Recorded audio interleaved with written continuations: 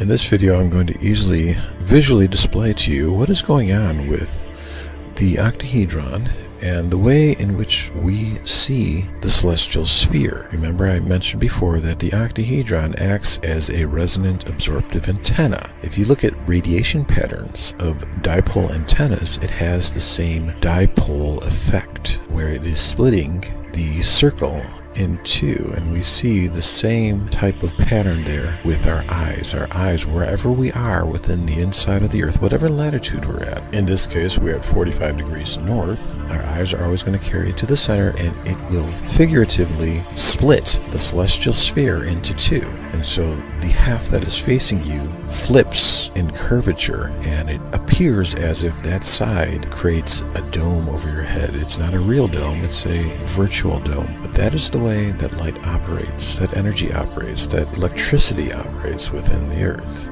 That resonant absorptive energy that sucks the light up toward the center will always intersect the celestial sphere perpendicularly. That is what creates the sun and the moon inversion.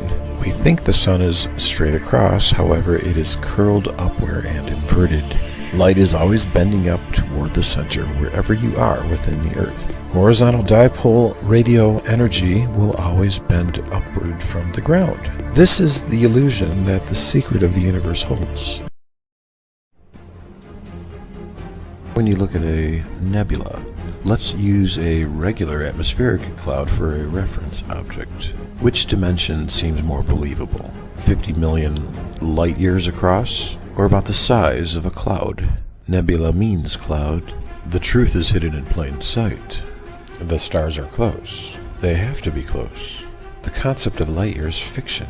They have to conjure up prodigious distances in order for their model to work.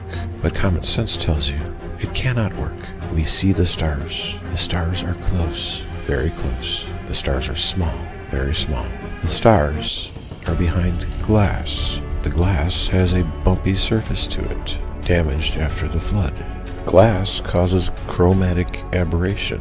The different fringing of the bumpy surface causes different redshift readings. Redshift of galaxies is simply chromatic aberration of the glass encompassing the stars. The spiral pattern of galaxies are simply indications of drainage. The celestial sphere contained water. The water came pouring out when the windows of heaven were opened. Stars are formed by a process of sonoluminescence, extremely hot sound bubbles. Because they are bubbles, there is not much mass detected in stars, but rather mass is detected in the area surrounding the stars, otherwise known as dark matter. Dark matter is simply dark waters or liquids, as recorded in the scriptures and confirmed in recent scientific studies. During the time of the flood, the stars clustered together and they melted holes through the glass firmament. Water and sand came pouring down to earth. Because of the frigid temperatures, the windows of heaven congealed back together, leaving a spiral remnant of the drainage. Hidden in plain sight, the glass is detected by comets. In photography, a glass anomaly is created by the lens, called coma aberration, named after a comet. When we view a comet in the sky, it is because the sunlight is hitting the comet at an oblique angle as it is immersed in the plasma field above the glass. There is birefringence to the glass, which splits the tail in two. Sagittal astigmatism, tangential astigmatism, coma aberration are all clear indications that there is glass in the sky, hidden in plain sight. The curvature of the comet's tail is a clear indication that light is bending. It should not be any surprise to anyone that they had found Star Trek-like invisible shields thousands of miles above Earth, where they say it's almost like these electrons are running into a glass wall in space. But there is most likely at least 3 concentric spheres of glass in the Earth, apart from the main celestial sphere. This is detected easily by viewing the 22nd degree halo and the 46th degree halo, and understanding that there is a much lower glass at approximately 100 kilometers. Hidden in plain sight once again, we can understand that there is glass at 100 kilometers based upon upper atmospheric lightning hitting a ceiling at 100 kilometers. We also can understand that auroras bottom out at 100 kilometers. Radio wave propagation reflects off the ionosphere at 100 kilometers. The height of the Schumann resonance is at 100 kilometers.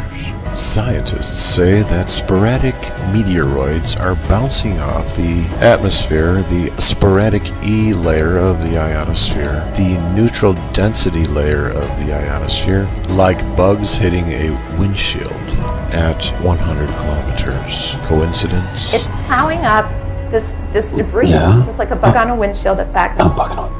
Just like a bug on a windshield effect. Just like a bug on a windshield effect.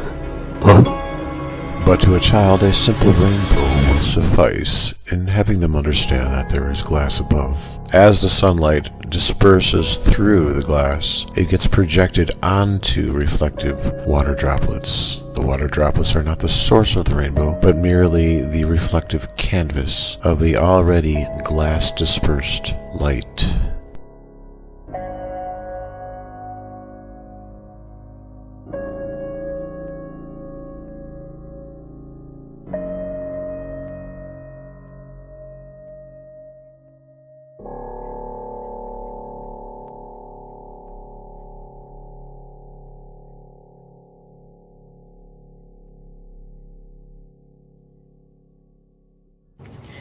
Okay, I wanted to show you something that you've never seen before. The only thing that's close to this is my video, and it was incredibly popular. It still gets commented on a lot, but most people don't know what's going on. They'll make descriptions talking about eddy currents and Lenz's laws, but one of the biggest mistakes of human stupidity, basically in all branches of science, is this, and that is descriptions are not explanations. Okay?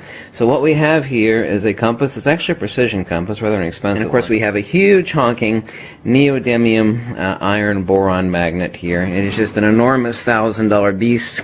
Here I have magnetic viewing film. Here you can see the dielectric inertial plane of the magnet. So what I'm going to do right now is the only way you'll be able to see this is using an enormous, expensive magnet like this, is that you never will see it in a small one because you don't have enough surface area to see the fact that there's a huge zone difference between the centrifugal and the centripetal edge like this. So let me spin up the brass flywheel on this gyroscope and we'll take a look at something.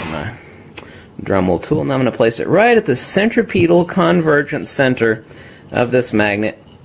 You could hear it spinning, revving up really high. I'm going to try to hold it really stationary, which of course I can't hold it perfectly stationary. Of course I could let go of it for a second too, but I don't want to do that. I want to show you something important. Now, what's happening is I have this flywheel positioned dead center, or mostly dead center, over the the centripetal convergent vortex. And you're able to see this vortex with a ferrule cell. Okay, I explain this in my book, Uncovering the Missing Secrets of Magnetism, which is free, by the way. I'm working on the 4th edition. It's currently in the 3rd edition. This sucker will spin and spin and spin and spin until you're so bored that you wouldn't want to watch this damn video anymore. Okay? Spin and spin. It just spin, spin, spin, spin, spin. So now, let's place it at the centrifugal divergent edge and watch what happens. Not touching it. Boom. Immediate braking. I think I accidentally did tap it right there at the very end. So, The lift force and the sink force of the electromagnetic flux. There's an inversely proportional relationship between the two. Blue arrows represent the centripetal convergent lift force. It draws objects to the center, where the current is attracted to the moving convex surface of the celestial sphere. The lift force is stronger in the center and weaker at the edge. That is why planets have such an easy time staying aloft toward the center, because there's not that much sink force and plenty of lift force. If it weren't for the magnetic sun attracting the planets, they probably would crash into the celestial sphere. The lift force cohabitates with the centrifugal sink force, which has the inverse proportion effect. The sink force is the ether push force we all experience on the Earth, or in the Earth. As it moves, the divergent fluxes put the brakes on the Earth, preventing any rotation. Remember Wheeler's gyroscope on his huge neodymium iron-borne magnet? The centripetal lift force perpetuated the magnet in a viscous free flux near the center. Yet the centrifugal divergent sink force stopped the gyro on the edge. That's what's happening with the Earth. The sink force generates a depression to the west. That's why bullets sink to the west and rise to the east, because there's a greater clamping down effect for projectiles shot into the downstream of the sink force. This is also what causes eastward deflection of flying objects. They seek the least resistance, which will always be found eastward of the meridian. The sink force is so strong at the edge it holds the water at bay. The ether sink force eliminates the Coriolis or the Atmos effect from being the cause of this phenomenon. Since you should know by now, we are not on a rotating planet. Now we can understand what causes gyroscopes to liberate themselves from the thick sink force happening at the edge. The rotation of the gyro is stripping off its sink force hold and aligning itself with a much weaker lift force at that level to allow it to rise. The vertical axis seeks to magnetically align itself with the central octahedron. That's why the airplane gyro stays pretty much vertical wherever it flies within the Earth.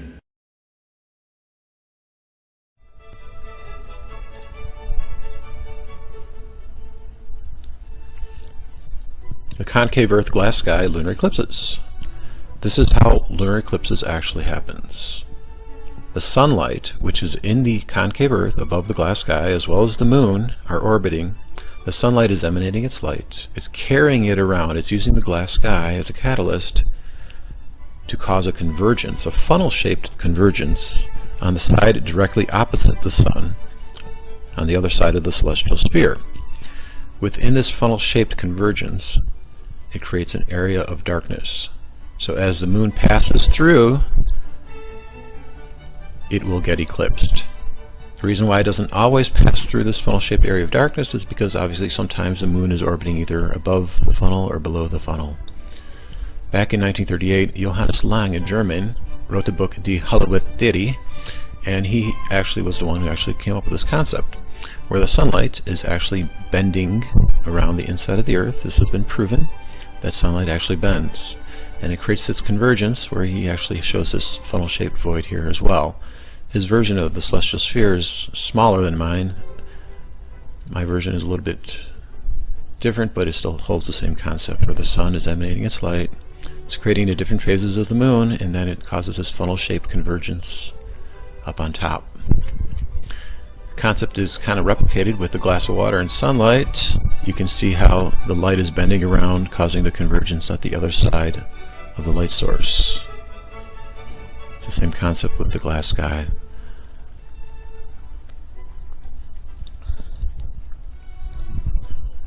So, within the 3D app, I can just show you how it's working. The moon is actually just moving across into the funnel, just like that, as it traverses around the inside of the Earth. My version of the moon actually has a concave side opposite.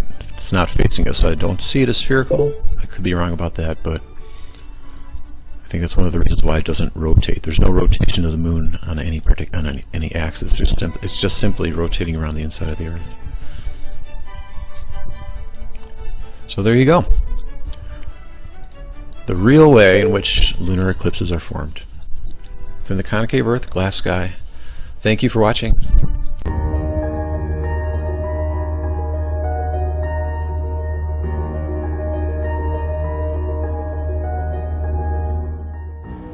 Seasons within the concave Earth. I animated the sun oscillating around the celestial sphere every 6 months. So when it's in the Tropic of Cancer, you'll notice that you get 24 hours of daylight at the North Pole and 24 hours of darkness on the South Pole.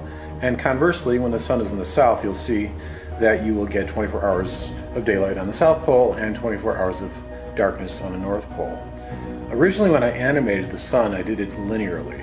There was no acceleration or deceleration, so I couldn't get the equinoxes to line up on March 21st or September 21st. However, when I added acceleration and deceleration, so it's decelerating at the extremes like that, the equinoxes lined up perfectly. And so in nature, you can conclude too that if something is orbiting around something magnetically and it's oscillating north and south like that, there's going to be acceleration and deceleration. In a heliocentric model, you have to conclude that the Earth is orbiting around the sun in an elliptical path. This is very unnatural. You also have to conclude that it's tilting. You have problems with that too as well. And you also have to conclude that it's precessing or wobbling, because it shows that after a year the sun is in a different location against the stars. But if you understand within the concave Earth, it's all taken care of simply by the fact that there's two different velocities. The velocity of the sun and the velocity of the celestial sphere, which is slightly faster than the sun. A sidereal year or a sidereal day is 4 minutes faster than the sun. So after a full year's time, the sun is simply just going to be 1/70th of a degree in a different location than the year before. The planets are all magnetically affected by the sun. So when the sun is inclined like that, the ecliptic of the planets, that magnetic ecliptic imaginary path, is going to be influenced by it as well. There's a real retrograde motion to the planet. It's not just an apparent retrograde motion caused by a supposed spinning Earth. It's simply the fact that when the planets go behind the celestial sphere opposite the sun, they're going to get confused magnetically. So they're going to go the other way for a little bit until they catch up with the sun's influence again, and then go the same way that they were going before. Mercury and Venus, they're going to be orbiting the sun. So when they go behind the sun, they're going to get confused as well. So that's how retrograde happens within the concave Earth. The Milky Way band, it's a band, it's not a spiral galaxy. It's actually a literal band that separates the celestial sphere into two different hemispheres, two different magnetically influenced hemispheres that actually steer the sun. So the Milky Way band has a function.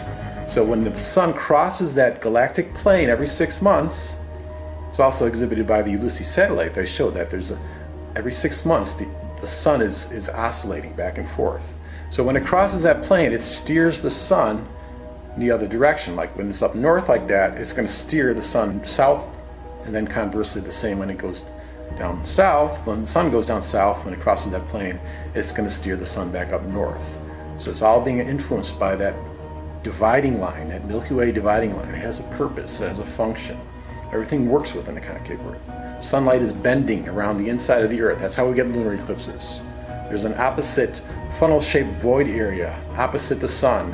When the moon goes through that void area, it gets eclipsed. North or south of that void area, it's just simply going to be a full moon. So everything works in the concave Earth. You've seen my animation here, I made it a wide angle, so I wanted to include everything, so that's why it kind of looks kind of funky, but it's Occam's razor. The simplest answer is always the best answer. So. Hello people, I'm going to show you why the heliocentric convex explanation for atmospheric refraction is a lie. It's not true. And it's a very easy to detect error once you see the diagrams that they present to you and their explanation as to why one can see a further distance into the horizon under more severe atmospheric refraction conditions. So let me just pull up my screen here, and you can just go into Google Image and just type in atmospheric refraction horizon, And this particular crude image I picked to alter. So I brought this image into actually Illustrator. And what I did was I added a few corrections to it, because what they'll tell you is that this purple line here is what they will consider the refraction line, and so this green line is in accord with that purple line, with them explaining to you that that's the length or the longer distance to the horizon you will see due to refraction. But their error lies with the initial observer, and there's no justification for this lift of this purple sightline here. Since they say that atmospheric refraction, it will cause the light to bend down, there's no justification whatsoever to lift this purple line initially like that. And so I corrected it with my blue line here. So if the Earth were convex and atmospheric refraction was altering our visibility distance, it would actually shorten our visibility distance, not lengthen it. It would bend down much quicker than if there was no refraction.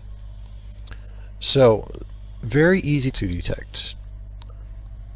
There's no justification for the initial sight line to be lifted like that. So, in the correct model, LSC concave Earth model, I fixed that for them.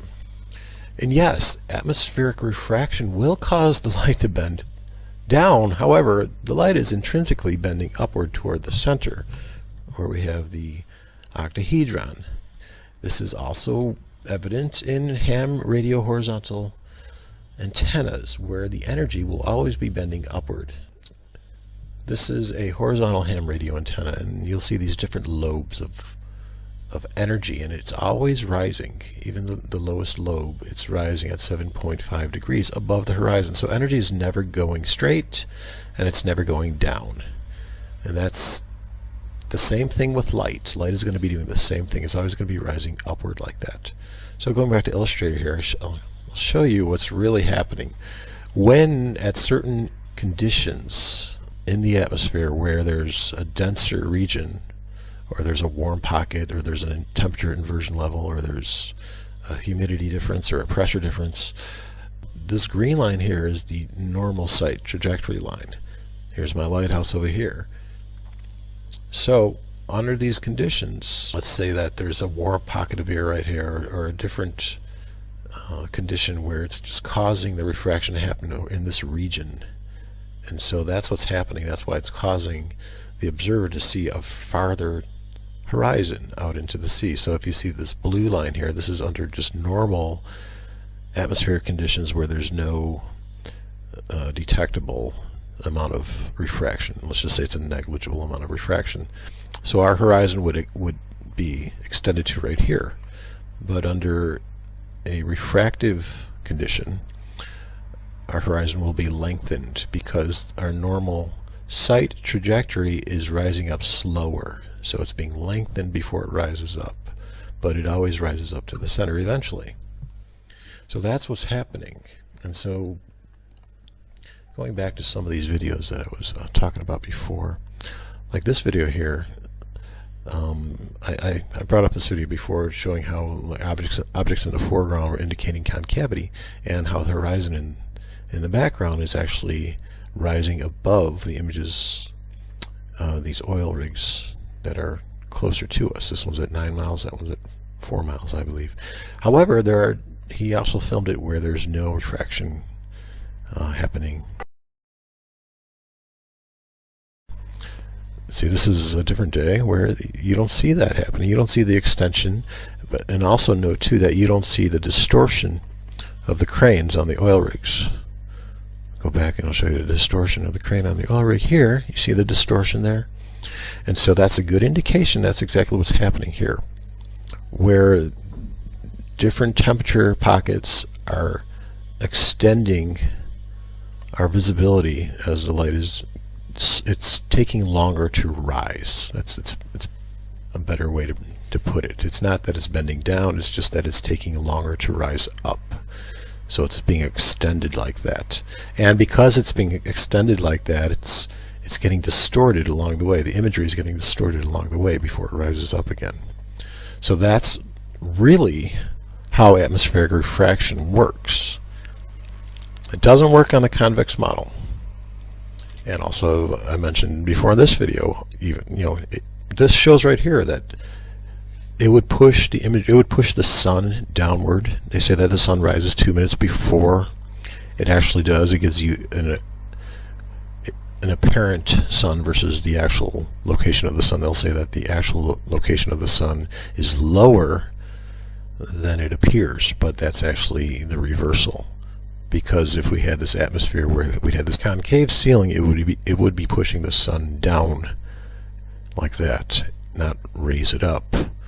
But then conversely, if we turn our glass around so we have a convex ceiling, it actually raises the imagery. And that's reality. That's really what's happening.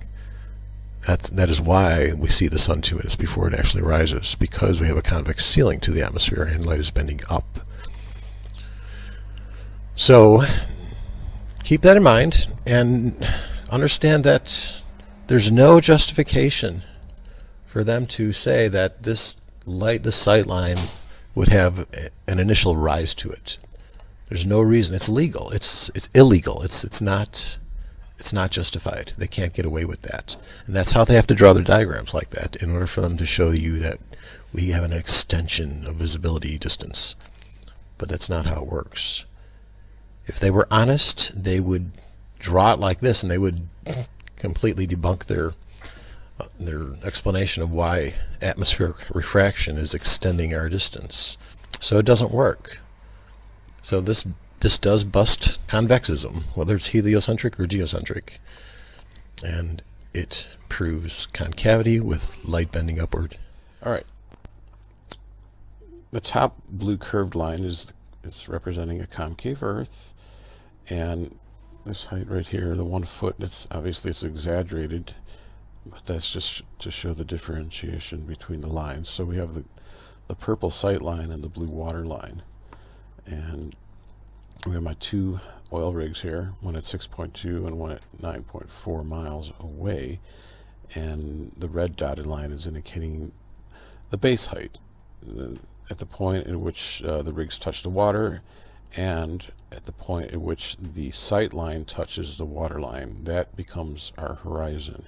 And as you can see, it works beautifully within the concavity of the Earth, having the horizon line higher than the baseline of the 9.4 mile distant rig, as well as the 6.2. So that's what's really going on here. These rigs are lower than the horizon. The base of the rigs, that is, are lower than the horizon line. That works out beautifully, perfectly. And the bottom example here is obviously it's a flat Earth example where it's not going to be working out, as I showed you in 3D. You have the sight line. Our horizon actually was even closer. I'm being conservative here by putting it way over here. The horizon was even closer than the 6.2 miles. So that's not working. You guys see what I'm talking about? Because if you were to actually simulate it out with straight light, even with bending light, it's still going to indicate a concave surface. And so, yeah, going up at 35 feet, it's going to look a little bit more similar. I did that as well here. I went to 35 feet. And then we begin to see the base of the platforms getting lower than the horizon. But when you're at that 1 foot mark, that's proof positive that it cannot be flat, it cannot be convex, and it has to be concave. And for those of you who are new to my model, and I get this question asked a lot, how does the sunrise and the sunset work? Well, this is a very good animation to help you understand how it's working. If the viewer is here down at the bottom, because of the upward bending of the light, it creates a blind area as the light takes off from the horizon. So this area from here all the way to the celestial sphere gets obscured. And so our sun becomes inverted or upside down. as it makes its way across the sky and sets like that. So in actuality, in physical actuality, during the morning, the sun is actually descending toward us from the east and then rising up away from us toward the west at sunset. The modeler here, how I created these intermediary sightlines. You notice how they're, whatever angle they're at, they're always hitting the celestial sphere perpendicularly. Okay, so this would be the zenith. There's no bending of light when you're looking straight at the zenith point. But if you angle your eye toward the horizon, obviously the most extreme, that's when you're looking at the horizon. So you're actually looking straight across here, but your eyesight is carrying it up like that, and it's creating the inversion. We see an inverted sun and an inverted moon at the horizon. It's upside down. Proof of that is when you see the moon illusion. If you look upside down between your legs, that illusion is going to go away. That's proof that the moon is upside down at the horizon. So that's what's going on. This mystery has been going on for millennia. I mean, thousands of years, and they still can't figure it out. I mean, they'll say, oh, well, maybe it's the Ponzo illusion. The Ponzo illusion is like when, like you give the example of the railroad tracks going off into the distance with perspective. Mm-hmm. But the moon illusion is viewed from like airplane pilots, or like when there's nothing in the foreground, like over an ocean or something like that. That's another effect called the Ebbinghaus illusion. It's the same thing. So that can't explain it. And then there's also talk about, well, maybe it's this convergence microspia, and that has to do with the accommodation lenses in our eyes, where our eyes actually will focus in, or they'll be at rest, dependent upon what our focal length is, basically. So if we're looking at a nearby object, our convergence, or the oculomotor muscles in our eye, are going to converge closer, and they're going to change the shape of the lens. But that effect will not account for a 200% noticeable difference in size, or illusion of difference in size. That would only account for like 10% greater.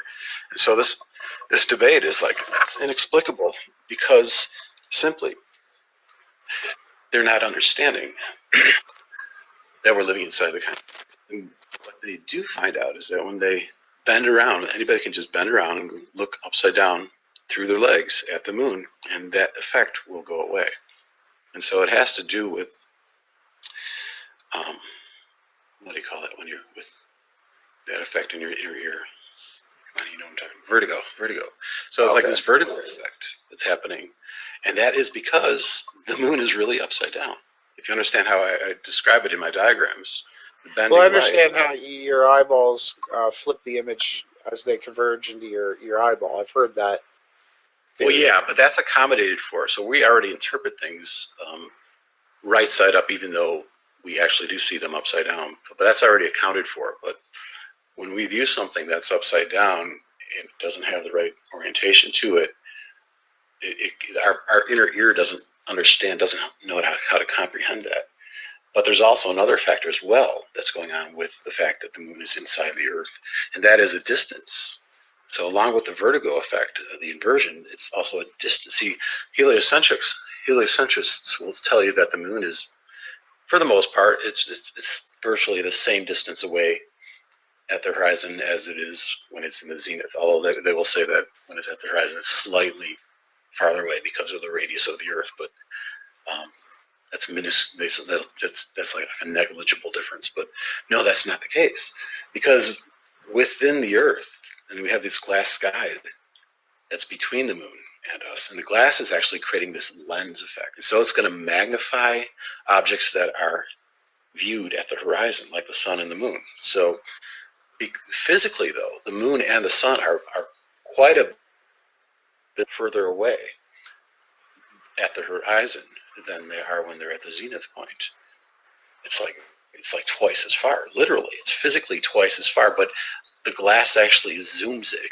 It enlarges it. So it's like you're looking through the zoom lens with an inversion of the vertigo effect. And that's the only reasonable understanding why that's happening.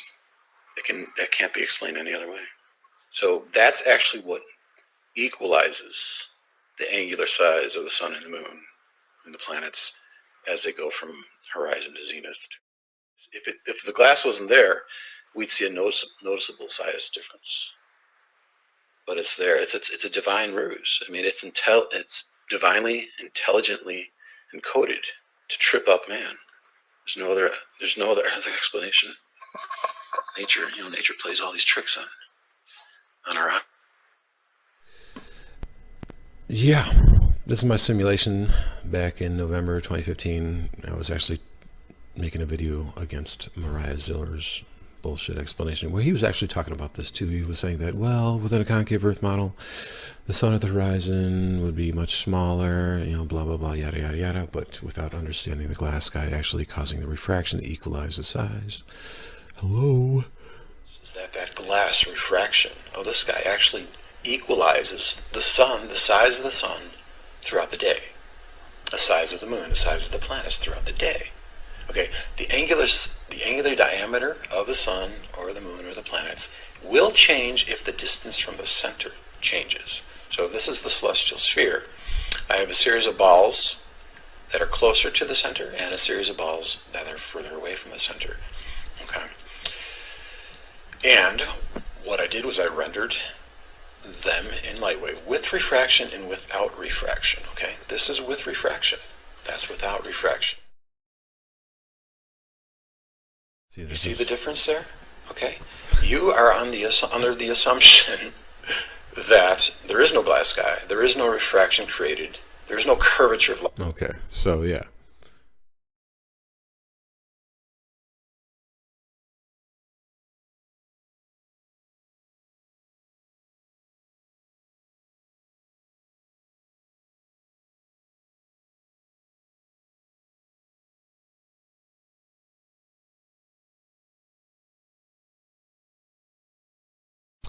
And it's also inverting the sun and the moon too.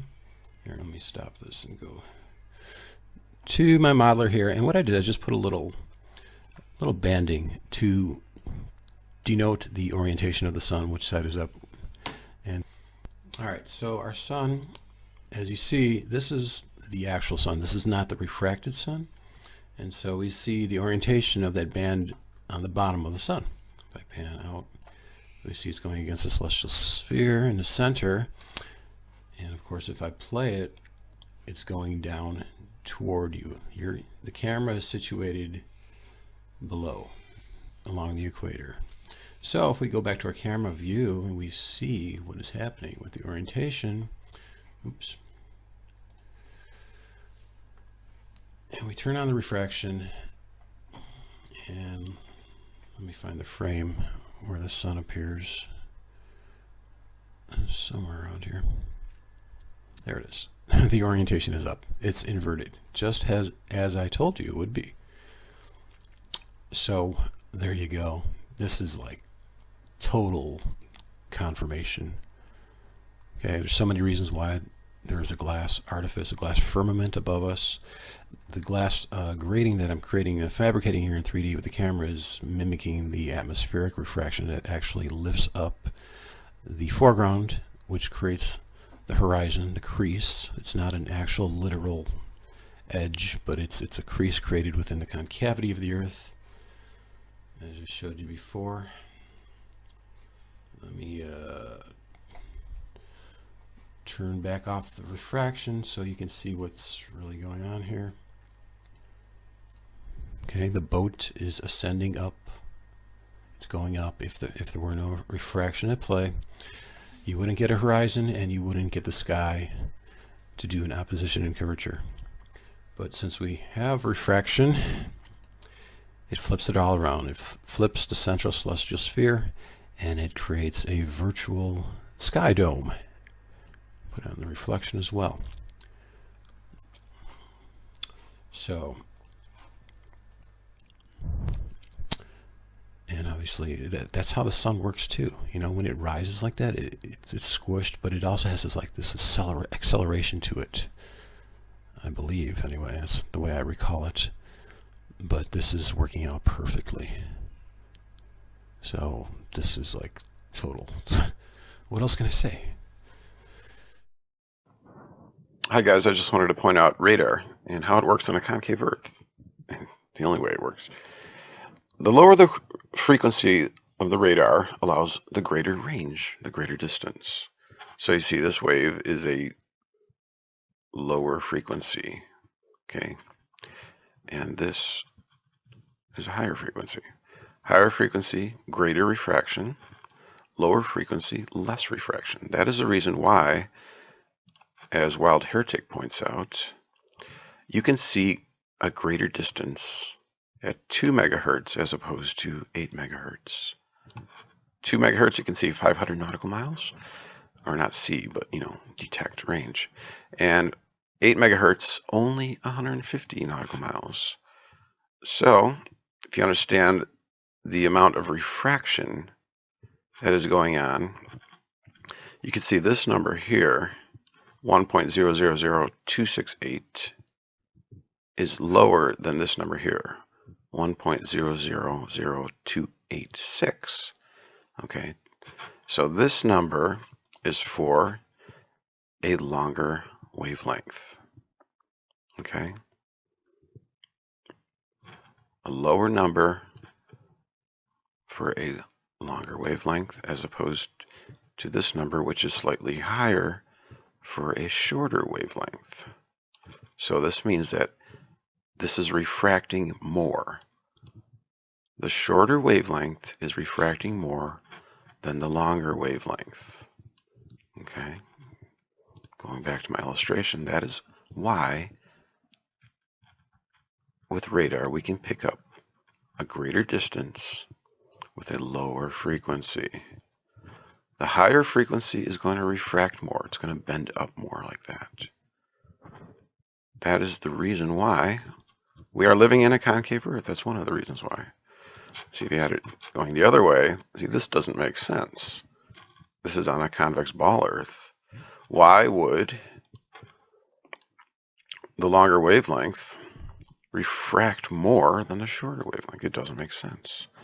So that alone rules out convex Earth and flat Earth for that matter, because light is bending like that.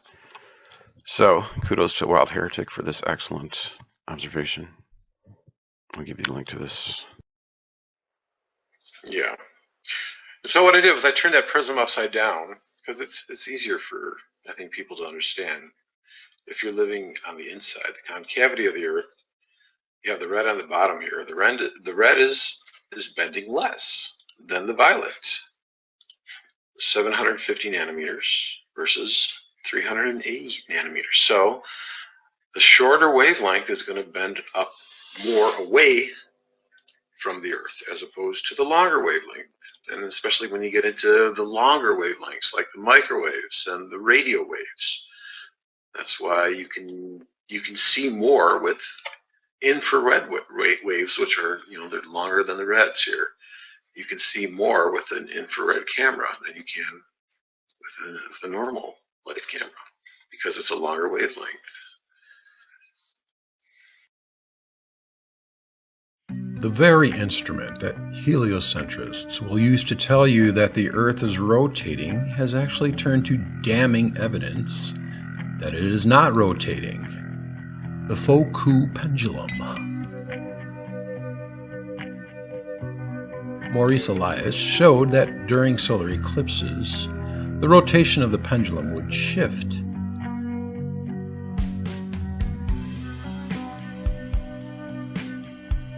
The pendulum cannot possibly be determining a rotating Earth. It has to do with the duration of one complete cycle of rotation at the North and South poles.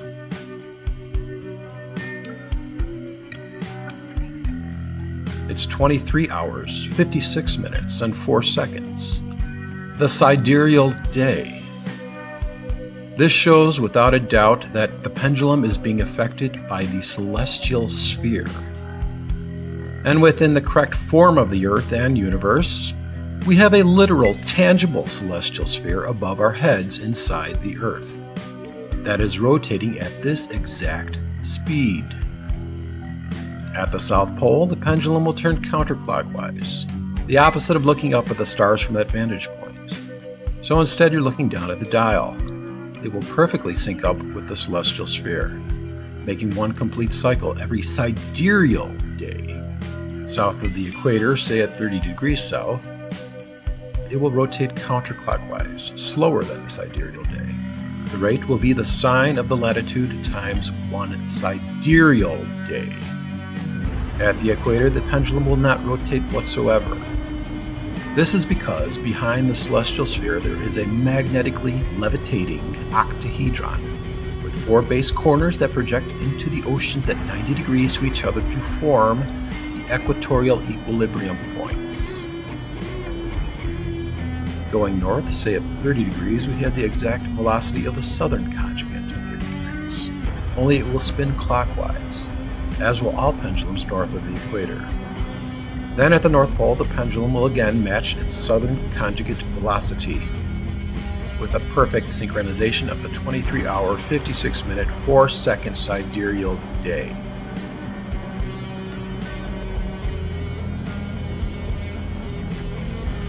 Mystery as to what is the pendulum rotating around, and the reason why this velocity is that of the stars and not the Earth is now solved. Philosophical and physics problem and impossibility of the pendulum knowing something about the entire universe is easily solved with the correct model of the universe, and with the effect of an etheric or electromagnetic force affecting the pendulum within the stationary concave Earth.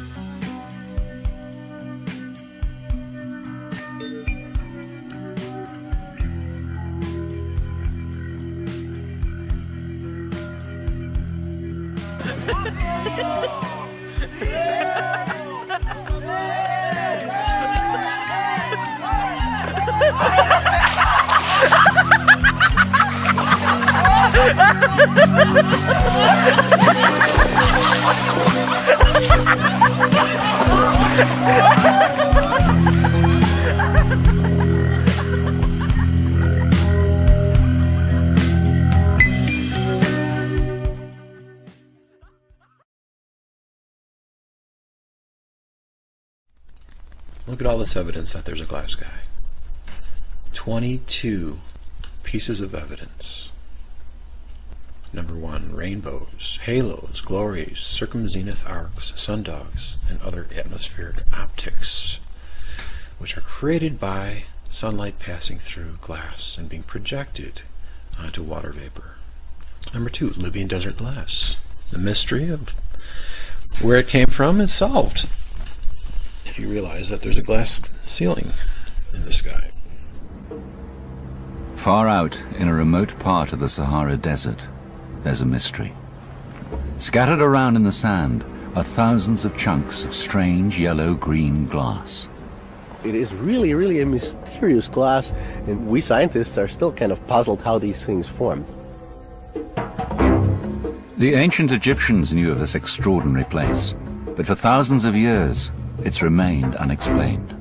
Within the Libyan desert glass, there are traces of graphite. Let me find that really quick. Here we go.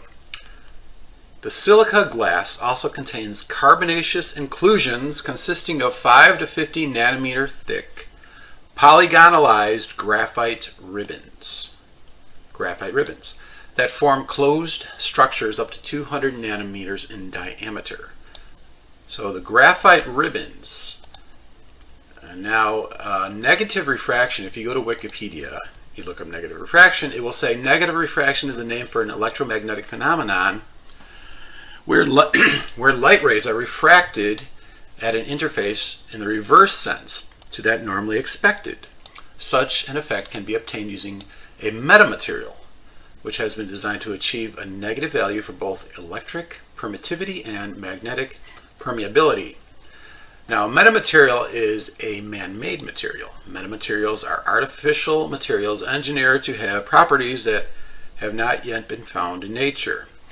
However, graphite, this study right here says graphite, which is not a man-made material, it's actually a natural material, has been found to produce negative refraction under certain ultraviolet conditions. I'll find that for you right here. Negative refraction at deep ultraviolet frequency is monocrystalline graphite. Monocrystalline graphite. Using ellipsometry, measurement of the equifrequency contour in the deep ultraviolet frequency region, typically 254 nanometers, obvious negative refraction was demonstrated in monocrystalline graphite for incident angles ranging from 20 to 70 degrees.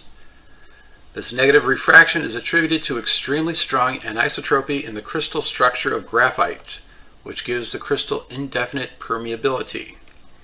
So, you'll have this little graphic here where I show that I explain what I just read to you, okay? There are little ribbons, microscopic graphite ribbons within the glass that are creating a negative refraction in the sky. So it's actually inverting the sky to give you the illusion that the sky is a dome.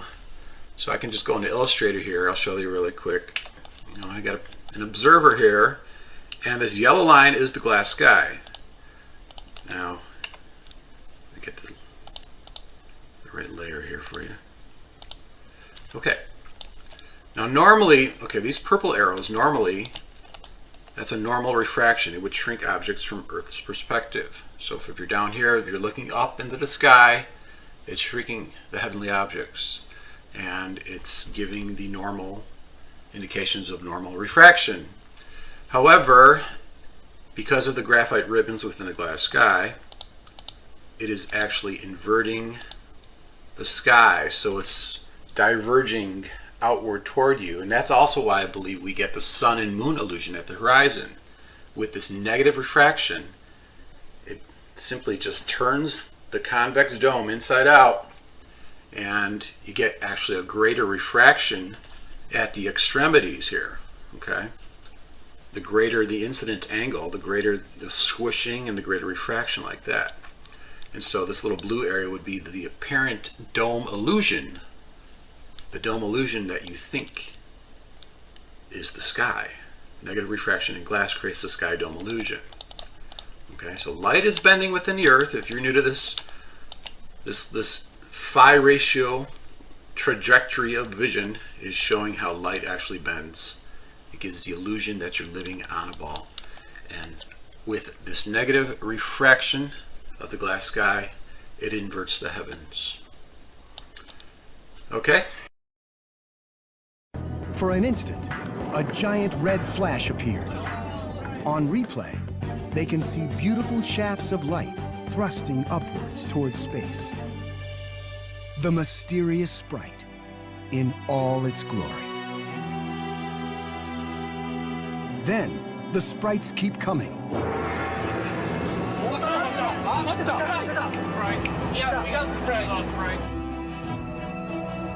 On board, the team reviews the stunning and unique images.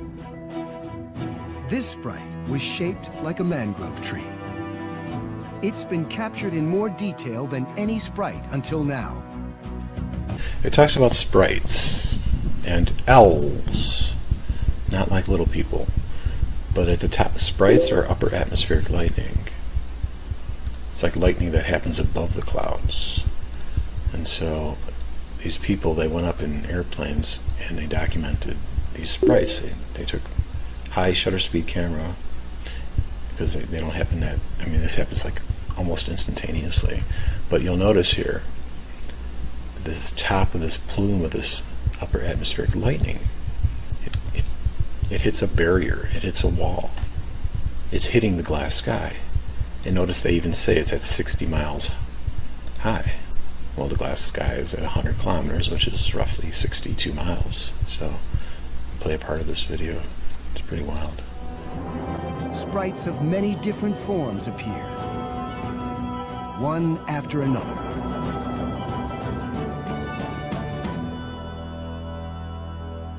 Seen up close, they have a variety of shapes. Eventually, a sprite appears that demands special attention. This is spectacular. The umbrella-like top of this sprite reaches an altitude of around 60 miles. 60 miles. That's Look at that. It's hitting a wall. It's hitting the glass sky. the altitude of the air. They call those elves. ELVES. That's the altitude of the airglow layer that appeared in Furukawa's footage from the International Space Station. The image confirms that sprites interact with the ionosphere. Well, yeah, the ionosphere is actually just glass. It's an insulator. Okay, the Earth is one big capacitor. Concave Earth capacitor. There's a gap between the electromagnetic forces from above the glass versus the ground. And the glass is the insulator. And so the lightning bridges that gap, just like in a plasma ball. That's what's going on. So the top of this light, it's like you're touching your finger on the glass of a plasma ball. That's what's happening with the top of this sprite. That's the same concept. It's hitting the barrier. It's hitting the glass barrier. That's why the bottom end of auroras are at that same level, 100 kilometers. There's glass in the sky, folks. You're looking at me through my polarized sunglasses. I'm doing this to show you that the sky is actually polarized because of the glass. See, they'll say that the sky is polarized, but they won't admit there's glass. The glass sky is causing the polarization of the sky, and then we understand why nacreous clouds or iridescent clouds, you know, those clouds that have all those really cool mother of pearl-like colors in them, it's happening because there's two different polarization filters passing through, or actually sandwiched between the clouds. That's why we see the polarization. And that can only happen within the concave spherical Earth where the light is bending around. I'll show you that later, but you can just watch some of these interesting videos about photoelasticity, where this guy takes plastic spoons and forks and he has them on a computer monitor which has linear polarization, which is being backlit, and then he's filming it through a polarizing filter mounted to the camera lens. And so what he gets is these same type of colorization stress values that the nacreous or iridescent clouds have. Same thing. It's the same thing, guys. He calls it photoelasticity. And that's exactly what's happening. Now, why would that be happening if I were to take, I'm going to show you a video in a second here, if I were to take a camera mounted with a polarizing filter and hold up something plastic, if I held this up to the sky, on a blue sky, with a polarizing filter mounted in my camera, I would get that same effect. So where's the other polarizing filter coming from? Where's the backlit polarization coming from? Well, obviously the glass sky, right? Let me see if I can find that one. Here we go.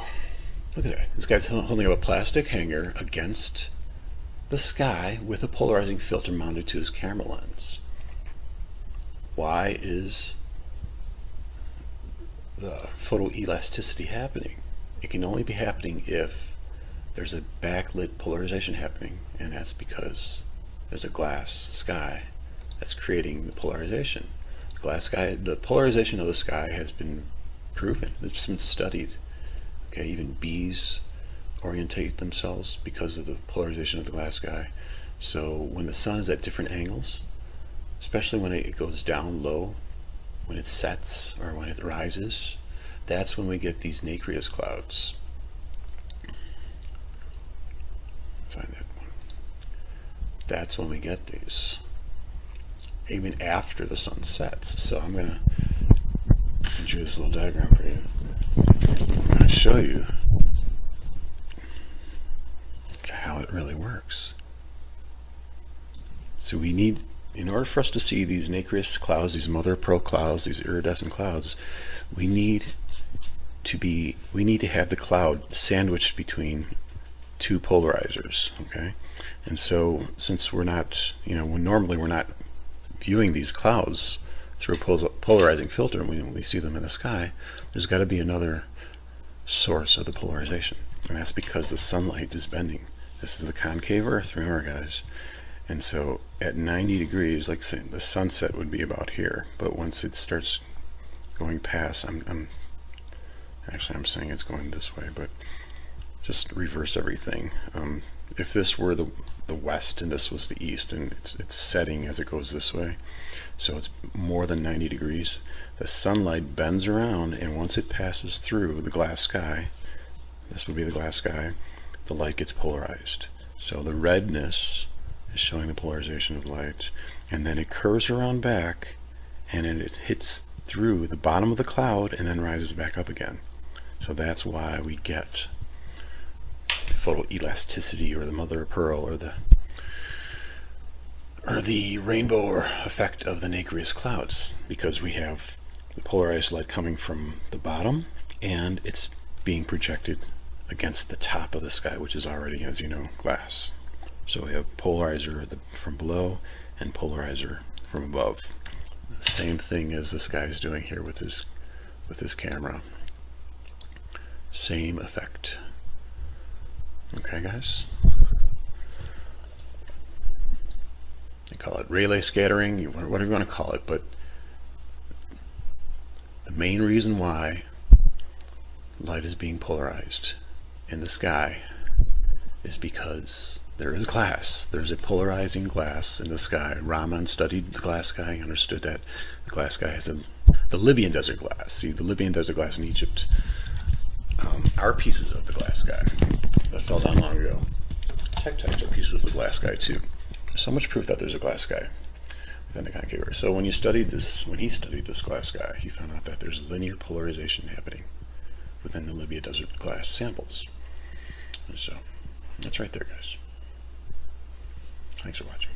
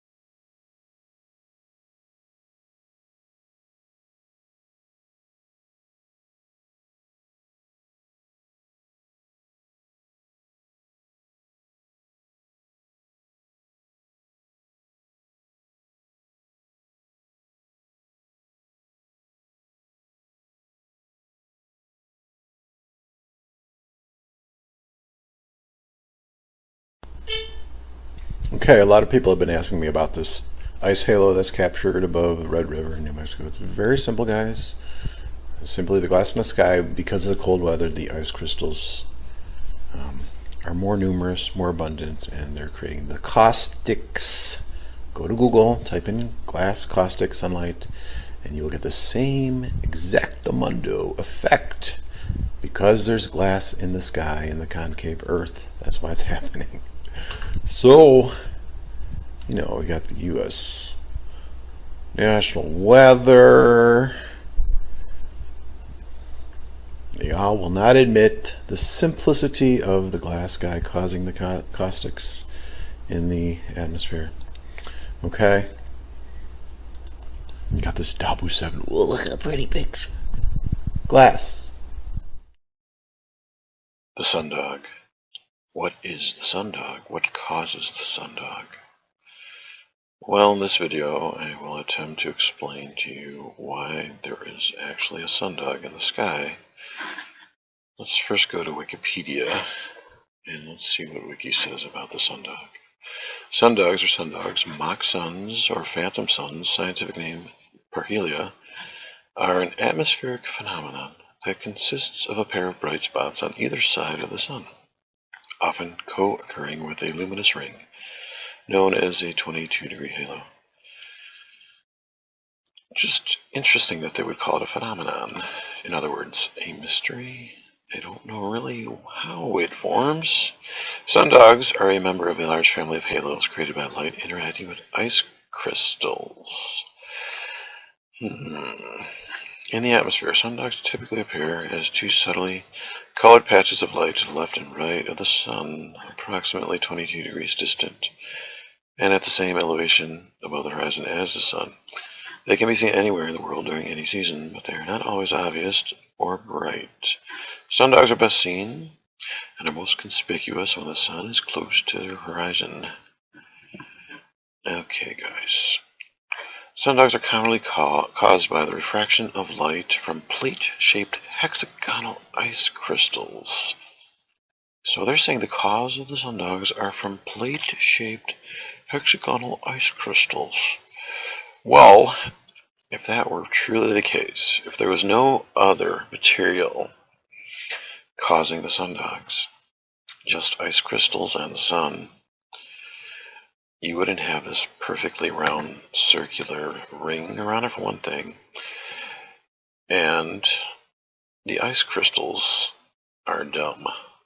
In other words, they don't have intellect, so they cannot choreograph themselves to form this circle. It's the same thing with rainbow. The problem with their explanation of rainbows. So what is really happening here is there is a glass sphere. There's a glass sphere up in the sky, and it's reflective, and it uses the ice crystals as a surface of projection. Let's go back to my 3D program, and I'll show you how I have this set up.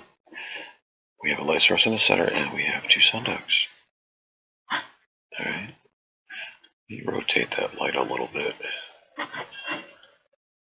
As you can see, if I move it around, it creates a ring, doesn't it? It creates a ring. Okay, let's go to my wireframe mode to show you how I have this set up. Zoom out a little bit. This black circle sphere is the glass transparent reflective sphere. And where's my camera? My camera is actually inside the sphere.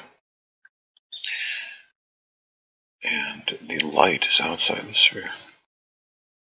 There's a lot of ways in which you can adjust this. Let's move the camera outside of the sphere and see what happens.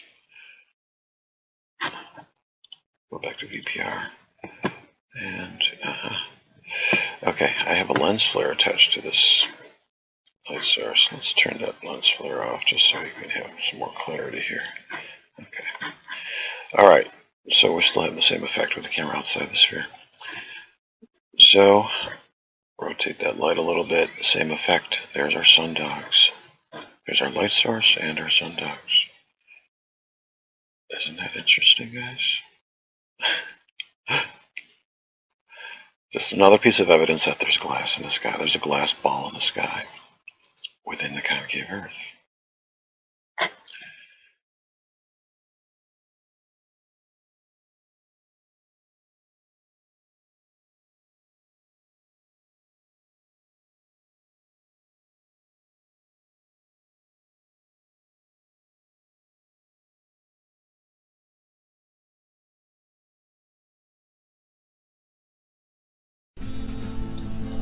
Look at this. Hey, everybody, let us know your article. Look at this article. It's a recent article, too. It says a simple optical phenomenon that no one's figured out yet. Nobody has figured this out. Not the brightest geniuses in cosmology have figured out. What a bottlinger rings. The article goes on to say most of us have seen halos around the sun. We know why they happen. And then there are Bottlinger's rings. No one has figured out why they exist. Nobody. It's not unusual when traveling by plane to look down and see the sun reflecting off a cloud below you. This little patch of reflected brightness is called a subsun. Sometimes you'll see a circular halo around the subsun, and sometimes, without knowing it, you'll see an atmospheric mystery. Shut up. Circular halos are fairly common, blah, blah, blah. Okay, now listen up, guys. Why? Shut up, phone. Why do they say nobody's figured out Bottlinger rings? Why? I guess they don't understand there's glass in the sky. Duh. Also, that darker part, that circular darker part, that's due to a polarization effect caused by the glass sky, caused by the birefringent glass sky.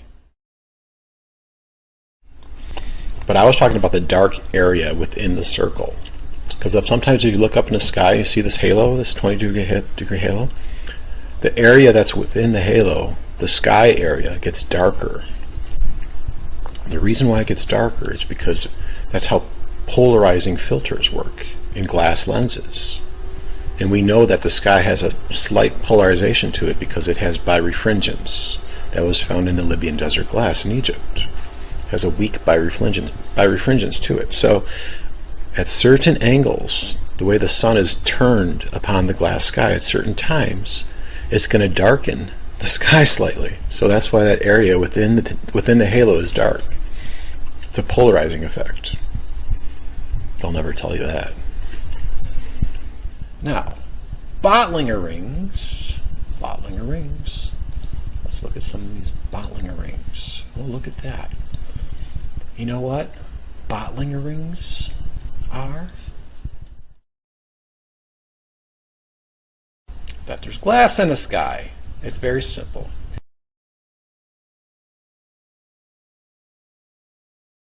Whoa! Oh my god! Oh my god! Double rainbow all the way across the sky! Oh my god! What does this mean? You got the celestial sphere, alright? You got the sun glass sphere, you got the moon glass sphere, and you got the 100-kilometer glass sphere, you got the Earth. Okay, we got the phi ratio curve going. Got the centripetal convergence force. We also have the phi ratio going the other way, the centrifugal divergent force. When your outside's in, inside out, and your downside's up. There's a sweet spot here. That's where phase conjugation is happening. Phase conjugation, or wave coherence, or negative refraction. There are graphite ribbons in the glass. Okay, so what we have here, if you understand how the rainbows actually work, it's not raindrops, it can't be raindrops. If we have a sun, let's say the sun is right over here. Okay, it's coming from the octahedron. It's shining its light. So this light beam that's going to go through this first glass, it's going to refract correctly, positively. So it's going to bend, the refraction is going to bend it slightly. So the red and the violet. You notice that the red is bent less than the violet. That's how it works. So, but since it goes through a negative refraction, a reversal in polarity, I guess, it's going to refract the other way now. So we have the violet going like that, and we have the red going like that. And then once again, they resolve again at the end. So this area here, that's where the moon resides. So that's why we get the negative refraction. So it's exhibited in the secondary rainbow. The secondary rainbow, okay, if we have the initial rainbow here, let's say if the initial primary rainbow, the red is going to be on the outside, right? And the violet's going to be on the inside. Terrible rainbow. But the secondary rainbow, it's less bright. This is the moon sphere. It's reversing. There's a reversal in effect. That's why we have a reversal in the secondary rainbow. It's because of the negative refraction, the phase conjugation, the wave coherence. This is where the phi ratio, where the centripetal and the centrifugal forces, they converge, and they have this harmonious play with each other. And with the graphite ribbons in the glass, it reverses everything. That's why the moon, when the moon gets farther away from us, when the moon is over here, as opposed to over here, this is the actual perigee, even though it's farther away. It will enlarge. And it will shrink when it gets closer to us. It's the exact reversal of how we view things. So, secondary rainbow is proof positive that there's glass in the sky and that there is negative refraction at play. Welcome to the inside of LSC. One little correction. I have to reverse. This is the actual centripetal force. It converges upward, so I had them reversed. So this is the centrifugal divergence force. Fugal. Divergence. So, but they're still going to cross there. There's still going to be a sweet spot where there's wave coherence and a negative refraction. The graphite ribbons in the glass sky cause it to reverse.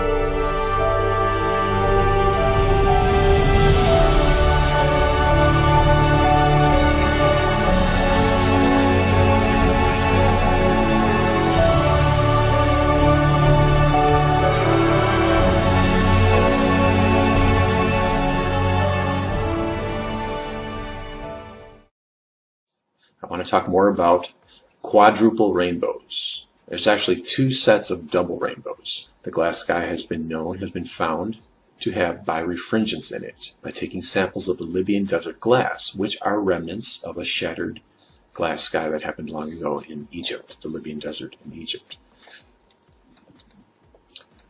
A guy called Rahman, back in 1950, he found that it has weak birefringence. Now, birefringence, as I mentioned before, is when the light ray goes through a crystal or glass medium and it splits. Okay, it has the ordinary ray and then it has this extraordinary ray. They call it an ordinary and an extraordinary. The ordinary ray is going parallel. It's going perpendicular to the axis. And then the extraordinary is going slightly parallel, not quite parallel, but almost. And so that's what causes the shift.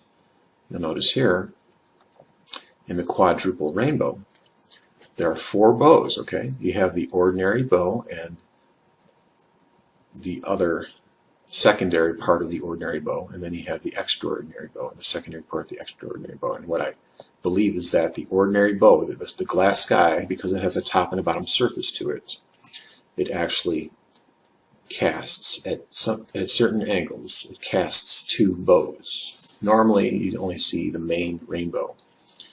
However, sometimes at different angles of sunlight, it's projected onto water vapor in the sky. The water vapor is not the source of the rainbow. It's the actual white light of the sun being dispersed through the glass sky. It's breaking up into the spectrum. That's why it's bowed in the first place. It's actually more correctly called a sun bow, not really a rainbow. It's just like if you hold a flashlight to water vapor, you hold a flashlight to a white wall. Okay?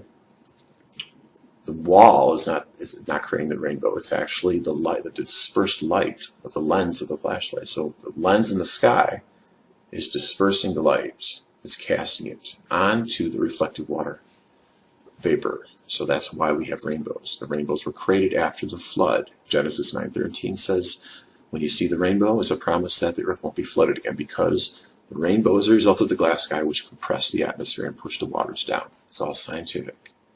This has been suppressed big time, and now it's finally being out in the open. Now it's so easy to understand. Okay? Birefringence. Okay, why rainbows get clipped? A flat earther was asking me that question. I'll leave him nameless out of dignity. I don't want to shame him too much. Flat earthers don't understand, as well as convex earthers, they don't understand that light bends. Light has been proven to bend. You can go out and do your own tests and realize. I refer back to Wild Heretic's article about the bending of light, where Wilhelm Martin studied the curvature of light. So light is bending within the earth. Okay, I made a previous graphic about rainbows. I didn't explain why they clip, though. I'm going to do that now. So the sunlight is being bent around, and it's being dispersed through the glass sky, and it's being projected, okay? It gets dispersed, it gets polarized. So going in to illustrate it here, I made another graphic showing, okay, so here's the sun here. It's approaching sunset. Let's say it's 4 o'clock, 5 o'clock in the afternoon. and it projects different, well, let's say, different columns of light from wherever you are, whatever vantage point you are. Let's see, like if you're over here, you're going to see the sun ring, the direct sun right over there. So if you're way over here, more extreme to the sun, you are going to see the rainbow or the sunbow. It's actually called this. It's really a sunbow. When you are in between the clouds and the sunlight, right?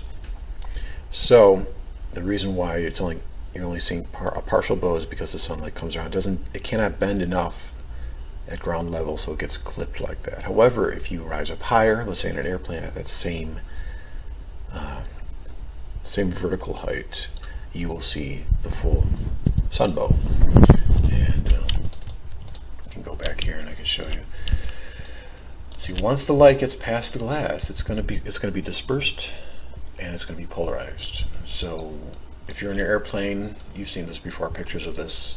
It projects the shadow of the plane, and there's a rainbow or a glory or a sunbow circling the shadow of the plane.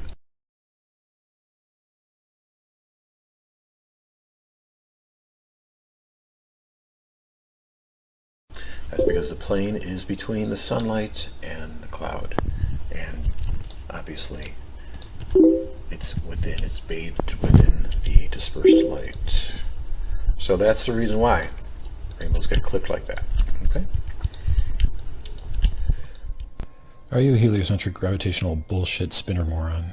If you are, you would have to accept the traditional explanation of why a comet is happening, and you'll have to say that it's divided up into a dust tail and a ion tail, because these comets just have a never-ending supply of dust.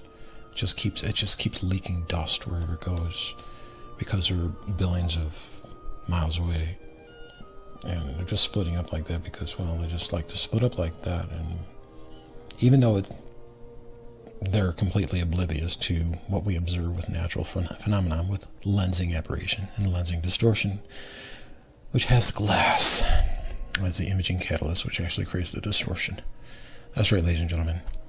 Ever since the dawn of time, when man has been trying to figure out why comets are forming, they neglected one very, very, very important element. Glass in the sky. Glass. Here's a bullshit documentary. The Comet's Tail. Kind of funny that they call it the Comet's Tail, because it is fiction. It's fiction, guys. It's fiction. It's fiction. What is a comet? Look at this. What is a comet? Facts. Facts about comets. Let me know. I really want to know what comets are. You gonna tell me? Comets are balls of snow, ice, and dust that orbit the sun. Most of them spend all their time at very edges of the solar system. They have long oval orbits that can take hundreds of years to complete. If the comet travels close to the sun, it warms up. The snow and ice turn to gas, which along with loosened dust erupt from the comet's surface and stream out to form two long tails. T-A-L-E-S. These comets can be seen as bright streaks in the night sky if they pass close to the Earth. Dust. Gas. How about lens aberration? How about coma aberration? You know what coma aberration in photography is, guys?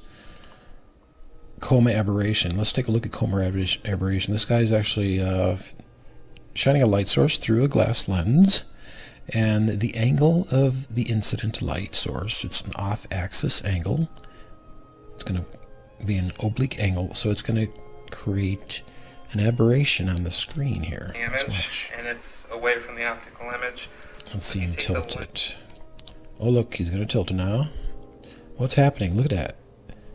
Right there, you see that? That's called coma. It actually has a term in photography. It's called coma. Coma, or chromatic aberration. It creates a tail. Chromatic aberration. It's a real effect. Coma in optics.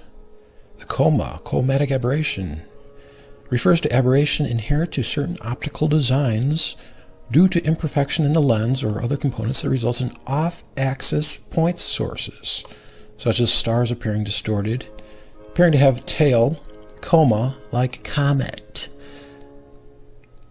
Yes, ladies and gentlemen, there is glass in the sky, and the sunlight wraps around and it shines on these comet objects. It gets filtered through the glass. There's a birefringent quality, I've told you before in my videos, to the glass, which will split up the tail into two different projections, two different tails, and it's creating a coma optical effect due to the glass. That's all it is, ladies and gentlemen. That's all it is. It's an off-axis focal point. So it's creating a tail.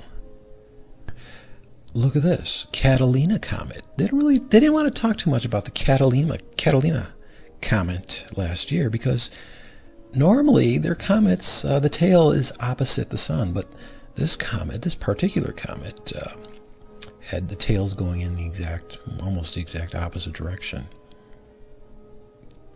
You know why that's happening? Coma aberration. There's actually another term. It's called tangential astigmatism or sagittal astigmatism. Let me find that tab.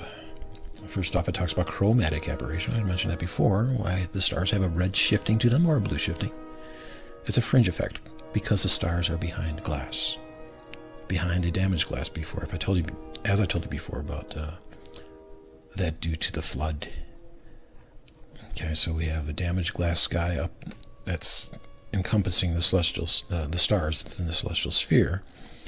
But then we also have, I believe there's actually at least two more glass spheres. One that's enveloping the sun and the planets, and then the one at 100 kilometers high. So we have chromatic aberration. I've already explained to you that chromatic aberration. Let's see, we get the fringing effect going on. That's what's happening, guys. You're still going to get chromatic aberration with some of these SCT telescopes that claim to not produce chromatic aberration. Like I showed you in a video before, about a year ago, how you will see the shadow of Jupiter's moon on Jupiter, and there's going to be a fringe that was looking through a telescope that claims to not produce chromatic aberration because there's glass in the sky. Don't tell anybody. They'll think you're crazy. Monochromatic aberration. What I want to get to is chromatic aberration right there. Just coma is named for its comet-like shape. It occurs when light from a single source entering at the edge of the lens is not projected at the same size as light entering the center of the lens. Okay, so you're going to get an off-axis shifting of the focal point of light, creating a divergence in the light and making a tail. Alright, so we talked about that. So chromatic aberration, coma. You can see this on street lights. I'll pull up some of the images I pulled up in Photoshop. There we go. There's right there. It's chromatic aberration. In photography, looking through this lens, this photographic lens, the edges of the lens are going to actually create this chromatic aberration depending on the f-stop that you use. Some more pictures of chromatic aberration. This is chromatic aberration. There's at least we got 6 or 7 different classes of aberration here. We got coma, tangential astigmatism. That's what I wanted to talk about as well. Then you got coma plus astigmatism on the right there, or sagittal astigmatism. Some of these comets look like they even have like 3 tails. How's that working for you, Newton, Neil deGrasse? How's your comets working out for you with your gas? Are you running out of gas? Are you running out of dust? So we got tangential and sagittal astigmatism. Astigmatism causes point light sources at the edge of the frame to appear to stretch in line. Astigmatism can occur in 2 directions dependent on the direction that the light is spread. So we got some of these comets exhibiting tangential astigmatism. It's right there, guys. The comet is like a dead giveaway. There's glass in the sky, and the Earth is concave. Cellular. Oh, look, here's some tangential astigmatism appearing at the corners here. Comet Catalina. We got 3 tails here. Here's one with 3 tails. So we got some tangential astigmatism with some coma aberration on the glass. Separated by the birefringence, separating it into the different wavelengths of colors. That would make sense too. There's birefringence in Libyan desert glass, so we know it's made out of. It has a birefringent quality to it. Look at this. Comet Catalina is actually exhibiting. The tails are like they're swirling around. It's like a clock. It's like you got the minute hand and the second hand. Or the hour hand and the minute hand. They're just like swirling around there. How is that happening? Oh wait, I know. This is your explanation. It's just perspective. So we get 2 tails pointing in different directions. In the case of Catalina, we see it at an angle that makes it look like they point in opposite directions. Bullshit. You're full of shit. Don't let them bullshit you with their word salad, sophistry, bullshit answers. Why comets appear in the sky. Unbelievable. See, I made this comet in my shower here with a glass Curved too. Using chromatic aberration. Shining a flashlight through glass, creating the coma. That's right there. Now, but the sun here on the top, and the light, actually, it's going to be radiating around, bending around like that. The sunlight can either be coming through the lower glass and going back up again to create the splitting, the coma aberration effect, or, like I said before, the sun could be in its own glass chamber, tabernacle, as Psalm 19 would say. It's in its own tabernacle, so it's possible that the light is emanating through this glass tabernacle, and it's creating the coma aberration because the incident angle of the light is hitting like that.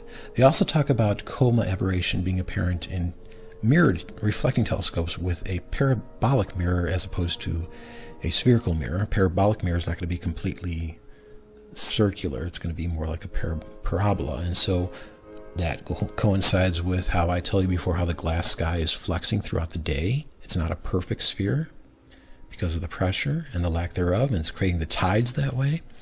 And there's magnetite in the glass, and it's being attracted by the moon and the sun. It's all right there, guys. And so we can have nested concentric spheres. It's all right there. Coma aberration. Coma, okay, the orbit of the planets. Now, these comets obviously have a very long cycle, maybe 80, 90 years or whatever. And so most of the time they're going to spend their orbit very close to the sun where they're not being seen by the sun because of the way the sun emanates out like that, possibly. But for some reason, they're staying up higher where you're not going to get the incident angle, the obliqueness of the light hitting it. And so, but when they do descend over time and they get closer, I believe that when they get closer to the glass sky at 100 kilometers high, that's when the sunlight, the oblique angle of the sunlight hits them.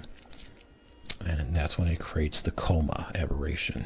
And then it goes back up again via convection. I believe it's convection. So it's like a temperature ascending and descending effect. It's all cyclical, all right there within the Earth, behind the glass. Comets. Can you believe all the shit you guys swallowed? I swallowed too. I mean, we were taught this bullshit in school. Dirty snowballs. Fucking idiots. They know about this, guys. Of course they know about this. The Masons. Come on. Don't be stupid anymore. The easiest answer. Occam's razor is there's glass in the sky and the Earth is concave. It's very simple. It's very simple to understand. Everything explained with the glass sky, that they couldn't explain before. Remember? Tektites. Remember the mystery of tektites? It's very simple. Pieces of the glass firmament. It's a mystery to them, though. Obviously, Megacry meteors, Bottlinger's rings. That's all right there, guys. And comets. Comets. Okay, look at this one here. Look at curved light. I mean, it's right there. Why is a comet's tail curved? Because light is bending. It's a hard surface. The reason why you're bouncing radio signals off of the ionosphere is because it is a hard surface. If it was just a plasma cloud, it would not bounce. It would not reflect. It would just be absorbed. So many good reasons to understand. It's right there. It's hidden in plain sight. It's hidden. Well, it's not plain sight because it's transparent, but it's right there. Okay? It's the same way we see auroras. Auroras. Think of a plasma ball. Okay? The auroras are happening inside the glass, on the inner edge. Okay? There's plasma above the glass. The ions. The ionosphere. Okay? The light is interacting with the plasma. It's creating a surface, a canvas, to project the light onto, and it's curved. Chromatic aberration. It's right there, guys. It's right. This is it doesn't work in any other model. You need glass in the sky to see a comet. Period. No ifs, ands, or buts. And it doesn't work if it's a dome over a flat pizza. That doesn't work. Sorry. We have an equidistant height of the bottom of auroras, the top of sprites. It's all 100 kilometers. Radio wave propagation, Schumann resonance, all at 100 kilometers. It's our broken record here. Okay. Coma aberration, birefringence, ionized plasma, light, tangential astigmatism, or sagittal astigmatism. These are optical effects due to lens aberration with glass. Period. End of sentence. End of story. It's over. Concave cell Earth, glass sky. End of debate. We win. Thanks for watching.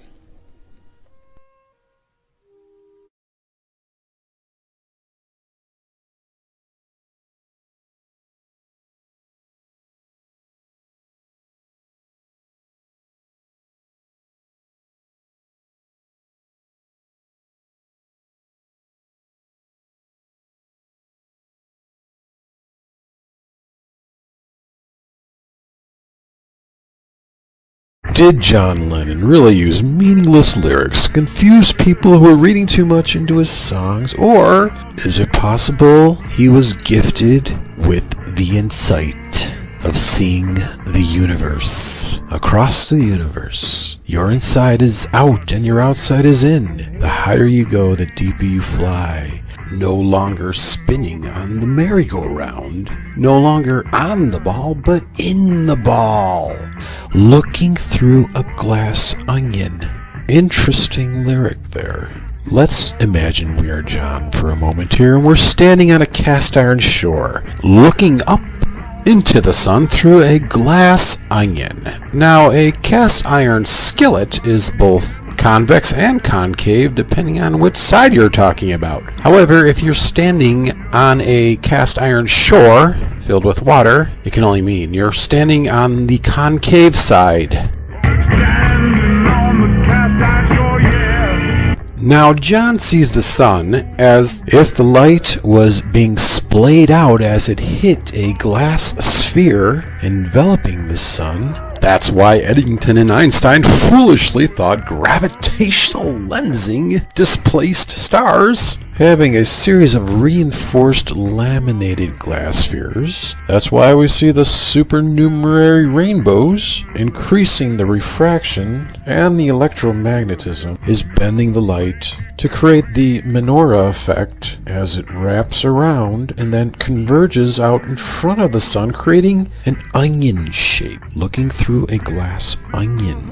Also, at the top of the onion, it has the shape of a dovetail. Like a dovetail joint, there is a convergence area there that creates a dovetail. Interesting, the Holy Spirit symbol of the dove. A sure indicator that reveals direct sunlight is being pinched toward an area in front of the sun is by seeing the red on the inner circles of both the 22nd and the 46th degree halos, indicating a negative index of refraction. Normally the red will be on the outer ring of a rainbow projected through glass. Hence, when the sun is behind us, the 22nd degree halo flips from a negative to a positive index of refraction, while the secondary rainbow remains negative. This reversal is indicative of bending light through glass with its direction of curvature and its sign of refraction influenced by magnetism and phase conjugation. Now let's look at why Lady Madonna is trying to make ends meet. This, ladies and gentlemen, is the answer to the biggest mystery that helioseismologists face, and that is, where do the magnetic flux lines of the sun connect, if at all? Well, looky here, they got two onions in an interplanetary magnetic field. Ha! They say that through some process, as yet not fully understood, the sun's field must keep regenerating itself across 4.5 billion years of time. Well, now that we know that we're living inside the Earth and the sun is a magnet, and the circuit completes itself as it wraps around and gets sucked back into the celestial sphere with the octahedron in the center, sucking in the light again, reconnecting it, regenerating it, and then shooting it up to the north apex, where it once again emanates on the high arm of light and hits the back of the sun, which I know you'll just have to take my word for it, is dark flat, and there are a series of collimated light rays hitting the diameter. Circuit complete. Loop complete. Arc complete. Fixing a hole in the ocean. What does that mean? Well, since Lady Madonna is trying to make ends meet, she can't quite make them meet at the celestial sphere, so there's a little hole in the celestial ocean. And it is the hole that is indicative of the dark region that creates the lunar eclipse, not the shadow of the Earth. This is how the phases of the moon work.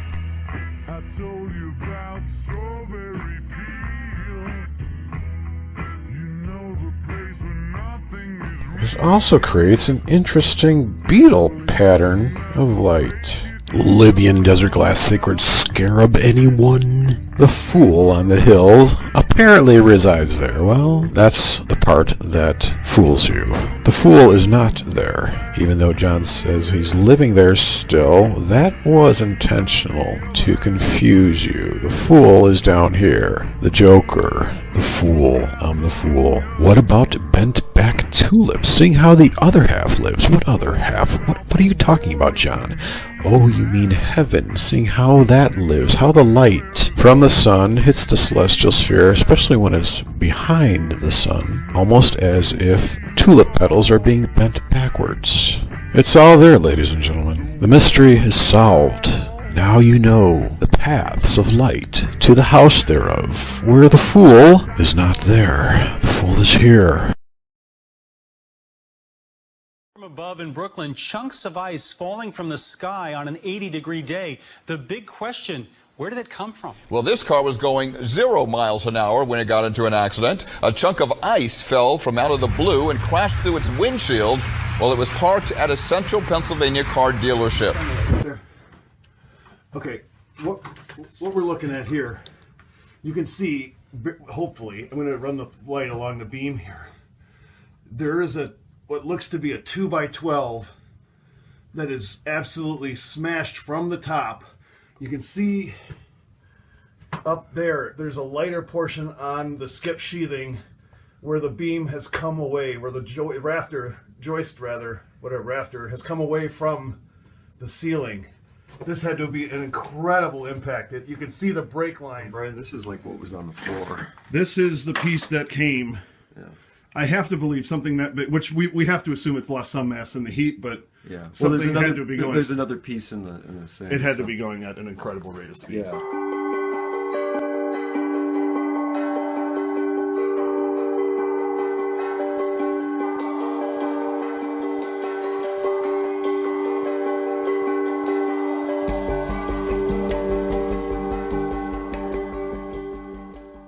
absolutely no idea where it came from. It's made a huge dent in the garden, but there's tufts of grass over there. It could have hit the house just behind us. It could have hit one of the kids or the dog. So I was sitting about 3 feet outside the kitchen door when I heard a huge, what sounded like an explosion. And I got up, thought I was going to get up and look outside and see some horrific thing outside. I kind of turned to my left, which would have been towards the kitchen. And in that instant, the kitchen had been destroyed. I had beams hanging, ceiling had crashed in. Just unbelievable. And I was in shock, just speechless. I was too dumbfounded to be scared at that point. Ice. But ice is our friend. We skate on it. We put it in our drinks. We use it to help relieve injured muscles. Oh, no. This ice was not nice. It was huge. Just like this one. Weighing about 20 pounds. Imagine this crashing through your ceiling. So where in heaven's name did a piece of ice this size come from? Basketball-sized piece of ice. Maybe Shaq O'Neal finally made a free throw.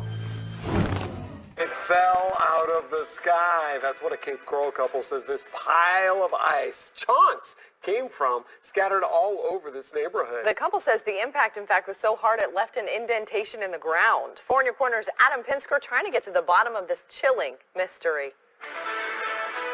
Patrick Amy, 4 in Your Corner weather expert Tony Sudiku says it is not hail since storm conditions that night were not present to create hail. Now, the man who discovered this mysterious ice says he heard it slam into the ground. You heard it probably 10 seconds before it hit, and it got louder, and it sounded like a drone, just like something pushing past the air. It was this pile of ice, a Cape Coral family says, crashed down through the darkness into a field near their home. And it made a boom. The impact leaving a slight indentation in the ground. 25, 26, 27. And scattering large chunks of ice several feet from the impact zone. Imagine if that came through somebody's house. And we reached out to the National Weather Service, NOAA, and a professor at FGCU to find out where this ice may have come from, but we have yet to hear back from them, so it remains a mystery. Mystery surrounds what happened to Tiffany Lamons and her husband. He comes running in the house and tells me that I need to grab my phone and jump in the truck. A quick drive around the neighborhood to investigate a crash landing. They hit so hard that the ground is like dented in. They shine a light to find this, a big chunk of ice in a crater on the ground. We smelled it, and there was no smell whatsoever to it, so we're like, okay. Then we started Googling about it, trying to figure out what it could be.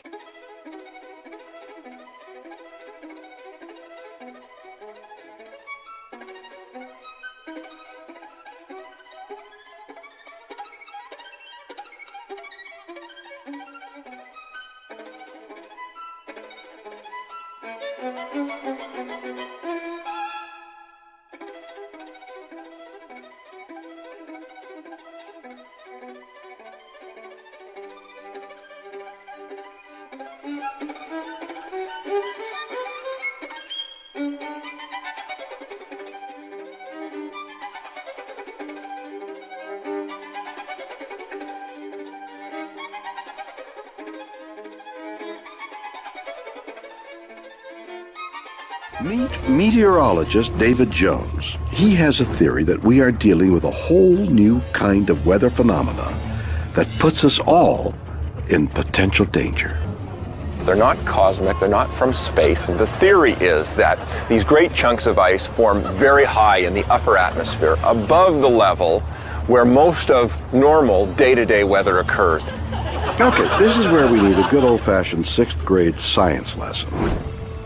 It's right here in the boundary region between the moist upper troposphere and the cold lower stratosphere where Jones believes the process of ice crystal formation starts.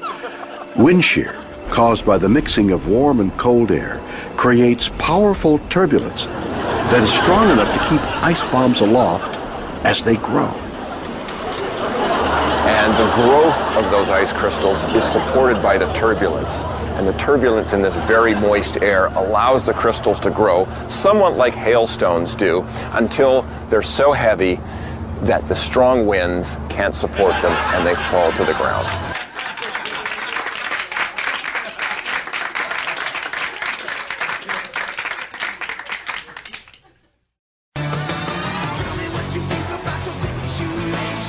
Complication, aggravation is getting to you.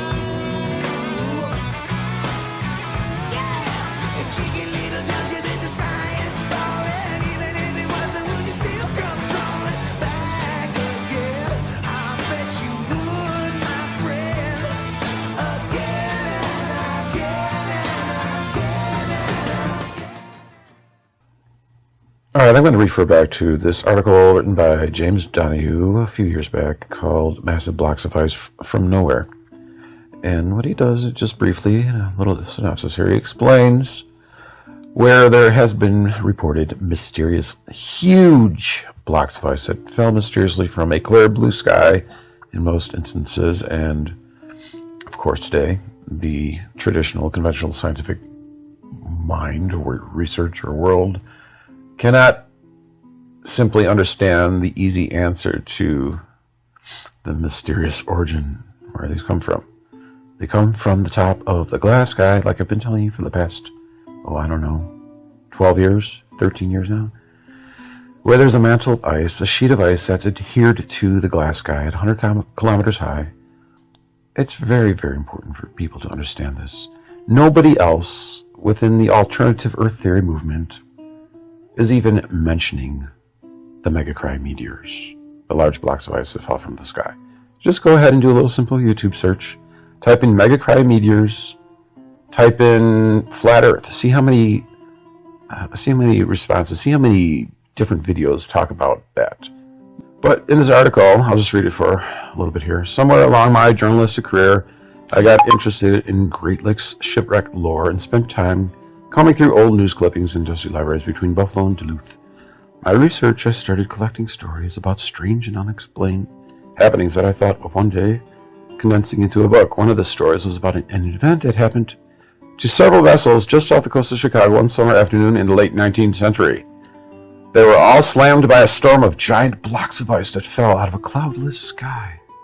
While nobody was apparently hurt, the sailors that came into port were anxious to tell their stories, show the damage of the deck and sail, and when they were close enough, bring ashore still unmelted pieces of ice, as proof it really happened. I thought of that old story when I noticed accounts in internet news links about some contemporary falls of large chunks of ice. In January 2002, priests at the Salesian monastery in L'Aquila, Italy, heard a loud noise and found a large chunk of ice weighing over 4 pounds on their patio. The same day, a man was reportedly struck on the head by a 2-pound block of ice from the sky in Ancona, Italy. The report said that within a 10-day period the same month, more than a dozen reports were received about large pieces of ice, some as large as basketballs and weighing up to 9 pounds, fell in various locations in Spain. In Surrey, England, a man said he was walking through a park when he heard a shistling sound overhead. Seconds later, a large chunk of ice fell out of a clear blue sky and crashed into the soft ground, shattering it to pieces over a 50-foot wide area. The man said the ice dug a hole a foot deep into the earth. In Charleston, South Carolina, a chunk of ice half the size of a car, fell out of the sky, ripped through the roof of an automobile dealership, and flattened the roof of a new car parked inside the building. A spokesman for the fire department said the ice put a 3-foot hole in the roof. Like the other falls, this one occurred in January of 2002. Theories as to the origin of the big blocks of ice has ranged from the effects of global warming to discharges of wastewater from aircraft flying high overhead. But an examination of the ice that fell last year in Italy and Spain revealed this was comprised of pure and nearly distilled water. The global warming theory is also ruled out by the stories that have been passed down to us from the past, like my old news clippings from the boat captains of the Great Lakes in the 1880s. There have been some spectacular ice falls in the past. way before the invention of aviation, mind you. In the late 1700s, a chunk of ice as big as an elephant, reportedly fell on Seringapatam, India. It was so large it took 3 days to melt. In 1802, a lump of ice fell in Hungary that had a volume of 18 cubic feet. In 1849, a block of ice that was estimated to weigh a half a ton fell on the Balvulich farm in Ord, Scotland. It measured about 20 feet in diameter. Observers said it was crystal clear, although made up of many cubes and diamond-shaped hunks of ice that seemed to be fused together. A carpenter working on a roof in Kempten, West Germany in 1951 was struck and killed by a 6-foot-long rod of solid ice. Edwin Groff of Burnville, Pennsylvania, watched as a 50-pound white globe of ice crashed on his property in 1957. A few seconds later, a second ball of ice, half the size of the first, smashed into his flower bed a few yards from where he was standing. The roof of the Phillips Petroleum Plant in Woods Cross, Utah, was punctured by a 50-pound block of ice in 1965. In October 1991, a 20-pound mass of ice smashed through the roof and landed in the kitchen at the home of Mrs. Mavis Anderson in West Yorkshire, England. Then on June 26, 1985, a 1,500-pound sheet of ice dropped into the backyard at a home in Hartford, Connecticut. David Menke of the Copernican Observatory and Planetarium told reporters the ice was about 6 feet long and 8 inches thick. He said a young boy was playing nearby but was not hurt. So is there any point to this story? No more than there seems to be a point to the falling ice. It has remained a mystery for as long as it has been happening. Now, ladies and gentlemen, if you have been following me or following my videos for the past, I don't know, dozens of years or whatever, you will realize that I am the only salient individual who's actually talking about the true origin of where these ice chunks are coming from. I mentioned before that Tunguska was most probably a large chunk of ice that fell down from the glass sky in Siberia in 1908. And they are continuing to fall. And I do believe that what is being reported in the news is only scratching the surface, the tip of the iceberg, if you will, of the amount of ice chunks that do fall where nobody even knows they've fallen, maybe in the middle of the ocean somewhere or in a desert or whatever. They just keep on falling. They just keep on falling. And they're not coming from aircraft, ladies and gentlemen. They're coming from the top of the glass sky. The underside of the glass sky, actually. There's no other explainable, rational theory to their origin. Ladies and gentlemen, you are inside the spherical concave Earth. And after the time of the global flood that happened over 4,400 years ago, sand that fell down from heaven along with the water, there's a celestial sphere above in the middle of the Earth. It fused together in the ionosphere, creating this glass bubble in the sky. That is what actually compressed the atmosphere and caused the ocean, the floodwaters, to abate, to lower, because of the compression. That's why humans cannot live as long compared to the time of pre-flood civilization. That's why they cannot live as big either, because there's less oxygen in the atmosphere. It has been diluted with the nitrogen that formerly stayed above the oxygen in pre-flood times. Where does the mega cryometeor come from? Does it come from airplanes? No, mega cryometeors have been recorded to fall for centuries prior to the invention of aviation. They are not dyed blue as ice from plane lavatories are. They have fallen in some areas where there is no flight path. The aviation industry has developed sophisticated anti-icing equipment so ice does not build up on the plane. Airplanes is ruled out for the origin of megacryometeors. Does it come from wind shear? Megacryometeors have been reported to weigh over 1,500 pounds. The weak tropopause wind cannot support bobbing ice chunks this size. So there's one meteorologist named David Jones who thinks it's coming from the tropopause wind shear. No, David, you're a shill. Is it coming from star water? Comets, perhaps? The thermosphere heats up to over 2,000 degrees Celsius. Any comet from space would burn up as it entered the atmosphere before it reached the ground. It would have to be over 1 million times the size of an average-sized megacryometeor and easily detectable by astronomers. No, it's not coming from any comet or star water. That's not where it's coming from. The only explanation is that it is coming from a mantle, a sheet of ice that's connected to a literal glass ceiling to the sky at 100 kilometers high. Earth is hollow, stationary, and concave. It contains the tiny sun, the moon, the planets, and the stars. We live inside it. At 100 kilometers high, there is a convex glass ceiling to the sky with a sheet of ice adhered to it. On clear, hot days, a piece of ice routinely falls down. This falling ice is indicative of world decimation. World decimation because the Earth is stationary and the sun revolves around inside the Earth, and the sun is magnetically powered and can't stop. It has stopped before.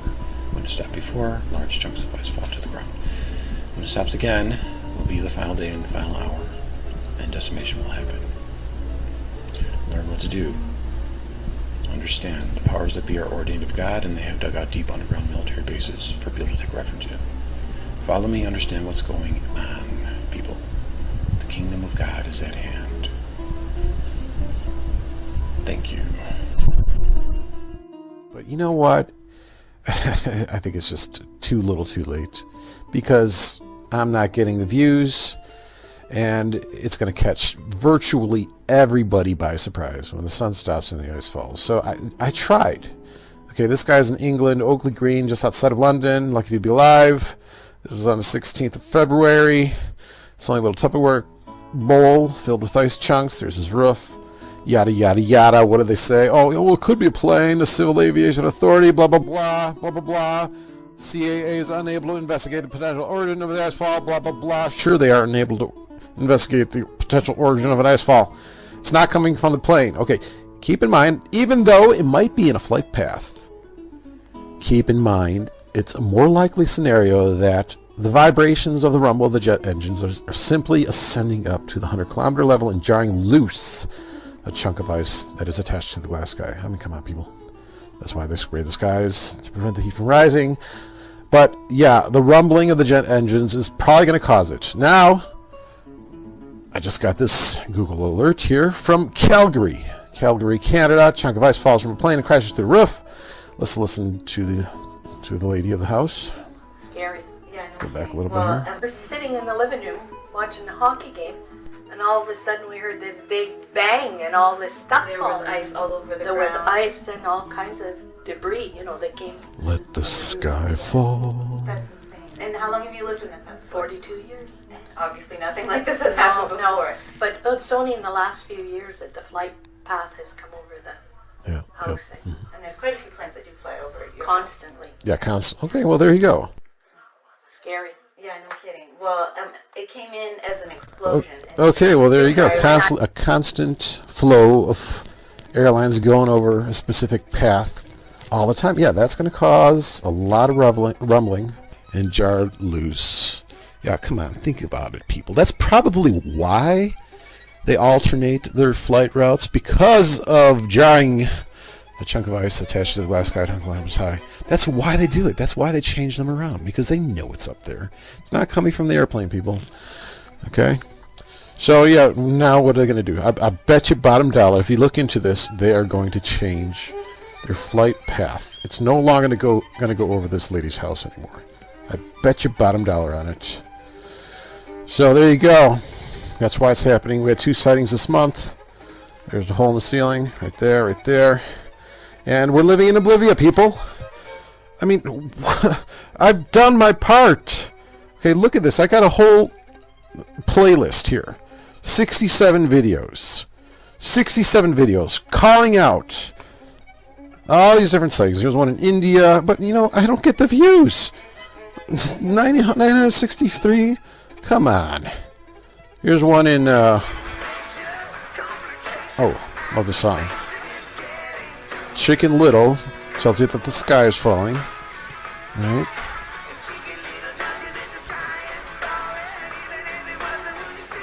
Call me back again, I bet you would, my friend. Okay, this was in Pennsylvania, car dealership. Remember this one? Bam! Right through the windshield of a Kia Soul. Right through the Soul. I mean, they're all over. All over the place. This one I'm talking about chemtrails and why they're spraying the skies. It's all there, guys. The hail's gonna sweep away the refugees. It's gonna be, I mean, seriously, what else can I do? Nobody's listening. Just a very, very small few. Small percentage of people are listening. Talk about ionospheric heaters, the Luxembourg effect, why they're doing that. I believe they're trying to actually seal the cracks of the ice that are attached to the glass sky. What else? There's so much else here. You can connect. Oh, this is a video I made where an actual piece of glass falls down from the sky. Got the Tunguska effect. That's probably what happened there. Megacrimeter hits Chicagoland. Actually contacted this guy. Bam! This time another megacrimeter fell. This time in my hometown of Chicago, Illinois. Yeah, 1,500 people. And probably only half of them believe me. I'm here to shame the lientists.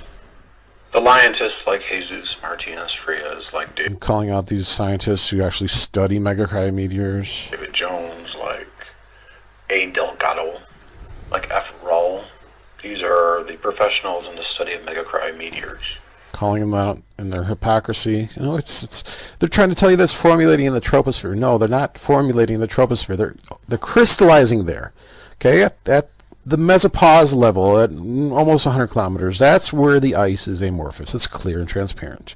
When a piece of jar is loose, it descends, gets warmer, and crystallizes in the troposphere. That's why they say they're forming in the troposphere. They're not forming in the troposphere. They're just simply crystallizing in the troposphere. I'd call up, remember I initially called up Richard Cohen from NASA. He didn't even know what megacrimeters were. I called up this guy. He was supposedly a scientist from, not that, this one over here. This one. He was supposedly a scientist from Langmuir, and he didn't even know what scientists, scientists. He didn't even know what megacrimeters were either. It's like, what the fuck is wrong with these people?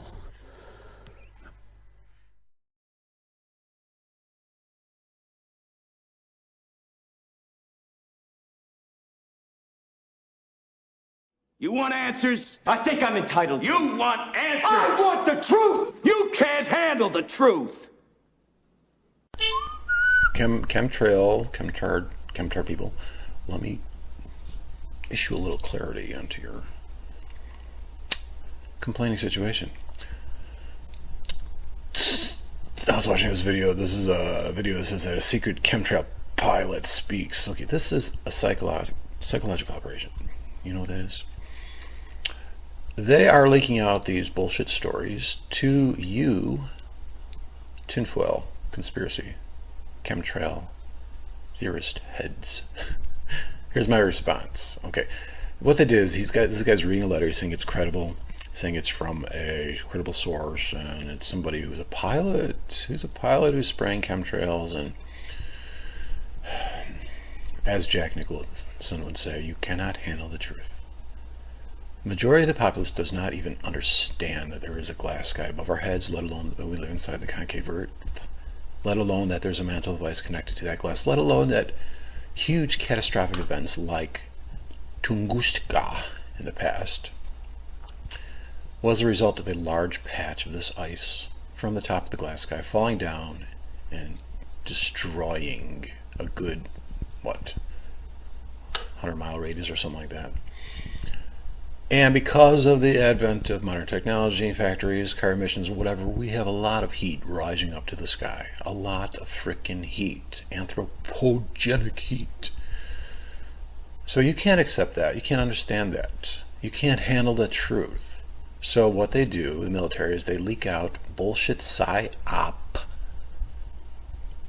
informants, whistleblowers that lead you off the trail. Wow, that's fucking incredible when the chem heads believe hearsay that the actual chemtrails, which correlate to fire suppressants, poor conditioned masses, they're spraying to keep the man-made heat from rising to the top of the sky, which has a layer of ice adhered to a sheet of glass. You are in the concave earth. Welcome. They intentionally had this psyops guy fuck with your mind. Why? Because it's better to have a controlled minority in opposition than a mass panic of people knowing they are in the concave earth and there is a tenuous ice sheet at 100 kilometers attached to the glass ceiling about to collapse and devastate. That is warming up every day. As long as they can control you idiots into thinking some huge, outrageous, nefarious conspiracy. This guy is talking about now they're actually going to be spraying these invisible chemistries. It's like the king with no robe, or the emperor's new robe. He's wearing a fucking invisible robe. You're going to get, oh my god, it's invisible now. We don't even know where it's coming from. Wake up, people. And let's see. They can continue to protect this country. See, their job is to serve and protect you people. And to shield you from the truth. Because you can't handle, like a parent telling a child in Santa Claus will give them presents. You can't handle the truth. You can't handle the truth. That can continue to protect this country from falling mega cryometeors without much resistance, because this story is so fucking outlandish that the general public won't give it a second notice, and it will only continue to sequester you chem heads from being taken seriously by anybody with common sense.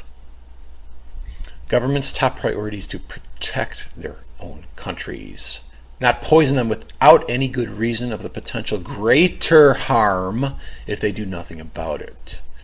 They also have to treat you as children, lie to you in order to mitigate the public panic. Grow the fuck up, you idiots, and realize what the hell is really going on. Concave Earth, glass sky, ice sky, anthropogenic heat suppression, Tunguska event prevention. Imagine one of these fucking ice shelves fell on Chicago. It would fucking annihilate the whole metropolitan area. They're there to serve and protect. If you only knew, you fucking retards.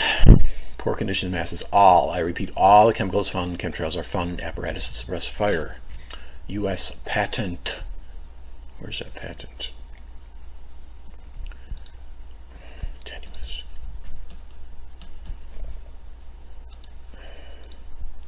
It's all freaking there, guys. Look at this. Strontium, magnesium, calcium, strontium, barium, aluminum, potassium, all in the apparatus to suppress fires. Same chemicals found in the frickin' rainwater and chemtrails. Same frickin' chemicals. Same.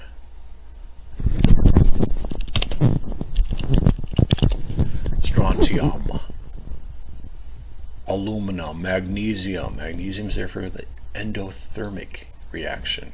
Endothermic. Okay, look at this. Look at this. All of them.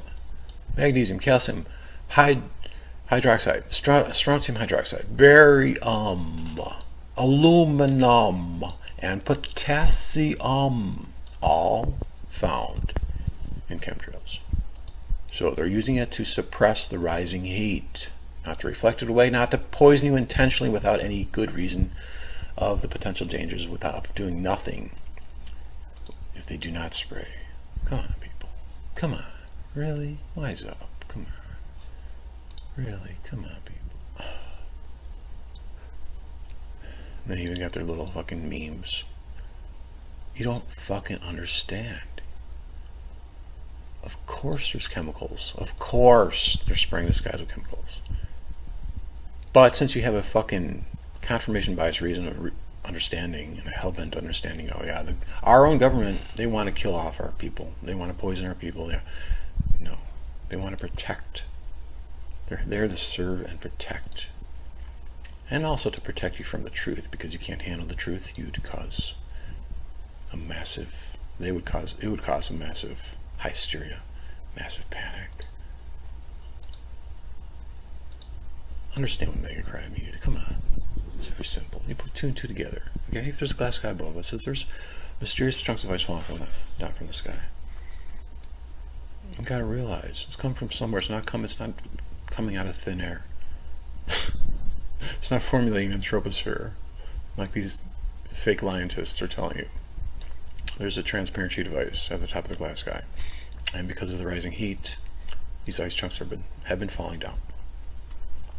More so over the past 60 or so years. Come on. Wake up.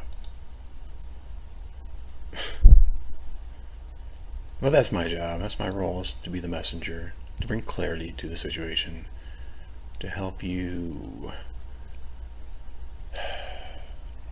conspiracy theorists realize the greater picture. The greater picture. This program is a self-destruct sequence that can be remotely activated from any ground, water, underwater-based, or other air-mobile unit. The signal is encrypted through 3 satellites and cannot be jammed or blocked. Look at all these stupid chemtrail memes. If only you people would understand. It's sad, because you study this, like, meticulously. You look at all the chemicals. I show where the chemicals come from. But you have no fucking clue that there's a glass sky with ice attached to it above you, and you're inside the concave Earth. You have no fucking clue. That heat rises. There's no reason for you not to understand this. If you understand what I tell you, you can't handle the truth, though. Okay, guys, I think I pretty much figured out why they use HAARP as an atmospheric heater in other places like IceCat in Europe. There's an effect that they discovered about 80 years ago in radio. They called it the Luxembourg effect. And I'll just describe it briefly for you. The phenomenon was discovered in 1933 by B.D.H. Tellegen in Eindhoven, Netherlands, who was listening to a station in Barrow-Munster, Switzerland on 652 kilohertz. In the background of the Swiss signal, he could hear the audio of Radio Luxembourg. Okay, so like if I just go on this map here, he was in the Netherlands, and he was listening down here to a Switzerland radio station, and he could pick up Luxembourg radio. Now, these 2 radio stations are at different frequencies, so he was really just tuning into the Swiss frequency, but he was also picking up Luxembourg. Okay, so he couldn't, it was a phenomenon they couldn't understand, because Luxembourg radio was on a different frequency. Tellegen noted that the 3 points were in a straight line.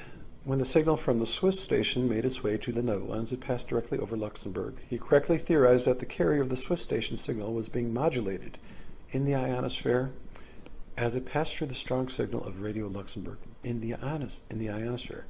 The ionosphere had only recently been discovered and was not totally understood.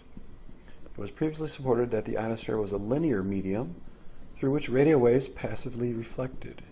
But the existence of the Luxembourg effect showed that the ionosphere could be artificially heated to produce non-linear effects. Okay. What he picked up was cracks. Okay. If you understand my cosmology, we're in the concave Earth, and there's a glass sky above us at 100 kilometers, and the bottom edge of that glass, or the bottom portion, the underside of the glass, there's a mantle of ice. Okay. So there are cracks, there are fissures in the glass or the ice or both. So when we see auroral activity and we see these hard lines, the auroras, the plasma of the auroras are running along the cracks of the glass or the ice. Okay, some of these images I think are CG, like from NASA and stuff, but most of them are not. So these fissure lines, these cracks, they're showing, it's evidence that this is a hard surface for one, and that there are cracks in it for two. Now, the whole reason I think HAARP and other atmospheric heaters, like IceCat and other places, are used because they are concerned about megacriometeors. They're concerned about this ice mantle breaking off and falling. I believe Tunguska was a huge megacriometeor event. If you watch my previous videos, you understand that megacriometeors are the source. The glass sky is the source for the megacriometeors. There's no other place where they can be coming from. Can't be just formulating in the stratosphere or the troposphere. They're coming from the top of the glass sky at 100 kilometers high, which has fissures in it, which has cracks in it. So, you know, ionospheric heaters, the whole reason I believe they are heating up the ionosphere at certain areas in the ionosphere is to fuse these cracks. Let's say they are made out of ice, okay, on the underside. If they apply heat to that region, that will fuse those cracks together and actually prevent the ice blocks from falling. In addition to how I mentioned before, how they spray the skies to prevent the heat from rising. So you kind of have like a, you know, you're heating the sky and you're also preventing the heat from rising as well. You're heating the sky in certain areas. You're heating the ionosphere in certain areas to fuse the cracks to prevent the ice from falling. And then you're also spraying the skies with the chemicals, the chemtrails, the strontium, the barium, the aluminum, to prevent the heat from rising, the anthropogenic heat from rising. So you have had like a dual effect here. They perform experiments with it. They say, we have built a setup allowing for an instructive experimental demonstration of the acoustic Luxembourg-Gorky effect, scroll down there, in the form of the cross-modulation of two longitudinal modes in a glass rod containing 3 corrugated thermally produced cracks. So they're replicating this whole process right here in this diagram here. They got these little cracks here in this glass rod, and they're finding out that it's getting the same effect as the Luxembourg-Gorky effect. So the glass sky with the ice on the underside has cracks in it. That's why we're seeing those striations in the auroras, because they're just running along those cracks. And they're concerned, I believe, that these cracks, at the edges of these cracks, the ice can crack off and fall down to the ground. And so they're trying to fuse the cracks. You know, they just kind of apply heat to fuse the cracks and make sure the ice doesn't fall. They're not going to tell you that. It's kind of like the Jack Nicholson, you can't handle the truth scenario, but that is why. So the Luxembourg-Gorky effect is solid proof that there is a glass sky above us. It cannot happen in just if there's just like a field of plasma above. No, there's a hard, tangible surface, ceiling to the sky. It's transparent. It's glass and ice. Okay, this is something they will keep from you, but this is something that I have revealed to you. You're in the concave spherical Earth. The ionospheric heaters are meant to fuse the cracks to prevent the ice from falling. You understand? So this is something you're not going to hear from any chemtrail activist or any other person who has no understanding that we're living in the concave Earth. There's a glass sky. This proves it, guys. The Luxembourg-Gorky effect. Talk to you later. Okay, let's talk about the ionosphere and why modern conventional meteorologists have it completely wrong. They don't understand that we're living inside the Earth, the concave Earth, and there's a glass sky, okay? Ionosphere. What they will tell you is that the Earth is convex, and there are several layers to the ionosphere. They will call this the D layer, and then the E layer, or the E sporadic layer, or the F1 layer, or the F2 layer. And during the differences between the daytime and the nighttime, during the daytime this D layer vanishes away. During the nighttime this D layer vanishes away. And then the E layer becomes more reflective of the radio wave propagation. So, like if these were the radio waves, they would be reflecting back down to Earth again, hitting the E layer. Or actually, during the nighttime, they say they would hit the F layer. The F layer. The reason why they say that is because during the daytime, if we have the sun here, it's shooting solar radiation, right? And this radiation is causing interference. It's causing radio wave propagation attenuation, which means dampening. So they say this D layer happens during the daytime, D for day. And so they say that the radio waves reflect at a lower altitude. Okay. This is complete rubbish. Everything that you've learned about the ionosphere from these quacky fakes is completely wrong. What's really going on here is that the concave Earth is the shell in which you live, okay? We live in the Earth, okay? At 100 kilometers, like I told you before, there is a layer of glass in the sky. There's also a layer of ice attached to the glass. Glass and ice. So, in all actuality, there's no D, E, and F layers. There's actually a G layer and an I layer. G for glass, I for ice. Sunlight during the daytime, it's shooting ultraviolet rays down, okay? The main reason why they call it the ionosphere is because they will give you a definition. They will say that the ionosphere, the sunlight is shooting ultraviolet rays, and it's colliding with atoms. Well, what are these atoms doing? What are they consisted of? What's the material made?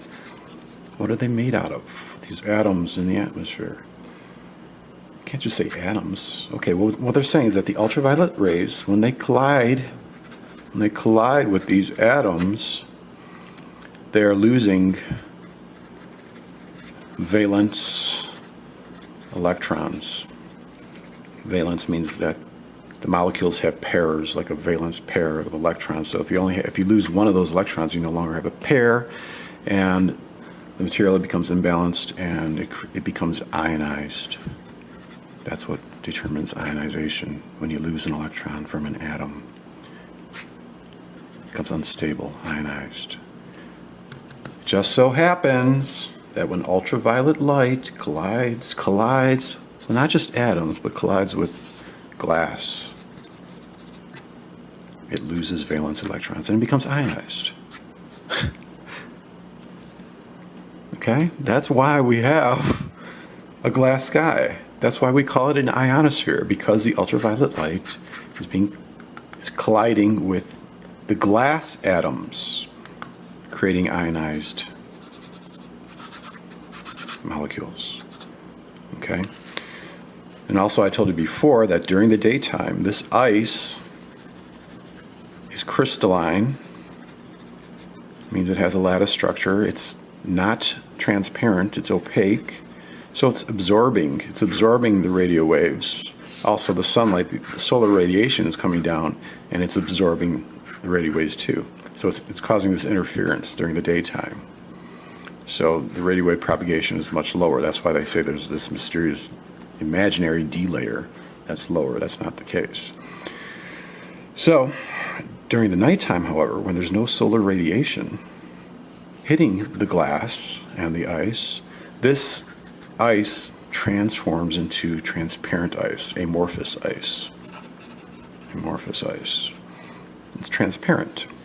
And so the radio waves, especially the shorter wavelengths, shortwave radio, less than 5 megahertz, are able to bounce back to Earth and go around to the other side of the Earth.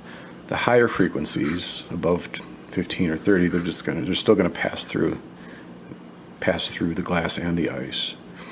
But the shorter waves will bounce. And so, no, there's no F layers. It's just the G layer and the I layer. That's all you have to realize, guys. Don't listen to the liars. Understand. Very simple. Ionosphere. Okay? Glass collides with the ultraviolet light. That's why glass blocks out ultraviolet light. Because it creates an ionization. That's why we call it an ionosphere, because there's glass in the sky. Okay? Don't listen to liars. Thank you for watching. And as a general rule of thumb, lower frequency wavelengths will reflect better off of smooth, hard surfaces. Higher frequency wavelengths will either get absorbed or actually transmit through. And that's what we have with the ionosphere. That's why lower frequency wavelengths are going to bounce off, whether it be the skywave or low-RAN signals. They're going to bounce off the glass firmament at the top of the sky at 100 kilometers high. I drew these diagrams here to help you understand what's really going on as far as like the skywave bounce. Why it makes much more sense. Let me see if you're getting the whole screen here. Why it makes much more sense that we're living inside a concave sphere and there's actually a glass and ice firmament at the top of the sky, because it's a smooth surface. It's also a convex surface at the top of the sky, so it's actually going to reflect at a greater distance, and it's going to be a specular reflection, coherent wavelengths, as opposed to incoherent. So you're not going to get much signal loss when it's a smooth, hard surface. It's going to come back down to, whether it's land or ocean, that's going to be more of an irregular surface, even if it is the ocean with the waves or ground. And so it's going to bounce back with a shorter distance of reflection, and it's also going to be diffuse and incoherent. It's going to be more scattering, but it's going to come back again, and it's going to hit the glass again, which is again a convex smooth surface, and it's going to generate a greater distance as well. So that's how we get the skip pattern going across to the other side of the Earth, inside the Earth. And obviously it's going to work better at nighttime when the sunlight is not interfering with the RF frequency. So if you were on a convex ball and there was no hard surface to the atmosphere, it would just be a plasmic, undefined area of electrons. You wouldn't have that surface, that smooth surface, to bounce coherent, specular waves. It would be incoherent. It would scatter. This is also why, like, here, I can pull up this one right here. Plasma stealth. Technology is what can be called active stealth technology in scientific terms. This technology was first developed by the Russians. It's a milestone in the field of stealth technology. Technology behind this, not at all new. Plasma stealth, the aircraft injects a stream of plasma in front of the aircraft. The plasma will cover the entire body of the fighter and will absorb most of the electromagnetic energy of the radar waves, thus making the aircraft difficult to detect. So if you don't have a hard surface to the ionosphere and it's just a field of plasma, those RF frequency, those RF waves are going to just be absorbed. Absorbs, not only absorbs, but absorbs in a wide range of frequency. So even if you have a radar that keeps changing its frequency, it could still fall within the range of frequencies that plasma can absorb. In the future, electrodes embedded in the aircraft could be switched on to charge the skin of the craft, causing the gas in the surrounding atmosphere to ionize and make plasma. This coating could, with the help of a computer, rapidly change its density to absorb any potential radar frequency. You can make it denser or thicker or change density as quickly as possible. This is probably not feasible today, but there is no say where it can go in the future. That's what we have in your model. It doesn't make sense. You need a hard surface. See, this is your false convex Earth model. If you didn't have a hard surface to the ionosphere, for one thing, it would be, you'd have this undefined concave surface to the sky, so there'd be a shorter distance of reflection, it would be more diffuse and incoherent. It would be more scatter coming back down to the ground. You'd also have an irregular convex surface on a convex Earth. It would theoretically it would bounce a little bit farther than a concave surface, but there would still be more scattering and it would be more diffused. So the signal would be canceled out. It would soon be absorbed. There's no way you would be able to reflect a radio signal all the way around a convex Earth without a hard surface to the sky, a hard, smooth surface to the sky. And so that's what you fail to realize, heliocentrists. It's just indoctrination. And see what they have. What they'll tell you is that there's different levels to the ionosphere. There's the E layer, the sporadic E layer, the F layer, the D layer, the F1, F2. And that's not the case. There's only one layer at 100 kilometers. Actually, there's higher glasses way up toward the center of the Earth over here. But as far as the RF waves and the ionosphere are concerned, it's really just hitting one hard surface. It's a glass ice firmament, and that's where the micrometeors are coming from. That's where the tektites are coming from. That's why meteorites are covered with fusion crust. Fusion crust is burnt glass. And so with these different frequencies of RF signal, this is a little graph they will show you. This is the E layer. They call it the sporadic E layer. It's at 100 kilometers. Remember I talked about where Sigrid, I forget her last name, she's an astrophysicist. I think she works for NASA, but she compared the sporadic meteoroids hitting the sporadic E layer at 100 kilometers like bugs off of a windshield. She's indicating to you that it's a hard surface. And so we have this E layer that they will call it, and then they say there's an F layer, F2 layer, or F3 layer, whatever they want to say. Those are simply hitting the glass sky at higher frequencies, and so they're either being absorbed more or they're actually transmitting through. The higher the frequency, the greater the transmission through a hard surface. So that's what's happening. This is why these lower frequencies are going to reflect back. You're not going to get much signal attenuation when it comes back. But these higher frequencies, they're going to either transmit through the glass or they're going to be absorbed into the glass. And there's not going to be as much of a return signal, if any. And so it's very simple to understand this, ladies and gentlemen. It does not work. Reflection of radio waves off the ionosphere will not work unless there is a hard surface, period. This is what Wiki will tell you. Ionograms show the virtual heights and critical frequencies of the ionospheric layers, which are measured by an ionosonde. An ionosonde sweeps a range of frequencies, usually from 0.1 to 30 megahertz, transmitting at vertical incidence to the ionosphere. As the frequency increases, each wave is refracted less by the ionization in the layer, and so each penetrates further before it is reflected. Eventually, a frequency is reached that enables the wave to penetrate the layer without it being reflected. Total transmission. Higher, extremely high frequencies will just transmit right through the glass. But instead, they're under the faulty presupposition that there is no hard surface to the atmosphere.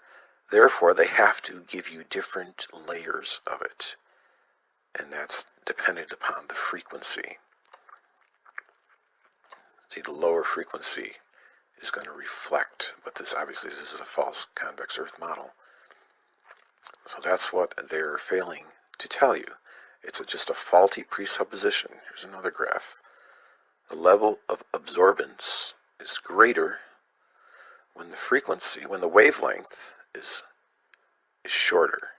In other words, when it's higher frequency, it's going to be higher absorbent. I mentioned this graph before. This is a ham radio wave, a horizontal ham radio antenna wave, where the energy is always going to be rising upward. You have these different lobes, but it's never going straight across and it's never going downward. Radio frequency, radio energy is always rising up. I made this graph before. A skip wave has a hard, smooth surface. It's a specular reflection as opposed to a diffuse reflection. It only works because there's a hard surface to the ionosphere. Sigrid Close, Professor, Department of Aeronautics and Astronomics, Stanford University, talking about meteoroids hitting the glass. Well, she doesn't know it's glass, but I'll show you in a minute that it is glass. Atmosphere at 100 kilometers high. Have this continuous rain down on the Earth. So actually every morning at 6 a.m. as the Earth is in orbit. It's plowing up this debris, Yeah. just like a bug on a windshield effect. Just like a bug on a windshield effect. Just like a bug on a windshield effect. Bug? And you will see, as I mentioned, billions of meteoroids. Why is in a that? second, if you're using Why a is it radar. hitting a bug on a windshield? These plasmas are Could it be formed that there's between glass in the about sky? 70 and 140 kilometers. Just so let's narrow it happens down a that little that's the right altitude. There's enough Neutral densities to form a plasma, densities. but it's not too low down that the meteoroids have burned up. So there's this Sweet sweet spot in the atmosphere, and spot. that's why we usually... There it is. Thank you. Thank you, Sigrid. Still enough 100 energy associated with the meteoroid to actually 100 form something. kilometers. Sweet We spot. can determine things like what's the neutral densities at 100 kilometers altitude. We can determine things like what's the neutral densities at 100 kilometers altitude. Neutral density filter. In photography, you know what they're made out of? That's right. They're made out of glass. Neutral density filters are there to actually attenuate or minimize the light and even it out, but they're made out of glass. Interesting. Very, very interesting. Here's another website talking about neutral density filters. Yeah, made out of glass, If you guys. look at this Interesting. movie, you'll see that this is actually the meteor. This is the plasma formed when the particle comes in, hits the neutrals. and It's gets the glass, you ionized. mean? It gets So you're looking at ionized. how much energy is released upon each Yeah, did you know impact. that? Turns out it's on the order of about 6 eV or so. When light hits glass, it gets ionized, especially so if you take it ultraviolet over light. how many impacts occur each time the meteor is traveling in space as it hits all these neutrals, it's on the order of about 600 EV. Okay, 600 EV per Per glass molecule is molecule. released. Huge amount of energy. Most of that Molecule. energy goes into actually ionizing itself as well as the background It's back, neutrals. as well as the background If you glass. happen to be sitting at Altair, this is what Altair you is would a see if a you would radar look up telescope. at any point and go in the meteor In the South regime again. Pacific. Remember, about 100 kilometers. So what you're going to see here is just a movie of a meteor coming through. This is the VHF, very high frequency, and this is UHF, ultra high frequency. Look at that horizontal band. That is the glass sky. So as you see, it came 100-kilometer in, level. deposited some plasma there, and you see some spikes going up and down. On the right there, bottom, guys. again, is the UHF, and on the top is the VHF. So just from observing the this, neutral you can see that density. it has a really strong frequency component. Depending on what frequency you're using to radiate it, you'll get a much different response. So this VHF trail goes on forever, the UHF disappears. But the meteors reside in that central part near 100 kilometers. The meteors reside in that central part near 100 kilometers. So a real Look at quick that snapshot graphic. of that movie that you just saw here. This is what's called an Non-specular RTI, trail. or range time intensity Look at that. profile. On the y-axis Yeah, but is altitude or range. Straight horizontal line. And it's color-coded. At for 100 strength, kilometers. so Okay, maybe it's S about to 101 ratio. kilometers, maybe.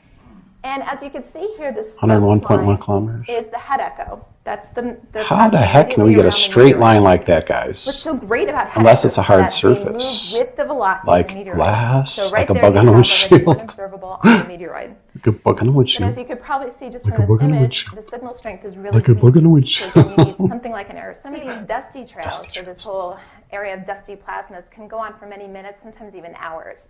So when they linger that long, they create something called a sporadic Sporadic E. layer. It's a dense 100 layer. kilometers. Sporadic E layer. Here's another graphic. This is from a website that talks about the equatorial electrojet and the atmospheric ionospheric modeling. And just this particular graph caught my attention. Look at that. Look at the bottom line at the 100-kilometer level. It's going straight across. There's definitely a hard barrier at 100 kilometers. It's right there, this range time intensity plot of received power from Jicamarca radar facility in Peru at 12 degrees south latitude. So It's right there, guys. There's so much proof and evidence that there's a glass sky. Number 3, tektite origin. You guys know what tektites are? That's another mystery. Scientists, they don't know where the tektites are coming from. They don't know if it's coming from the ground because there's no impact craters where they find them, or if it's coming from space. They don't know. But we know better. Everything makes sense. All the mysteries fall into place about the megacryometeors, about the tektites. Tektites. Many of you people don't really know what they are. See, you're not aware of some of these terms because they don't like to talk about them. They're not comfortable talking about them because they can't explain where they're coming from. I have a tektite necklace, so I thought it came from like a meteor. Well, yeah. Right. There's two camps of thought from a conventional understanding of where tektites come from. Some people think terrestrial, of the ground or underneath the ground, or some people think extraterrestrial, above. There's a problem in both of those theories. One thing, there's no craters anywhere near the strewn fields where they find these tektites. So they would have to conclude that a meteor fell down, it created this big crater somewhere very far away, up to 500 to 1,000 miles away, and then it had to sink into the ground, and it had to be hot enough to liquefy molten obsidian rock, or glass rock, or volcanic rock, or whatever. And then not only to melt it, but it would have to squirt that rock and have it project hundreds of miles away. It's impossible. It's literally ridiculous to think like that. The other camp is some people think that tektites came from the moon. The problem with the tektites is that it has no cosmic ray exposure. It means it wasn't exposed to space, where the cosmic ray, where we are protected by cosmic rays within the atmosphere. So there's problems with both camps. They don't understand. But if you understand there's a glass ceiling to the sky, and a meteor simply just, within inner Earth, in inner space, this meteor that happened to skid across this glass, going really hot, really fast, creating a lot of friction, it's going to melt through. And when this meteor melts through this glass, it's going to carry with it, the residual effects of the perimeter of the opening. There are going to be little droplets of glass, molten glass. That's what tektites are. They're molten glass. And also, this glass is going to fall in a completely different location because we have the velocity of the meteor and we have the stationary. Initially, the glass where it hits is stationary. So it's going to fall here. The meteor is going to fall there. Simple. Everything works. That's how the Libyan desert glass, I believe, happened as well. There's no meteor craters where they found the Libyan desert glass. So there was some kind of shattering event that happened up like that.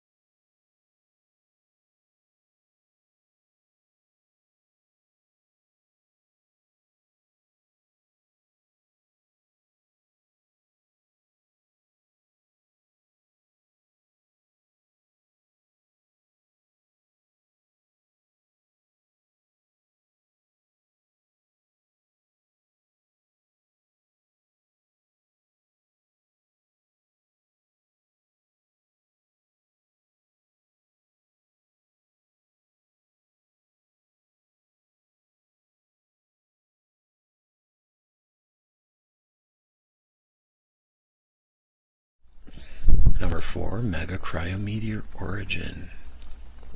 Large chunks of ice that fall down from the sky randomly, infrequently, but more frequently lately. Now we know where they're coming from.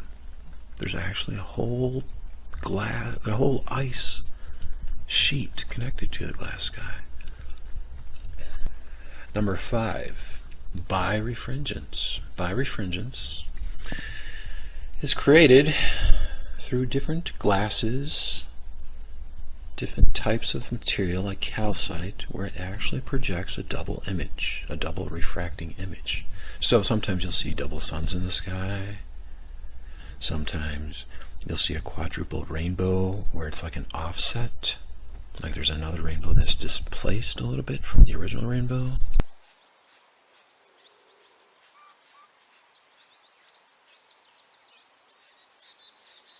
Have to say about what he observed. Okay, his YouTube name is Grim Wolf. And he had some naysayers, of course. Grim Wolf. And here's what he had to say to them. He said he didn't only see this through the camera, but he saw it with his own eyes. And he says, Of course you saw it with your own eyes. It's a birefringent projection of the glass sky. You're seeing the sun through a birefringent projection. That's all it is, guys. So no more Nibiru, no more conspiracy wackiness. It's just simple optics. That's all it is. Simple optics. The truth. You are living in the earth and there's a glass sky. Libyan desert glass. Tektites have birefringence to them. Tektites are a mystery to scientists. A mystery. They don't accept the fact that there's a glass sky. It's all right there, guys. Moissanites. Moissanites are found in meteorites. They're pieces of glass. They have birefringence to them too. Duh. So there you go. All these double sun wacko conspiracy videos. Look at that. See that right there? That redness shift to it? That's a birefringent projection of the sun.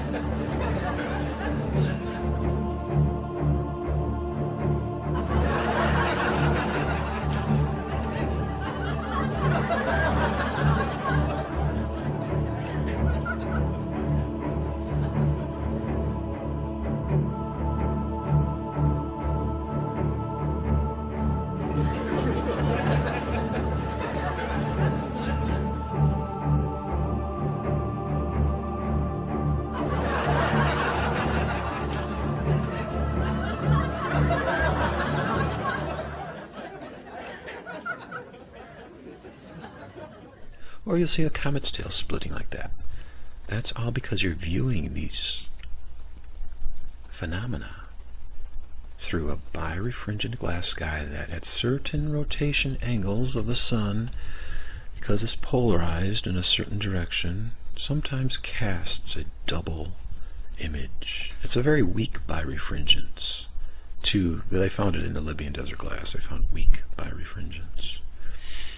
But at certain times, at certain angles, it will appear. Fusion crust. Meteorites are covered with fusion crust. Fusion crust is burnt glass. That means that meteors are melting through the glass and getting covered by burnt glass, by fusion crust. Colorizing of clouds. Sometimes you'll see clouds that have like a rainbow pattern to them, or reddening of the clouds at the horizon. That's all due to the glass, which casts different colors through different regions of the sky. Greenhouse effect, number 9. Obviously, a greenhouse has a glass ceiling. Same thing with our sky, has a glass ceiling. It traps air, hot air, infrared heat. Number 10, the Kármán line. That is the line at 100 kilometers is said to be the division line between the atmosphere and space. Interesting. It's the same height as the glass sky. Kármán line, named after Theodor von Kármán, who was a mathematician back in the middle 1900s, who came up with the term, with the boundary layer of 100 kilometers being the Kármán line, the division line between Earth's atmosphere and space. Now you guys just got to use a little bit of common sense here and realize that some of these individuals, not all of them, within the scientific community are super, super smart. And they're not going to reveal to you the true shape of the Earth. They're going to wait for God to do that, and God is doing that. And so they're going to surreptitiously give you little clues. And Theodore chose to hold up glasses toward his mouth. In all of his prestigious photos, if you just go on Google image search, you'll find, oh, what's this? He's holding a glass on the left there, on the coin that was made for him. He's holding glasses there, with his hand on the book.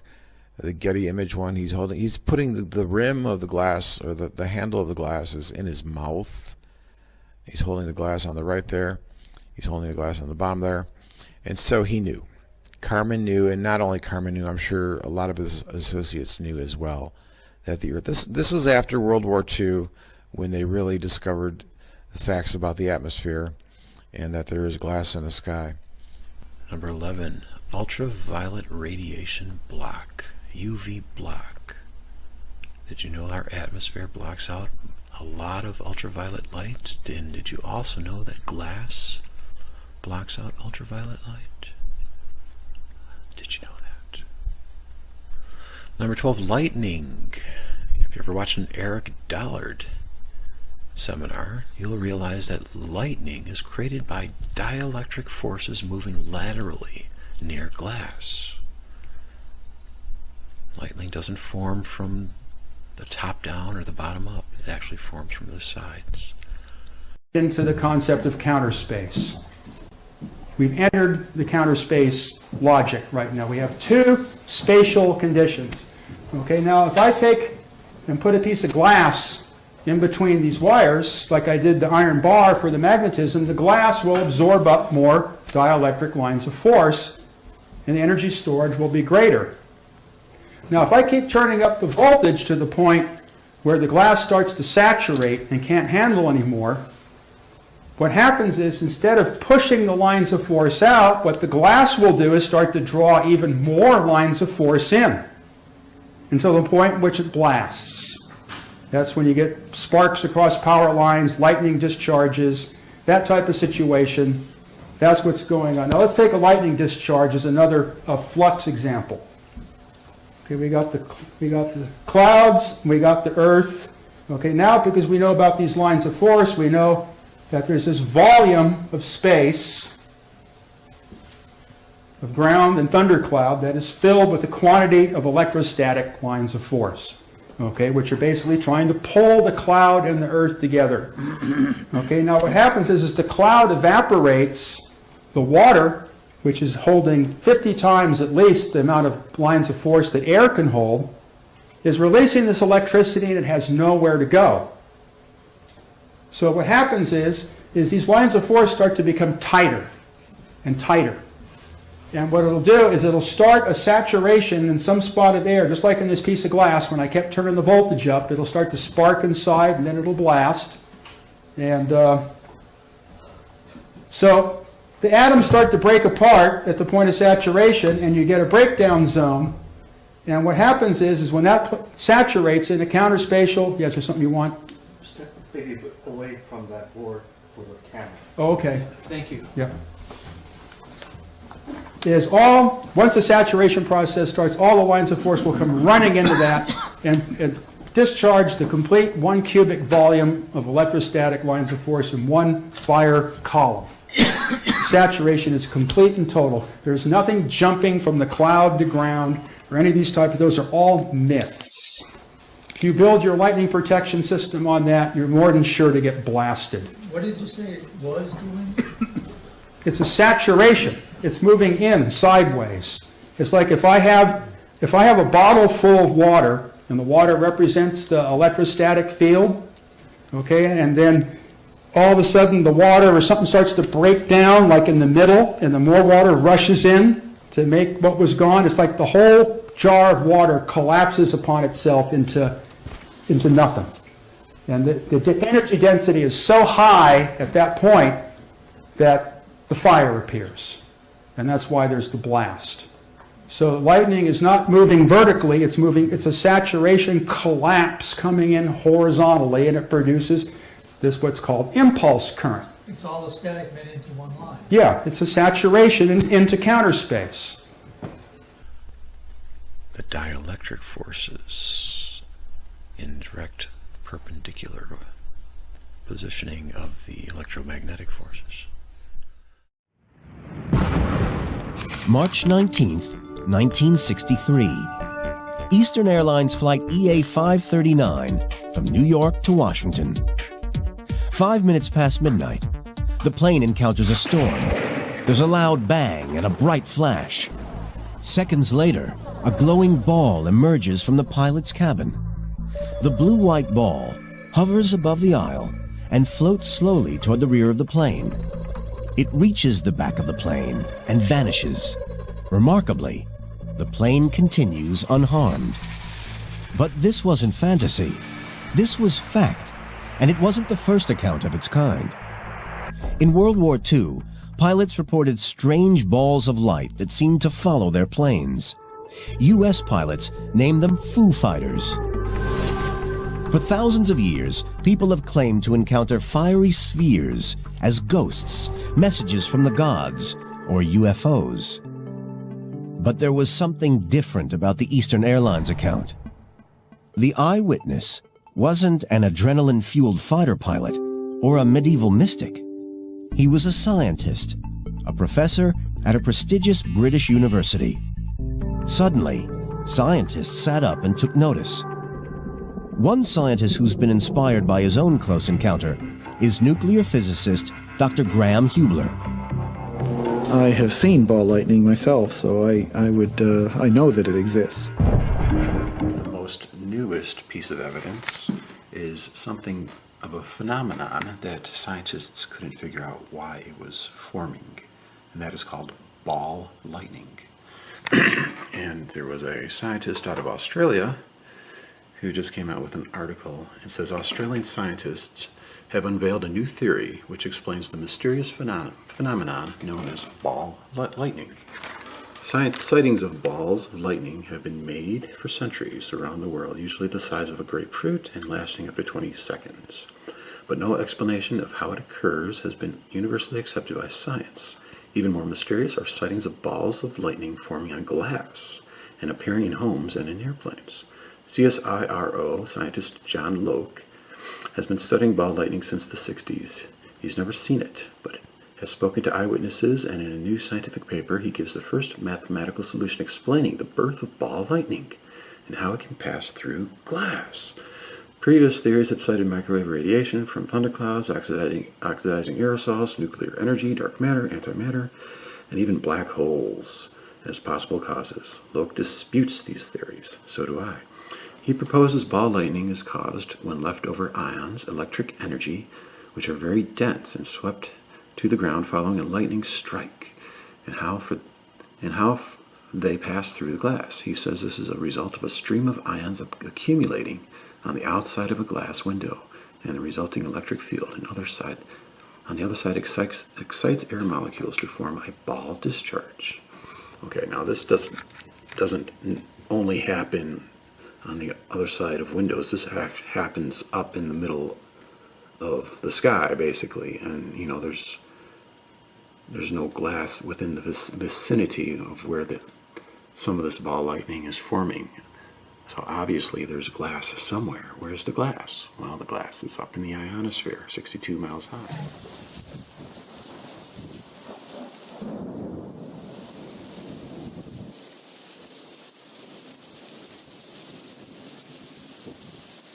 Ball lightning is a result of ions passing through the glass sky. There's a lot of electromagnetic ions going on over here, and that's why it is formed.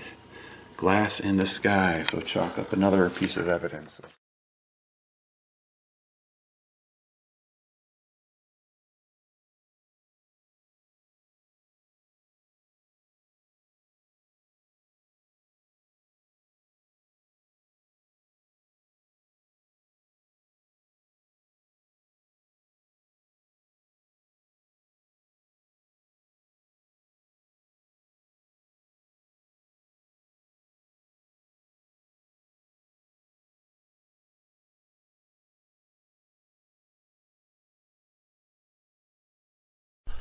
Number 15, Operation Fishbowl. You guys remember Operation Fishbowl in 1962?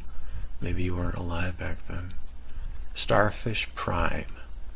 Well, I don't believe they have nuclear weapons, but they said they launched a high-altitude nuclear weapon that exploded at 400 kilometers, and there was an auroral display visible from Hawaii and many other places. See, auroras are created because there's glass. So they burst a hole in the glass sky back then. Operation Fishbowl, does that sound a little bit fishy to you? Well, it should. Number 16, Superior Mirages, Fata Morganas. You know that sometimes at the horizon you'll see this horizontal crease at the edge, and it looks like the sun is going down and going up. It has like a double image to it. Well, that's because the glass actually, due to refraction, creates a horizontal crease, and sometimes it's visible at higher latitudes. Okay, what I want to talk about is superior mirages. Sometimes you'll see a double, like a sunset or a sunrise or a sunset when the sun is going down, and then it has this crease in the sky. It's like a reflective crease. Actually, it's a refractive crease created by the glass sky. Now, scientists will tell you that is due, that's called a superior mirage, and they'll say it's due to the air that's closer to the ground being colder than the air above, and that makes no sense whatsoever. See, they have to conjure up some kind of explanation because they don't profess to believe that there's actually a glass ceiling to the sky, which creates this. Let me show you what they say. Their explanation: a superior mirage occurs when an image of an object appears above the actual object due to the refraction, well, that's true, or bending of light waves from the object down toward the eye of the observer. Downward refraction occurs because air closer to the ground is colder and therefore more dense than air higher up. Well, that's all backwards. I mean, that's not the way it goes. I mean, if you understand anything about the temperature of the atmosphere, it gets colder when it goes higher, not lower to the ground. The sea level, the temperature is consistently decreasing as you get higher. So it makes no sense. So at the higher latitude regions, the polar regions, you can sometimes see this crease in the sky, and that's created because there's a glass sky. That's the only reason. That's the only reason why you see double suns in the sky sometimes. Or sometimes you'll see with the sun rising at one end of the horizon, and the actual opposite end you'll see that sun rise as well, because it's actually creating this refraction or this reflection, or both, toward the opposite end of the inside of the Earth. We're living on the concave surface of the Earth. So I made these animations in Lightwave 3D, and the one on the left is with refraction. Basically, and the one on the right is without refraction. You can see basically there is an invisible sphere, a glass sphere that's covering these two objects, the bigger circle and the smaller circle. And that is, when I turn the refraction on, this is what you see on the left. You see the smaller white circle. Actually, it's not a circle, it's a ball, it's a sphere. It retains the same height as it goes across. So when you see the sun rise and sunset, it's going to retain the same size. However, it is squishing vertically, but that's due to the refraction. Now you also see, look there too, you see that crease right there? That's the crease. That's created by the glass sky. That is why we have superior mirages. It's not due to the lower air being colder than the higher air. That makes no sense whatsoever. So that's why you get that that crease in the sky, that double sun crease, sometimes at sunset or sunrise. I made a graphic about this crease. Let me pull that up. I called it the horizontal crease. And what I was telling you is that like this red line would be the actual crease, and it's usually lower than what we see at the horizon. However, at higher latitudes, sometimes we see that crease. And so, and it also, the glass also gives us the illusion that it's actually, the sky is actually a dome, when it's actually the other way around. So, there's just another piece of evidence. There's so much evidence that there's a glass sky. It's just another one. Number 17. Meteor showers, iridium flares. That's all it is, guys. It's the cyclical skidding of inner space debris, particles skidding, creating streaks. There's also a term called triboluminescence. When you rub quartz together, or you rub a rock against quartz, it will light up. So when you see shooting stars, meteor showers, it's because they're skidding across the glass sky. That's all it is, guys.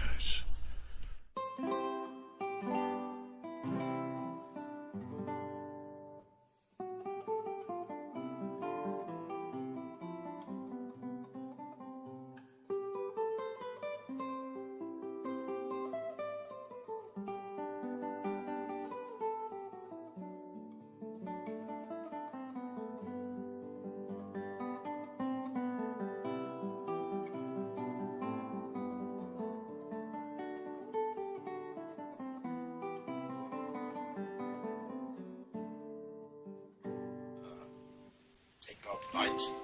Take light.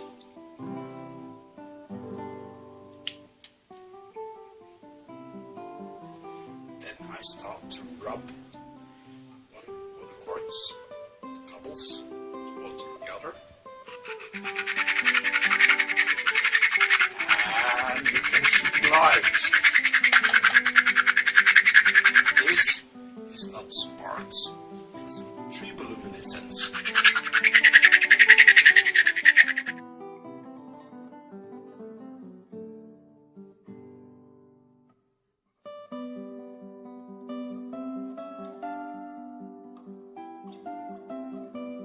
Triboluminescence is the emission of light when something is ground, fractured, or otherwise smashed. This triphenylphosphine bispyridine thiocyanate copper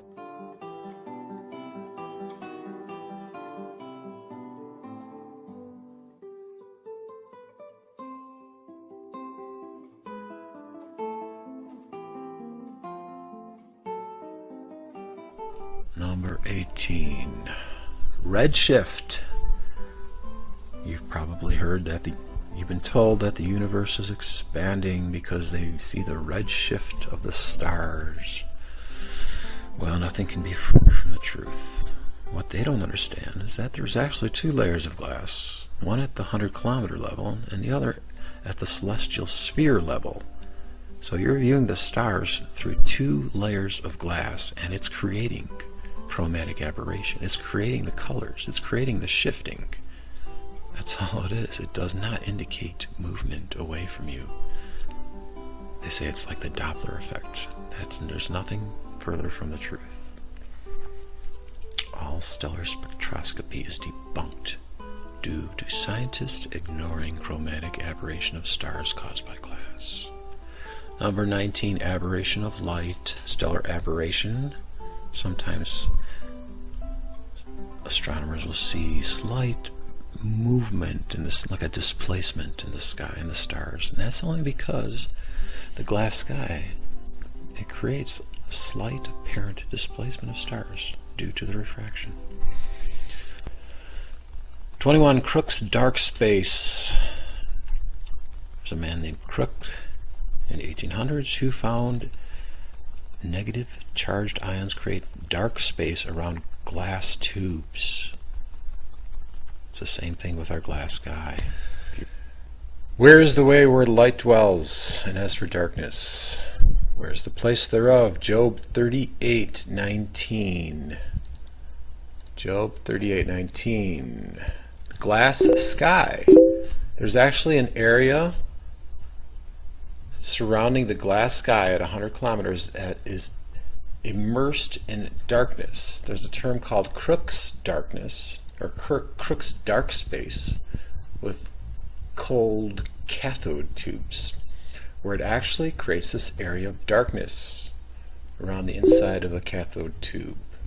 Glass acts like a vacuum tube, like a vacuum chamber, like a plasma ball that contains plasma, in which solar radiation is hitting the geomagnetic radiation of the Earth. I think the Earth has a metal rind to it. I think that this metal rind is slightly tilted. I believe that the continental and the oceanic plates were formed over the metal rind, over the water. I believe there's a layer of water that's sandwiched in here. And Scripture says in Job 26 that I stretched the north over the empty place. I also believe that it was stretched over the south as well, where this area is just plate. There's no metal there. So the continental plates, the sedimentary rock was created by the water.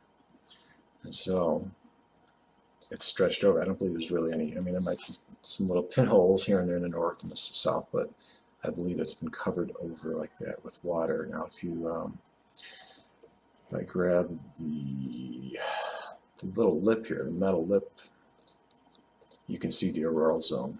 Okay, it's also tilted, right? The magnetic North Pole, the magnetic South Pole, or the geomagnetic North Pole and South Pole, they're tilted, so they're not going to be exactly in line with the true north, the true geographic north, or the geographic south. They're going to be slightly, it's about 10 to 11 degrees. So it's tilted like that. It's also interesting that the poles are flat, right? Well, that would make sense. If it was stretched over with sedimentary rock that created the plates, there's no metal there, so, I mean, the poles of the Earth are flat, right? So this auroral zone, okay, it's just mimicking the opening of the metal rind. This is my theory. And this magnetism of the metal Earth, the metal rind of the Earth, it's coming out from the north, it's going around the outside of the Earth, and it's coming right back up, shooting back up north like that. There's declination within the Earth, magnetic declination. That's like these vertical, semi-vertical lines going throughout the Earth that are caused by a deviation of the vertical magnetic flux. So the continents, you know, there's stuff in the continents, whether it's metal or whether it's changing the direction slightly of the magnetic deviation, which wants to go perfectly vertical. So the sunlight within the Earth, here's the sun's rays. During the auroras, the end of the sun's rays, the auroras happen like in the cold, in the wintertime, or getting close to the wintertime. So let me just tilt that sun a little bit.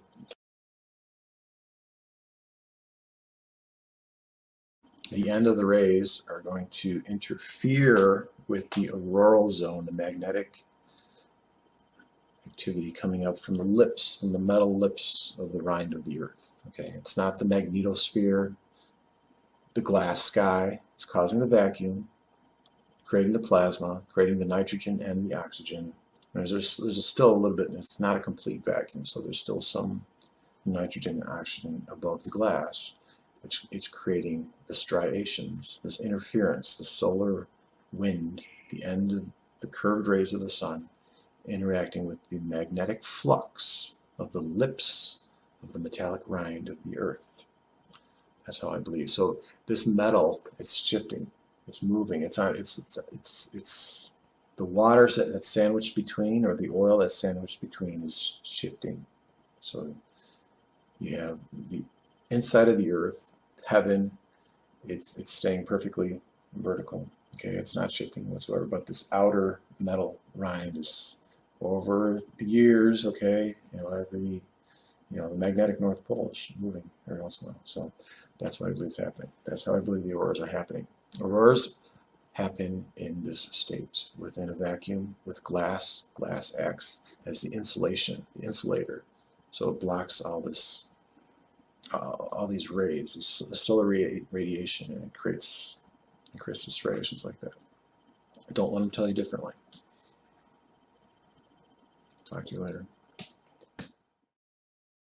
I believe that the magnetic current or field lines are wrapping around the outer edge, going in and out from the north and south. I believe there's actually openings in the north and south of the rind. Okay, I believe those openings are covered over with continental plates. I believe that's also why the poles of the Earth are flattened, because they don't have that outer metal covering. And these openings are offset. The rind is offset slightly. If you'll notice the auroral zone, it's like 10 degrees offset. It's not perfectly aligned with the geographic north and south poles. And I believe that this rind is precessing, slowly shifting, because I believe that there's like layers within the Earth, whether they be water or oil, that's actually lubricating the outer rind to press us back and forth. I believe that's also why the magnetic north and south poles shift, because of this precessing effect. The magnetic north poles are not precisely in unison with the shift. I believe that's because of the different perturbations that are happening within the Earth, but for the most part, I believe that this is like a rocking back and forth mechanism.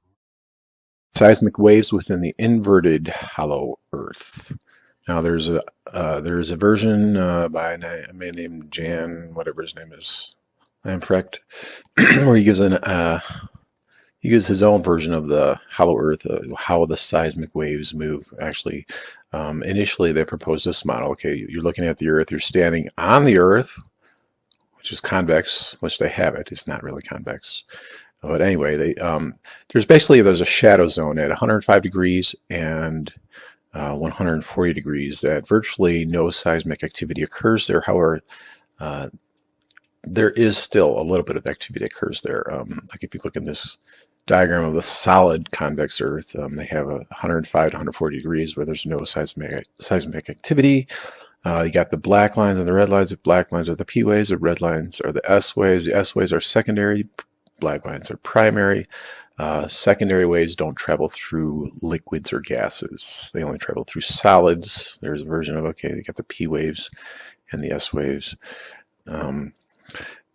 Problem is, okay, basically going back a little bit, there's a man named Moho Rivičić, seismic discontinuity. Basically, in Croatia, early 1900s, he talked about 35 kilometers below, there was a rapid acceleration in velocity at that level when there was an earthquake here in Croatia, basically. So he concluded that the material has to be denser. It has to be denser than basalt rock, basically, because basalt rock, granite rock, has densities of 2.6 to 3.0. Okay, so metals have a higher density. So basically, seismic activity, seismic waves can travel faster through metals, especially obviously fastest through platinum or gold.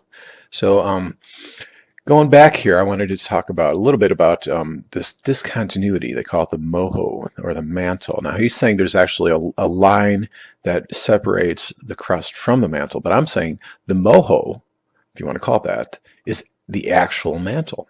Okay, this is my version.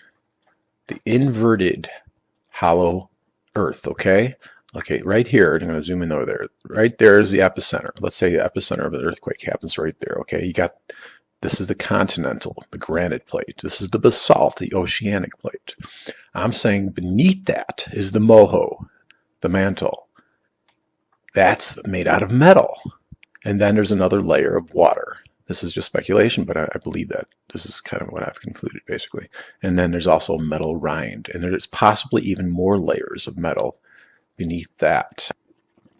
Okay, you have the epicenter of the earthquake. And the red line would be the secondary wave. The yellow line would be the primary wave. I'm saying that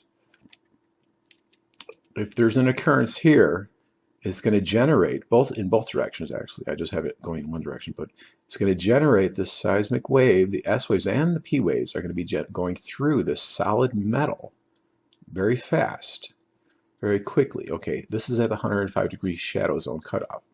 So the red line abruptly stops because it's entering the liquid. Okay, there's a liquid here. This is what I'm saying. I'm not sure, I'm just speculating. And the P wave continues on into the liquid, but it's too weak to reach the surface. So you still get some seismic data within this shadow zone, but you don't get that much, basically. That's what I interpret. That's what they tell me, basically. So anyway, what's going on here, I believe, is that the P wave is continuing onto this liquid, and then it's beginning to reflect back, curve around back. So basically, at the surface here, okay, here's the ocean, here's the land. When you're detecting seismic activity below, obviously the signal is getting weaker because it's getting further down, but you're still detecting it. Okay, once it enters, once it exits the mantle, the moho, and enters the liquid state, you can barely hear any seismic activity whatsoever in this shadow zone. Especially, you cannot hear any S waves. But the P waves continue on, and the P waves reverse back, and then they hit the other side of the Earth. So that is actually a biblical model too, as well, because if you look at Psalm 12, the words of the Lord are pure words, as silver tried in a furnace of earth, purified 7 times. Silver and earth and 7 times. It's very interesting because Cyrus Teed, now, a lot of people think he's a whack job, but actually he was a very intelligent man. And looking back in retrospect, I think he was a little bit too, I don't know, he's just a little bit too static, too rigid in some of his terminology, but he had it right. He said, okay, the universe is an agar shell obtaining as a structure perpetually recreative and existent. It is limited by the environment of its shell circumferentially and by the astral nucleus centrally. Now, number 3, its circumference has 7 metallic layers of superimposed strata. Okay, 5 mineral strata. Okay, so he's basing this, I'm not sure if he's having divine revelation. He said he did, actually, but I tend to believe, yeah, the Earth has a metal rind to it. Earth also rings like a bell. Okay, so basically you have this metal rind. If I can even add the other layers too. If it does have these other layers here, basically you have these layers, and they're sandwiched between. I think Cyrus Teed actually said there was like a mercurial solution in between them, but you know, this is speculation. But this works. This works much better than the solid Earth hypothesis, as well as the convex hollow Earth hypothesis. Jan Lamprecht basically saying that initially, okay, this is your initial version of the seismic activity on a convex planet that happens to be hollow in theory, basically. But they only have the S and P waves going to about 80 degrees, and so this is where they would need to go. And so they have to revise their model to create this much smaller interior, this much smaller hollow interior. And they have to say, well, okay, then the S waves are gradually speeding up as you get deeper and deeper, as the material becomes more denser, and then it transitions, and then it starts to shift and become less dense, so it slows down. Now, this is all conjecture and theory, and it's just a ridiculous model, because if you understand anything about information being suppressed and true nature, I mean, watch my other videos. This is the true nature. We are living inside the concave edge of the Earth, which is stationary. Cyrus Teed performed a rectilinear experiment in 1897, and there's also the Tamarack Plumbob mineshaft experiments, which showed that the plumbobs actually diverged at the bottom of the mineshaft. So basically, one thing that Lampert does right is that he does attest that the shadow zone is not completely void of seismic activity, as a solid Earth would lead you to believe. And another thing about the solid Earth is they have to figure out why the P waves are reaching the other side of the Earth a lot later than they should. And so basically they're saying that that's why they create this, I guess you would call that the outer core. But they're saying that there's higher elasticity there. It's not necessarily lower density. It's just all theory and conjecture and bullshit. Okay? Just understand that there is a metal outer edge to the Earth. There's at least one metal outer edge to the Earth. The Bible confirms that, Cyrus Teed confirms that, and seismic activity confirms it. Okay, these seismic waves are moving very fast through this medium, especially when it hits the so-called moho layer, the mantle, 35 to 50 kilometers. So that's the true nature of the universe. We are living inside it. So April 21st of 2013. I talked about seismic waves, actually confirming a highly dense metal-encased hollow rind to the concave Earth and possibly concentric layers as well, with water or oil sandwiched in between. And so this whole thing is pressurized. It's one big pressurized container. That's what Earth is. And so this is what would be happening. You would be getting higher pressure and higher temperature the further down you went. And so there's a cutaway of the concave Earth. And as you can see here, the bottom of the oceanic or the continental plates is going to get extremely hot. And because of the high pressure, because of the high temperature, that magma is melting and it's butting up against the highly dense layer, and it has nowhere else to go, so it creates these fissures in the actual plates, and it seeks less pressure. And since less pressure is only found in higher elevations, it finds the highest elevation possible, which would be the top of mountains. And eventually it builds up to a point where it cannot contain it anymore and it explodes, and that's how we get the volcano. Also to do with pressure, heat, and the metal rind of the Earth blocking the molten magma from actually going any further.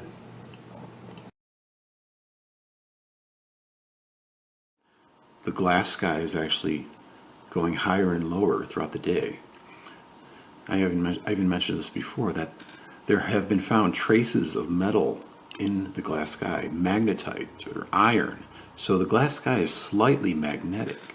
And so as the moon orbits around, because I believe the moon as well is metal, so the moon is actually pulling the glass sky closer to itself as it moves around the inside of the Earth throughout the day.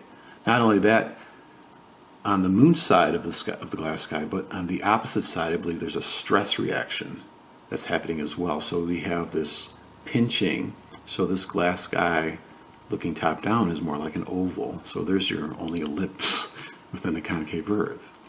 So this glass sky is moving around throughout the day. I believe the sun also is magnetic, but it doesn't have as much effect on the glass because it's further away.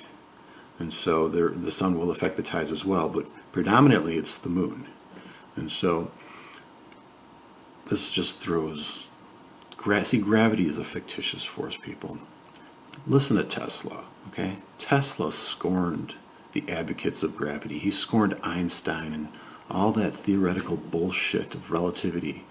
It has nothing to do with it. It's universal compression. You are being pushed to the ground, not pulled by this fictitious force of gravity.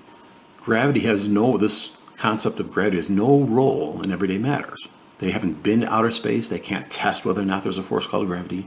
They just assume based on what? Tides? Well, I just explained to you why tides work. It has nothing to do with gravity. What else? The orbits of the planets? No, that's not because of gravity. I explained to you. I show you why the orbits of the planets work. It has to do with magnetism. It has to do with the temperature. When the planets get closer to the sun, they speed up. It has nothing at all to do with this fictitious force of gravity. See, they have to have this concept. It's this ad hoc concept. Oh, well, since the Earth is spinning and we're being held down to the Earth on this convex Earth, we have to make up this force. We have to, something has to be, it's just like just making up flying pink unicorns. It's the same fucking concept. It's fictitious. Okay, so on the other hand, gravity is the dominant force at the macroscopic scale.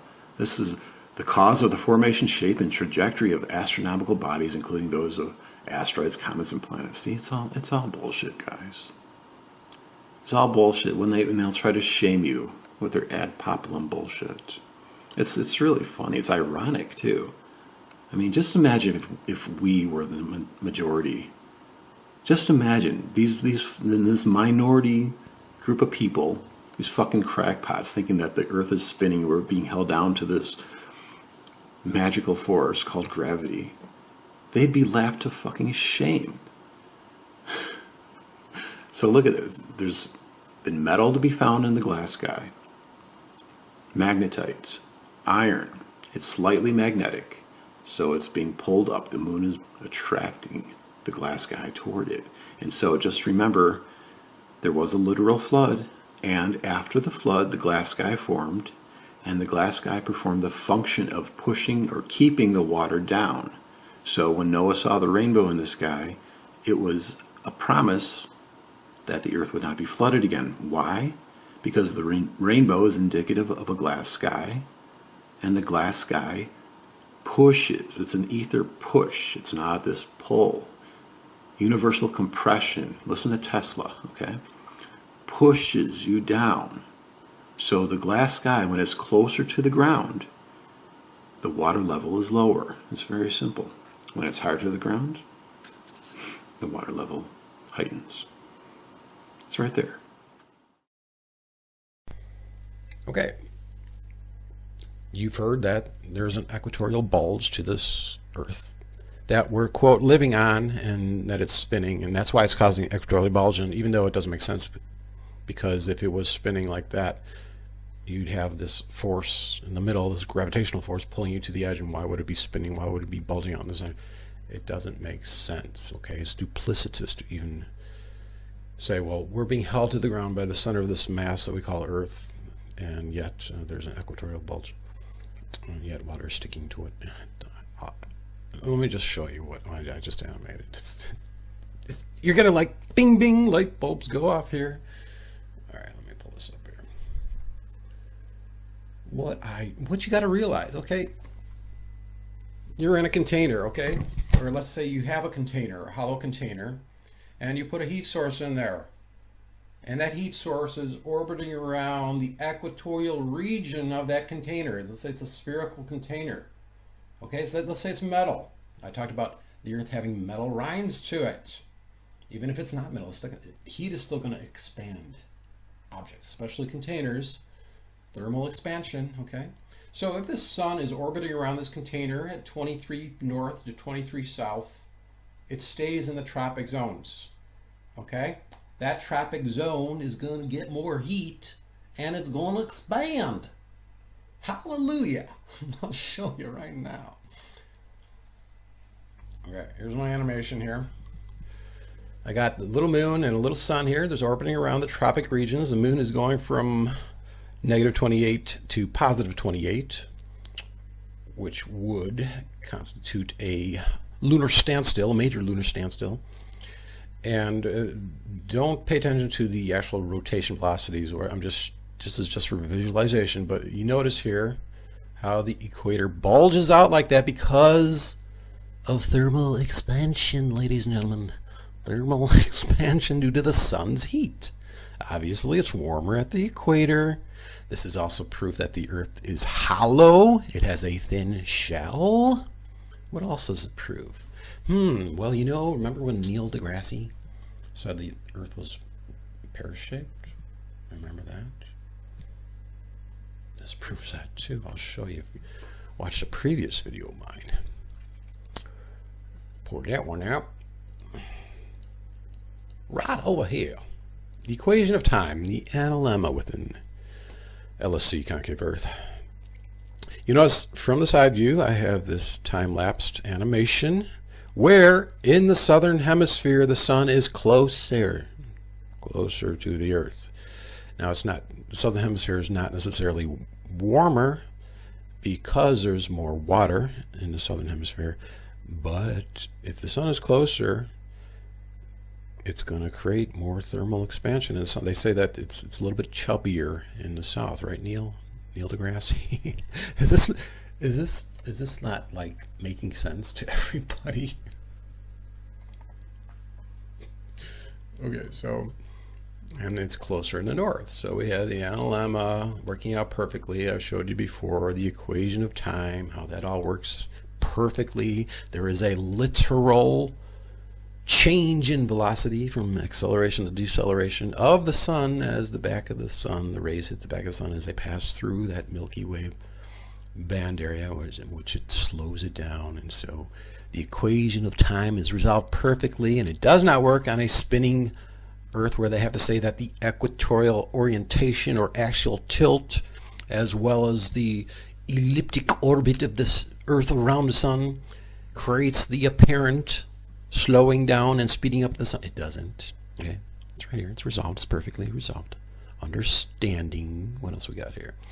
We got the moon. Okay, lunar solar precession makes a lot more sense if that moon and that sun are in a container and there is pressure. Okay, there's pressure within this container. Now as this moon and the sun move north and south within that tropic region, a little bit higher and lower for the moon obviously, it's going to cause a pressure differential. So there's a little bit more slop over here. Now imagine like you have like a ball and socket joint. Okay, ball and socket joint. Okay, now let's say that ball and socket joint is a little bit loose around the equator. You're going to have a little bit of slop there. Okay, slop. We have slop at the equatorial region within the pressure zone here. Okay, we're talking about pressure. And there's a little slop, there's a little play. You know, it's like a ball bearing. That's a little bit loose. That is what's causing the precession of the celestial sphere. When? Okay? The sun and moon, they have more play here. And so the celestial sphere gets slightly, I mean, we're just talking very minutely confused, and it wobbles a little bit. Very, very slightly. Very, very slightly. Now keep in mind, I didn't animate the bulge at the southern region to show the pear shape, but we also talk about, they also talk about the poles are flattened. Okay, well obviously this would actually cause the poles to be flattened a little bit. I also mentioned before in a previous video a long time ago where I talked about the auroras, and I believe there's a metal rind to the Earth that has layers. That's another indication, a reason why possibly that's another reason why the poles are slightly flattened. Okay.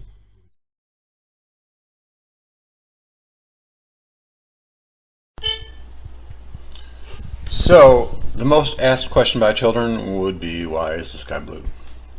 And it's a very good question, and it's a question in which adults give the wrong answer to the children. It's really sad too.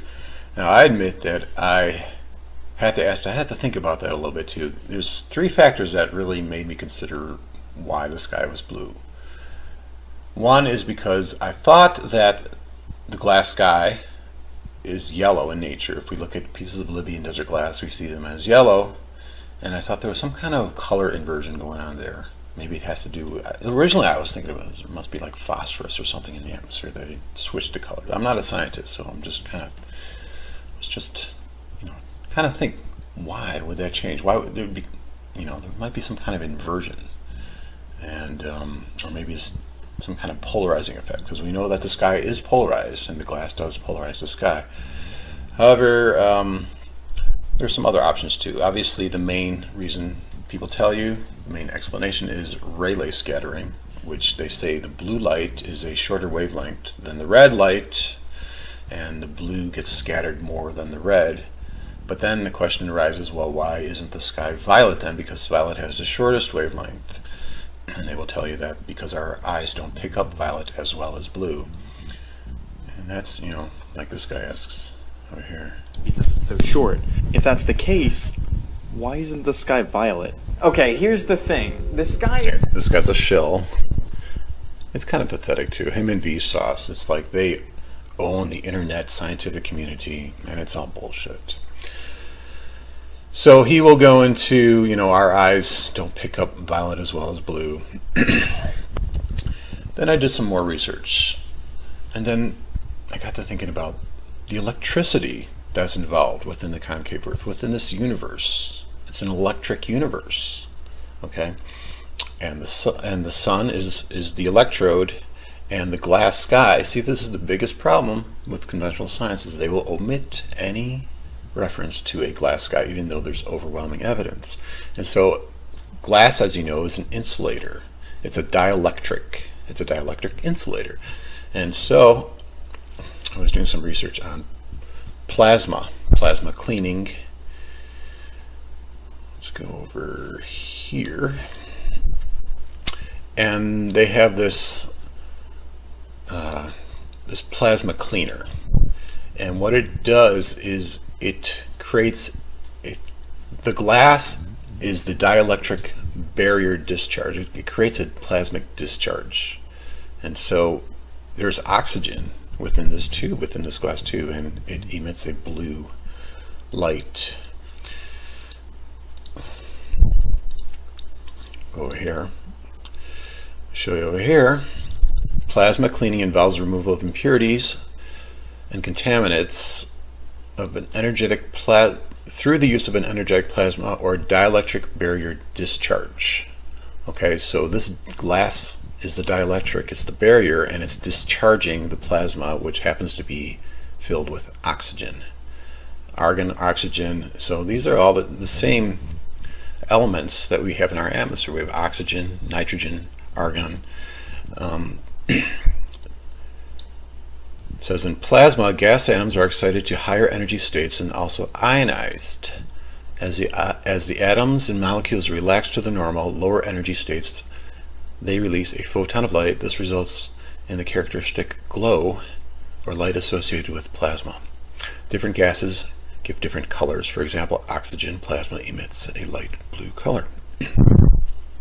So it's right there. The explanation of why the sky is blue is because of the plasma, the oxygen in the atmosphere, and the fact that it's being emitted by the dielectric barrier discharge glass sky. So they have this little diagram here, okay? You have a high voltage electrode on one side, and then you have a ground electrode on the other side. So sandwiched between that is the dielectric barrier and the discharge. So in my graphic, the dielectric barrier would be the glass sky, and the discharge would be the oxygen emitting the plasma, as you see here. So we have the sun, high voltage electrode, the glass sky is the dielectric barrier, the oxygen plasma is the discharge, and then we have a ground electrode. So we have a beautiful capacitor going on here with the glass. The glass is creating the blue plasma. Now when it's red at the sunset or sunrise, I believe that the actual glass sky is refracting the colors. Red, as I told you before in a previous video, red is the least refracted color, and so all the other colors get refracted away. So that's why we pick up the red. But the blue, I do believe it's because of the glass sky acting as a dielectric barrier that discharges the oxygen. You know, we have the ozone, right? The ozone layer, it's below the stratosphere. So that's why when we get up higher, the sky does not stay blue anymore. We're out of the oxygen zone. We're out of the ozone, okay? It's very simple, guys. Once you understand, we're living in the concave Earth, the concave stationary Earth. There's a glass sky that acts as a dielectric barrier, an insulator, which creates this plasma. It's very simple. That's why the sky is blue. Okay?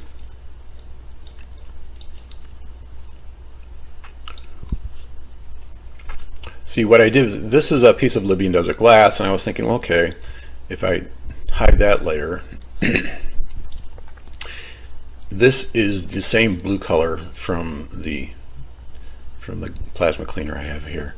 And so if I overlaid that Libyan desert glass color with an additive light, so let's just go overlay, it really does not affect the blue that much. So that's why I negated the yellow glass, acting as some kind of color inversion to create the blue sky. So plus when we look along the horizon, we see the blue mist. I mean, if we look at like mountains like 5 miles away, we'll see they are being gelled through this blue, and that's the plasma. That's the plasma in the atmosphere, the oxygen. And that's due to the fact that we are underneath a glass sky that acts as a dielectric barrier, which discharges the plasma. So this is the real reason why the sky is blue.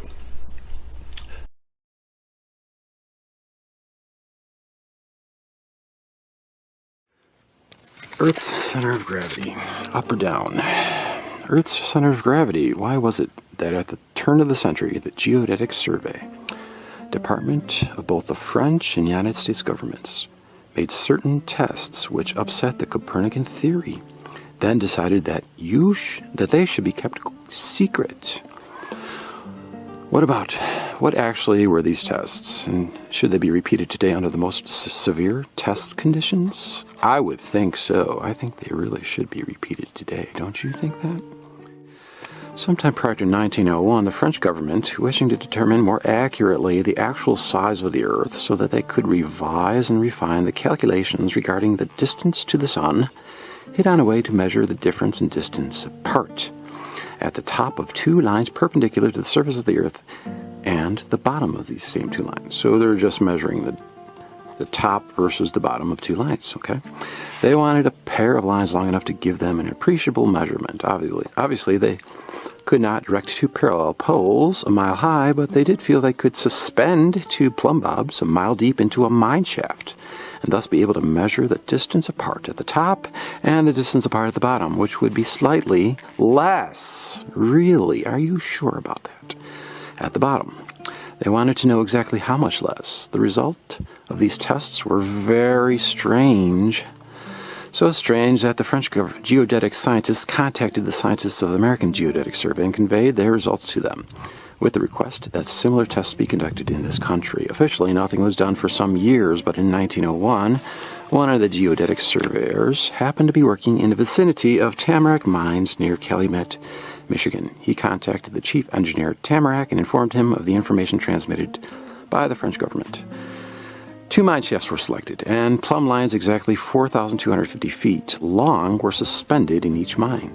At the end of these lines, a 60-pound bob was hung in order to prevent movement through a horizontal direction. Each bob was suspended in a tank of oil placed at the bottom of the mine shafts.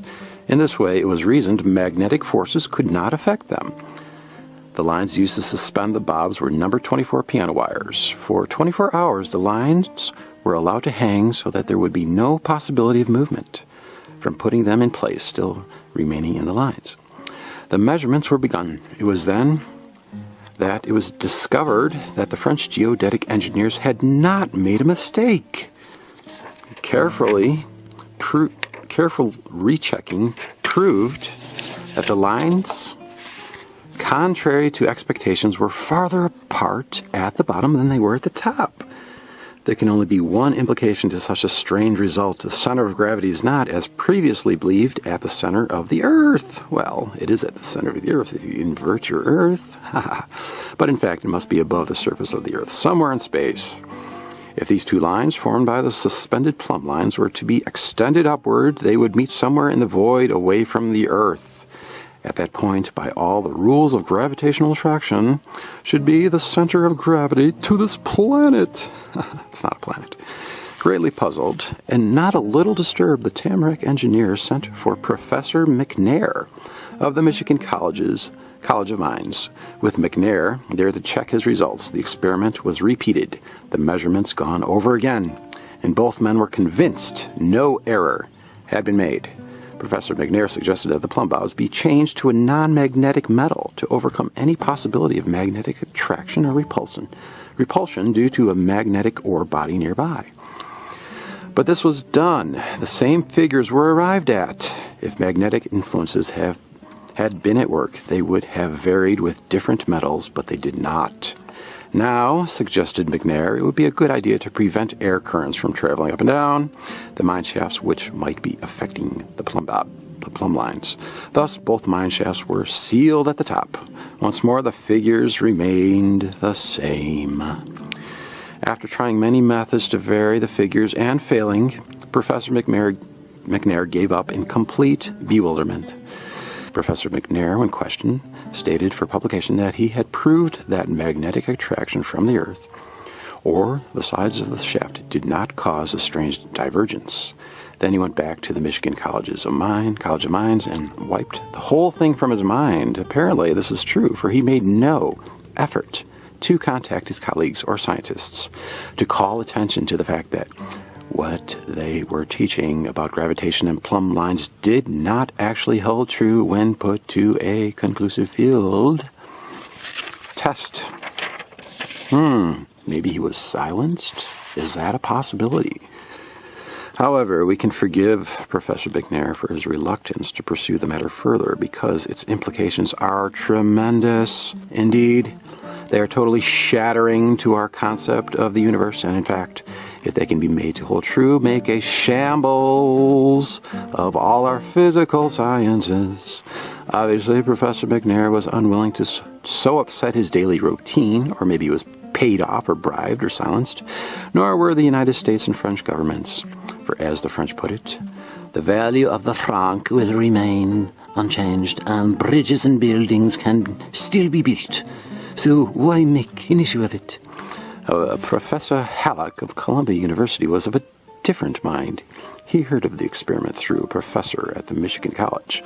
He held that this actually was a traction upon the plumb lines, and in a very astute article told how easily the matter could be settled by using phosphor bronze wires instead of piano wires and lead bobs instead of iron bobs. The Tamarack engineer, delighted to clear his mind of its confusion, followed these instructions to the letter and came up at precisely the same measurement as before.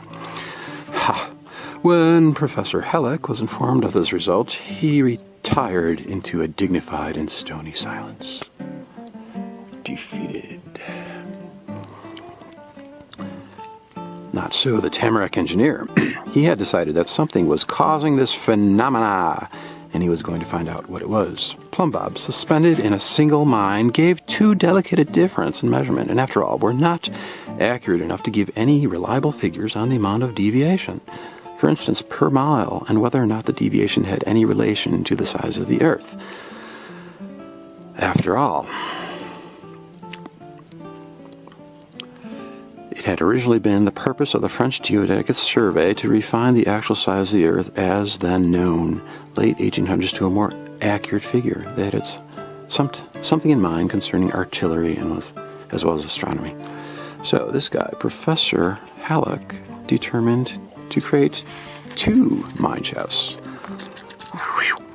A second series of experiments were conducted at Calumet, Michigan. This time 2 elevator shafts into the mines were used instead of 1. Now this is important because Donald Simonek's refutation of the Tamarack mine shafts, he's claiming that the 2 separate mine shafts experiment was never conducted. And if it wasn't conducted, first I have to question his integrity as an empirical scientist as to why not to reconduct the experiment. But in lieu of that, or instead of that, or regardless of that, he's basing his deviation based upon a proposed centrifugal force created by a spinning Earth, and however you can't account for that deviation with farther apart mine shafts, so his debunking totally falls through the window.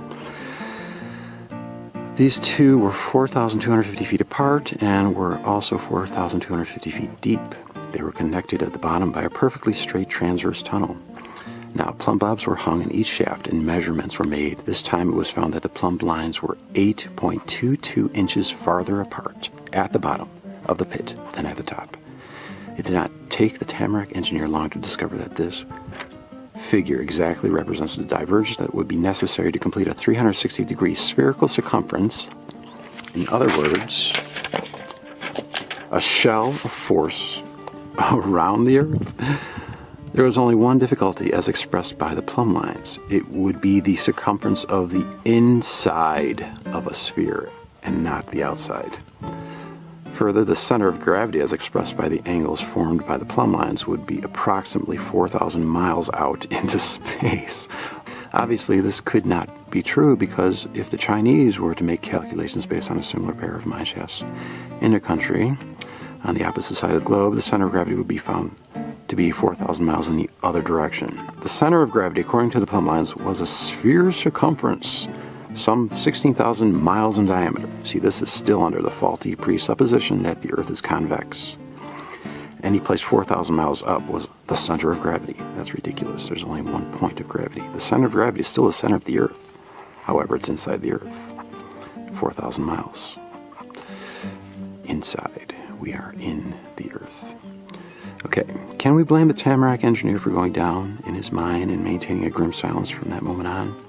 A United States Geodetic Survey crew for 2 years conducted further experiments, among them measuring the surface of a long lake in Florida on the theory that water conforms to the true curvature of the Earth. of the Earth's surface. It's true regardless of how the land may be, thus giving a true level, only to find that water curved uphill in each direction rather than downhill. Now you may think, if you look at a horizon, you see a boat in the distance and the boat is clipped at the bottom, and you think, oh, there, the Earth is convex, is spinning. No, actually that's not true. The water is rising due to an optical illusion caused by an inferior mirage. Is anybody smart enough to figure out what's wrong with this picture? A strange message on Mount Rubidoux. The words "Google Flat Earth" were found carved into the riverside hill in letters that were 10 feet long. Anybody? Anybody figure that out? I wonder if the Vandals figured that out. I guess that's saying something for the mentality of the flat earthers.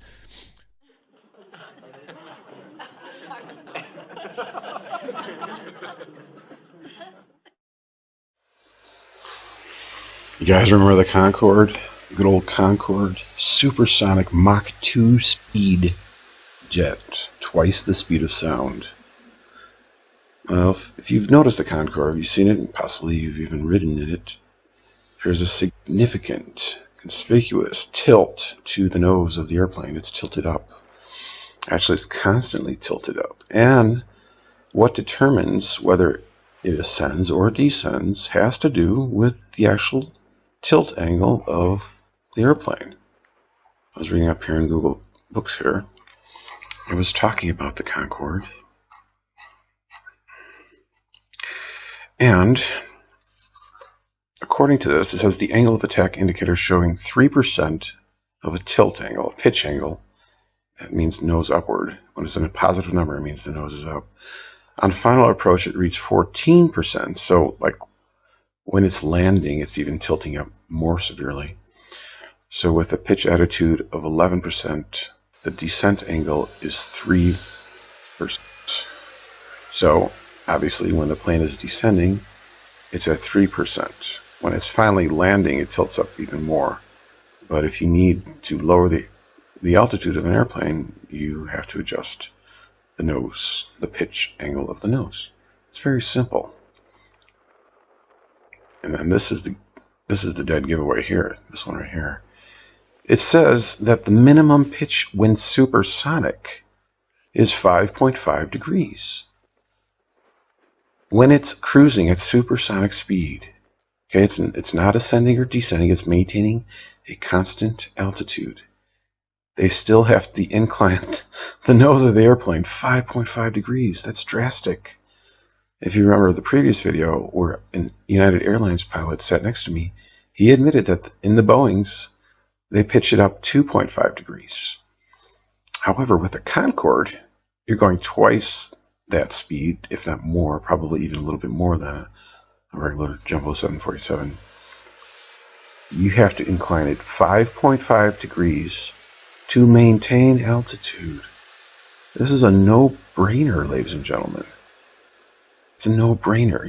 The faster you go, obviously, you're going to have to pitch that angle higher because, you know, you're moving within the spherical cell of the Earth. It's concave. And they have to pitch that. They have to pitch it up 5.5 degrees. Minimum. A minimum pitch of 5.5 degrees. Okay. This is a silver bullet. This is the silver bullet. It's the aluminum bullet of the concave Earth. It's a no-brainer, ladies and gentlemen. It's a no-brainer. You're living inside the spherical, concave, cellular Earth. Thanks for watching. The lengths that the powers that be will go to hide concave Earth information. I'll bring up this quote again. This was a threat that I received a while ago by somebody called Matt Jones, whose Facebook account does not exist anymore. It says, my superiors have informed me I'm to give you a reasonable doubt. We will tell you this. Absolute evidence of concave Earth exists and is kept highly secret. It's kept highly secret. They've got a lot to lose, so they're protecting this. Okay, so we have this video. Remember Wolfie, my friend Wolfie,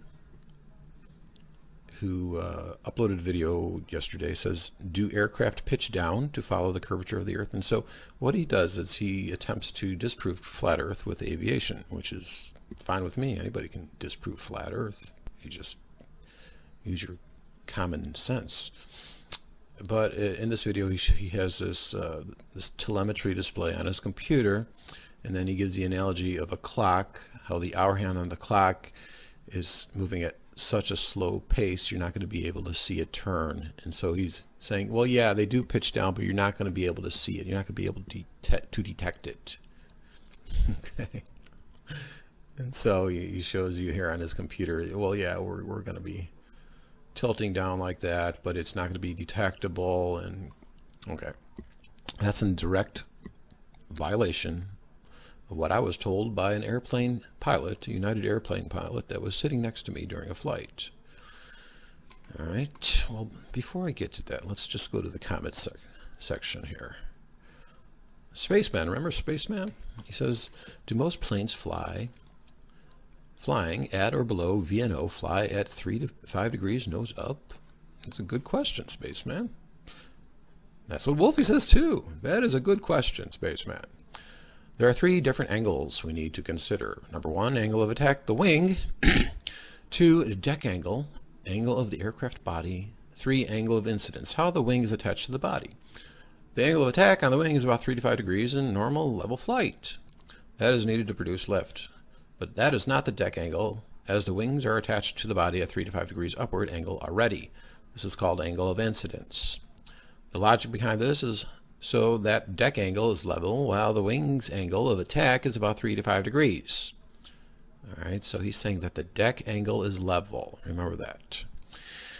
This has many benefits. Better aerodynamics, less fuselage drag, more comfortable to walk around the cabin during cruise when it is level, better visibility for pilots, etc. The biggest reason is better aerodynamics. You know, Wolfie, you might as well work for NASA. Never a straight answer. Anyway, let's keep going on here. You can see the angle of incidence is very clearly. You can see the angle of incidence very clearly in this photo. The wing is angled, but the body is level. Okay, I'm not disputing you there, with Boeing's anyway, that the wing is not level with the cabin. But I am going to have to call you out on your bullshit here. Because, excuse me, according to this United pilot, it is the cabin, the fuselage, that is inclined to 2.5 degrees, and not the wings. All right, let's play that. Tilted upward, like we're going inside or hugging the inside surface of a sphere. Well, this airplane flies at about 2.5 degrees nose up. It's level flight. So the nose it's a nose up. Why is the nose up? Well, they designed it that way. They make the wing fly level, but the fuselage has a tilt to it. Okay, so that's a direct violation of what you just said, Wolfie. Mr. Pilot here says that the wings are level, but the fuselage is tilted up 2.5 degrees. Now, you're going to protect the secret, aren't you guys? Do all planes have nose up? Most Boeings do. I don't know about like the French and the Airbus, but the Boeings usually fly at 2 to 2.5 degrees. Nose above level horizon for level flight. That's the fuselage. You know, yeah, I see the Concords do that too, right? Yeah, well, that's different. Now, let's talk about the Concords. Now, I don't believe the pilot here gives you accurate information about the Concords. He's saying that the Concords, the faster you go, that nose is going to tilt down. But if you just look into the documentation of the Concorde, this was on a previous video I talked about here, it says that the minimum pitch when supersonic is 5.5 degrees. You're going to have to pitch that angle higher because, you know, you're moving within the spherical cell of the Earth. It's concave. Okay. The minimum pitch of Concorde, you're going fast, you're going at least almost 3 times as fast as a Boeing 747. And you're pitching that up 5.5, the minimum, a minimum pitch of 5.5 degrees while cruising. Okay. You're running out of real estate. It's not angle of attack to generate lift. I mean, that might be partially true. But if you're in a container, which you are, and you're going very fast, you're going to be losing a lot of altitude if you go level. if the nose is level. That's very simple to understand here, Wolfie. Let's go back to your video, Wolf. Thus, they are not eliminating drag. Eliminating drag is exactly counterproductive for nosing up, especially at Mach 2 to 3 speeds with the Concorde and SR-71. Angle of attack falls apart when you simply realize the craft is running out of real estate, especially when going Mach 2 to 3 speeds. If you are consciously aware of concave Earth and attempting to hide it, shame on you. And Wolfie just goes on to ignore me and have this little circle-jerking conversation with Spaceman here. Okay, let's go back to this pilot testimony video. I'm going to go to the almost 9-minute mark. You're almost looking kind of uphill. Yeah, right. So. Said you're almost looking uphill. He's talking about when you're in the back of the camera. Let's go back a little bit here. Actually sit in the very back, and you can look in the front of the airplane. You can see you're almost looking kind of uphill. So he's saying when you're in the very back of the airplane and when you're looking toward the front, he said it's as if you're almost looking uphill. Okay, that's a direct violation of what you just said, Wolfie. Direct. You're hiding concave Earth reality, and shame on you. Yeah, right. So. Of course, and also you can take a cup. Anybody can have, liquid in your cup on the tray. 8 times out of 10, that tray is going to be level with the floor. Probably more than 8 times. Probably, maybe 95% of the time, that tray is going to be level with the floor. And when you watch the liquid at the bottom of the cup, looking down into the cup, you will see. It simply adjusts. You will see that the liquid will accumulate toward the bottom of the cup, indicating that the nose is tilting up. The fuselage, not the wings, Wolfie. Remember we had our little history with Wolfie here, where he brought up aviation maps, Jeppesen aviation maps, which indicate concavity to the Earth. Notice the latitude lines are all frowning. That's because a satellite, which is situated at the equator, is simply pointing down inside. And so it's generating these contour lines of the latitude lines. They're all frowning like that. And it's probably for legal reasons they have to show it like that, because that's the way it is. These satellites are hovering at these geostationary equilibrium points because there's a giant octahedral magnet in the center of the Earth. So yeah, you're busted, Wolfie. I'd like it if you actually, if you're a pilot, why don't you tell us your name, give us your credentials, instead of just being a shill. I mean, I appreciate you helping me bust flat Earth, but you're hiding concave Earth. Direct violations here. Direct violations. SR-71 is going to tilt 8 degrees nose up. You're going at Mach 3. The faster you go with a plane inside the Earth, you're going to have to tilt that up more. Now that would make no sense whatsoever if you're trying to eliminate drag. You would want to tilt it down. You would want to get it as level as possible, but you're simply running out of real estate. So they're hiding this information from you. It's the pact. It's the pilot pact. It's the AAPP, the Australian Aviation Pilot Pact, or the American Aviation Pilot Pact. Never a straight answer. Oh, is it the fuselage that's tilting up, or is it the wings that are tilting up? Is the Concorde nosing down the faster it goes, or is it tilting up the faster it goes? Documentation would show that it's tilting up the faster you go. Welcome to Cell Earth Reality. Thanks for watching. Are you the pilot? Oh, okay. Yes. Am I allowed to say hi?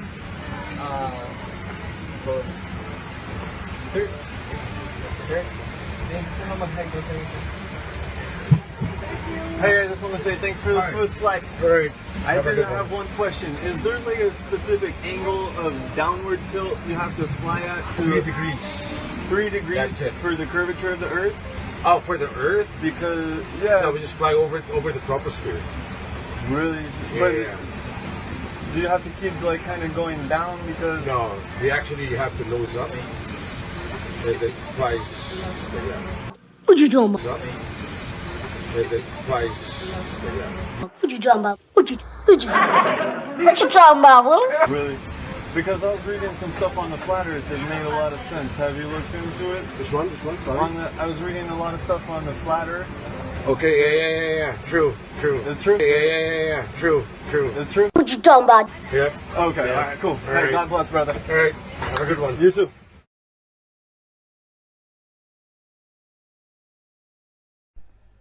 Looking at you through the glass, don't know how much time has passed. Oh God, it feels like forever, but no one ever tells you that forever feels like home. Sitting all alone inside your head.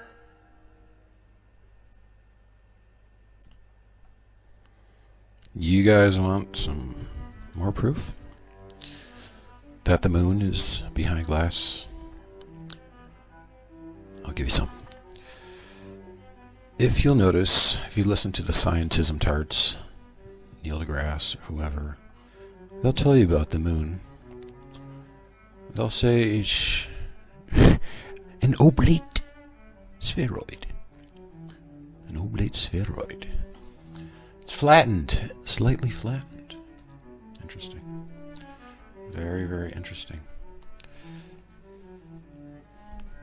Forget what your eye may tell you about a perfect full moon hanging in the sky. Researchers say it's not a perfect circle, but in fact slightly flattened. And it even got bulges on its side. There's another one. Myth. Well, they give you the myths about the moon. Is the moon perfectly round? To the eye, the moon appears round, and it's natural to assume that it is actually spherical in shape, with every point on its surface equidistant from the center, like a big ball. Not so. The shape of the moon is that of an oblate spheroid, meaning it has the shape of a ball that is slightly flattened. Slightly flattened. Interesting. Okay. Let's check it out behind glass with refraction. Now, there's my moon, okay? I put these dark bands around the moon to help you understand, or give you a better understanding of the sphericity involved with the moon. The same thing with the sun. Okay? So I brought that through my modeler my layout version of Lightwave here, and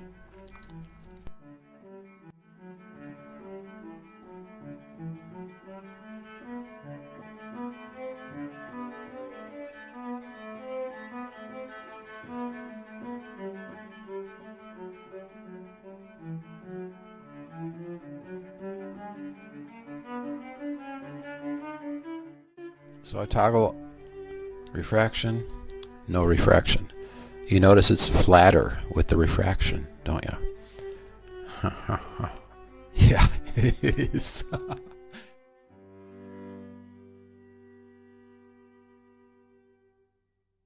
Okay, what makes more sense? That the moon is not perfectly spherical, and like Neil says, it's an oblate spheroid that's slightly flattened, or we're looking at it through the glass.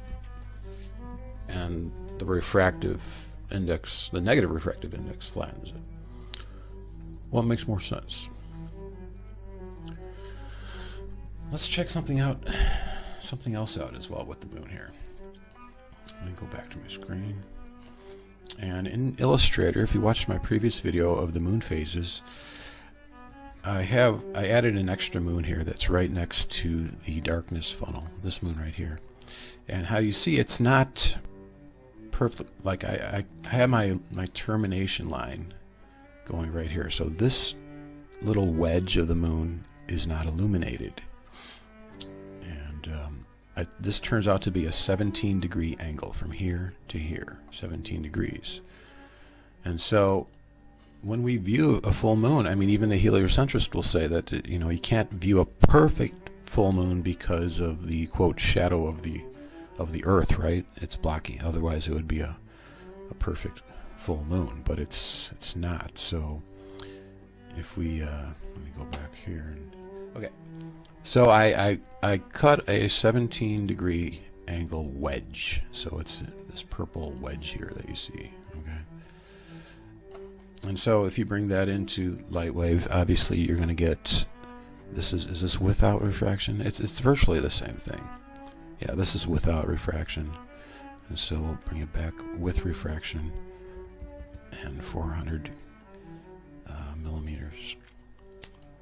Yeah, so, and this is not going to be a hard edge, it's going to be feathered basically. And so if you look at some pictures of full moons, you'll see that full moon, you're going to get a slight shading to one side. You see how the craters are more defined? That's supposedly a full moon. Or this is not a full moon, but you see where I'm getting. So there's going to be that slight shading. So that's the result. But more importantly was my first point being that the reason why we observe the moon as slightly flattened is because we're looking at it through the glass. Look at that. Slightly flattened. Interesting.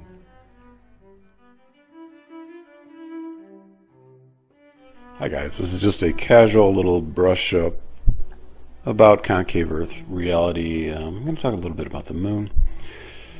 If you watched Crow 777's video and about the moon, where he talks about, well, the moon doesn't seem naturally illuminated like a sphere, and normally it's a good reason to believe that it's, well, you might think it's not round, not spherical, but it is spherical.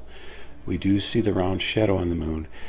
The problem lies with your understanding of the shape of the Earth and how light works within the Earth. I say within the Earth because, as you know, I advocate a concave Earth, and since the moon in the concave Earth model is on the opposite side of the sun, which is on the opposite side of the celestial sphere, we see that the moon gets hit from both sides.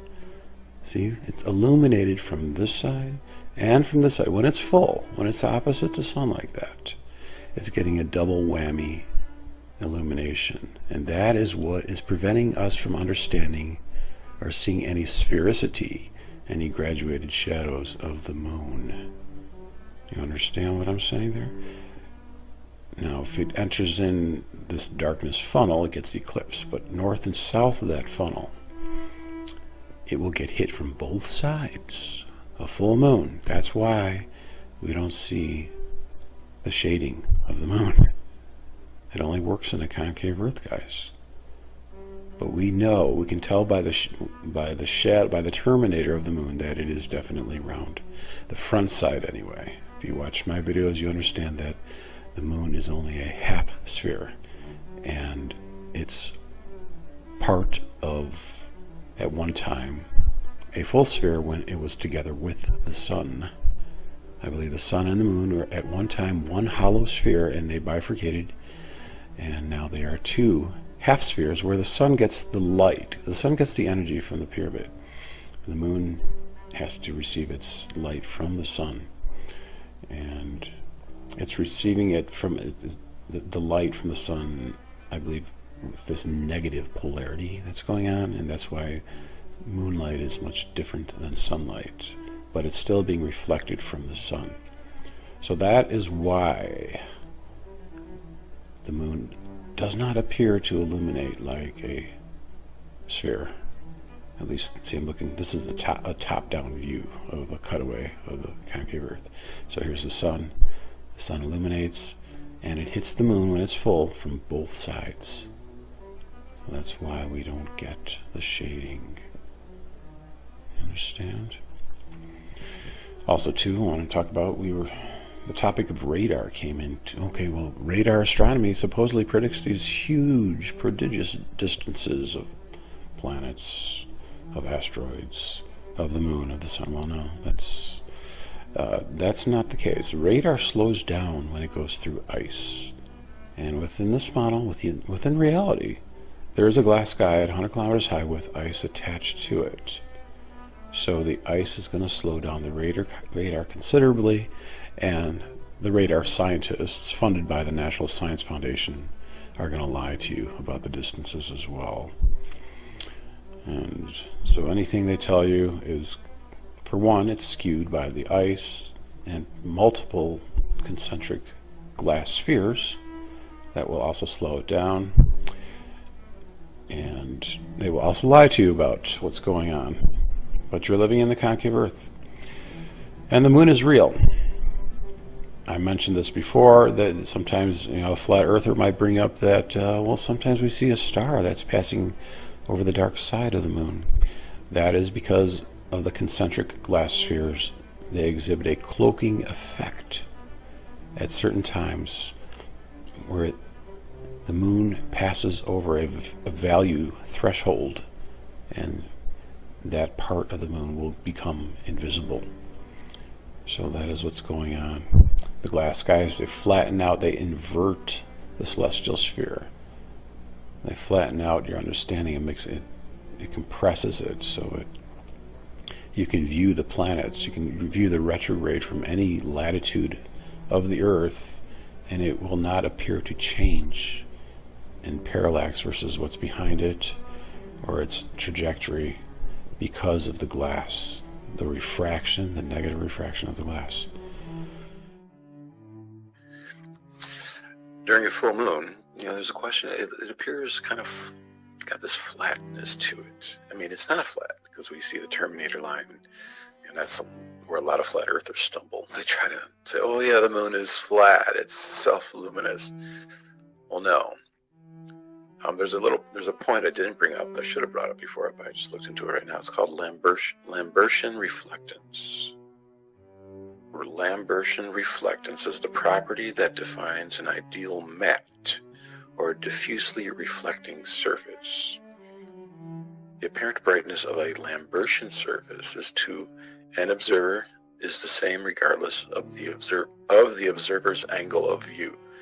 Now, this is what they're trying to tell you why it appears flat, and they're gonna compare it to a piece of paper. Like a piece of paper has a Lambertian surface, meaning there's not much specularity to it. There's not much. It's like an even isotropic reflectance, and so they're gonna try to say that, well, yeah, even though the moon is spherical, you're not gonna, if I were to make this into a sphere.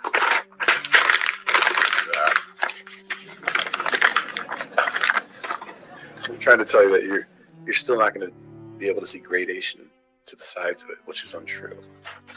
That's not true. And the biggest problem they fail to realize that if you illuminate a spherical object, it will show gradation. It doesn't matter how Lambert the surface is, how diffuse the surface is, you're going to see gradation to it. Unless that object is being flooded by light that is not coming from one particular point, which is the case. And that's what I wanted to talk about. I'll share the screen here. Okay, what I did was, remember, I don't know if you watched that video where I displayed an image of a rendering I made in 3D of two glass spheres with caustics. There's a caustic anomaly in 3D. And what it will do, it will generate the caustic anomalies of the glass. And so basically, of the light hitting the glass. And basically, what's going to happen when a light source hits a glass surface, a curved surface like that, that's reflecting, it's going to converge, it's going to generate more interference as it converges around, and so it's going to create these little hot spots throughout the contour of the interior of the glass. And so this here, I have a celestial sphere which has no reflectance to it, and I have my sun at the top here, and I have one glass sphere inside of a larger glass sphere, and there's no light source on the bottom. The light that we're picking up on the bottom is just simply the light that's being reflected around and wrapped around there. That's why we get the opposite side of the celestial sphere being illuminated. But if you look at this area here, obviously, this is where, in my model, in the correct model, this is where a full moon would happen. Now, this sphere is what I consider the moon sphere. So this sphere is the sun sphere, but still we're getting a lot of illumination here that is anti-solar. So this area here is being flooded with light. Understand? So it's not because the lunar surface is Lambertian. It's because it's being flooded with light. So if I overlaid that caustic image over my diagram here, if we had the moon here in the bottom, anywhere within this region, it's going to be flooded. It's not going to be coming from one individual single point source of light. You know what I mean?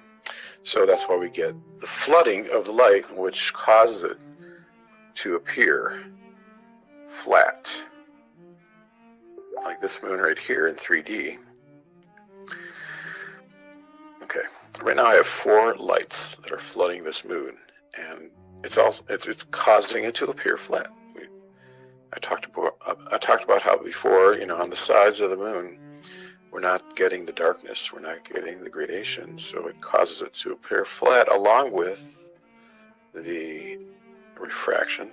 There's a negative refractive glass entity covering the moon. For the most part, it's not because the moon is Lambertian that it's causing it to appear flat. Now, just think about that for a minute, okay? The sun, in a heliocentric model, the sun is hitting the moon. It doesn't matter. It's one light source. It's one point light source. So let me turn off 3 of these 4 lights that I have on the screen here.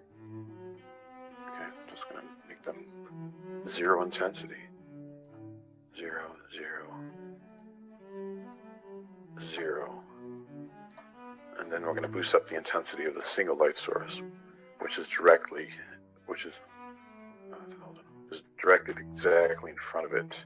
Okay, that's what we would see in a heliocentric model if there was one point light source coming from the sun hitting the moon.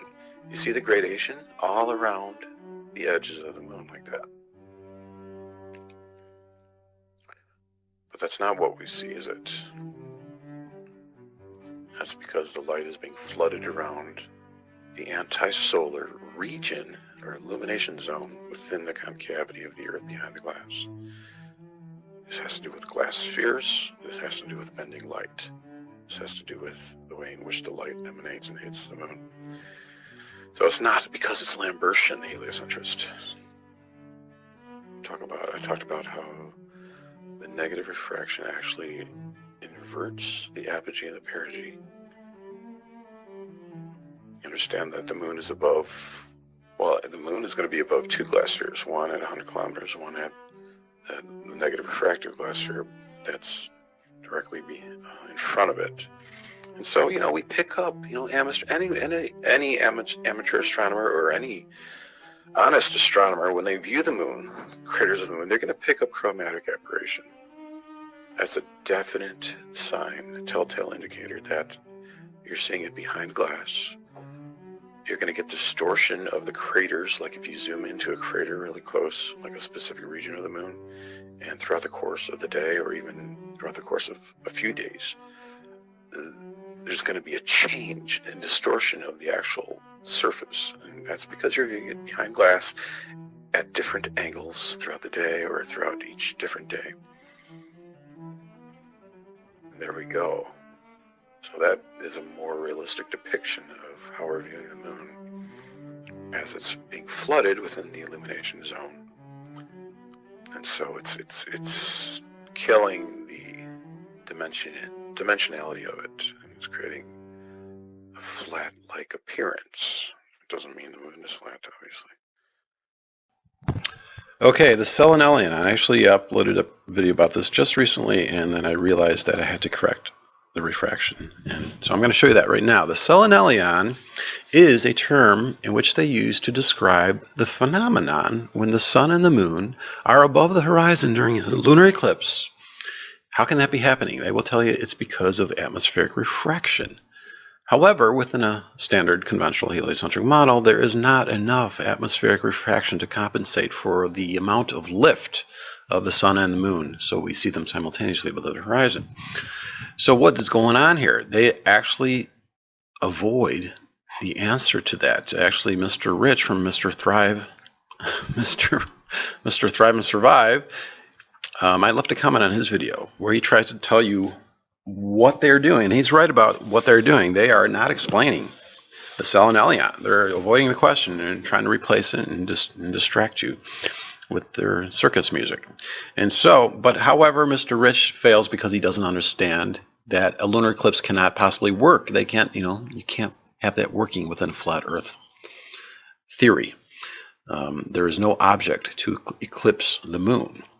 There is a reason, there's a good reason to believe that it works within a concave Earth model. Actually, it's the only model that correctly describes a lunar eclipse because of the Gegenschein. If you watch my videos before about the Gegenschein, you will understand that how can, within a standard conventional heliocentric model, how can there be a anti-solar illumination point right where there should be darkness, right where there should be the Earth's shadow? So it doesn't work. So the only answer and explanation to the lunar eclipse is within the concave Earth model with bending light. And so Mr. Rich, he deletes my comments, so I screen capped this. I said, this is a previous illustration I made showing the propagation of light within the concave Earth. I showed you how the lunar phases happen. And so what I did was I simply show you how these glass skies, these concentric layers of glass sky is actually refracting the light and causing the lift that is happening. So these red curved lines are the refraction lines, and the blue lines, the faded blue object there, that is giving you a reference of how it would be without refraction. It would be like a symmetrical display or array of light, like this right here. You see that the top half and the bottom half are perfectly horizontally symmetrical. Okay, now if I turn on the refraction, you will see that this bottom portion gets smaller than the top portion, like that. So we're getting this lift. That is why we see the sun before actual sunrise. Okay, and we actually have sunset before the sun goes down. That is why this is happening, because of the glass concentric layers in the sky that are lifting the sun and the moon. And so this is the only reason why the selenelion can work.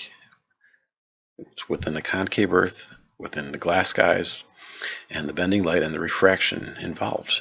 And so if you go back, I'll show you the video I made about that a while ago, just holding up a glass bowl. Turn off the audio here. Let's get a bigger picture of that. And you will see how this happens. It's very simple to understand.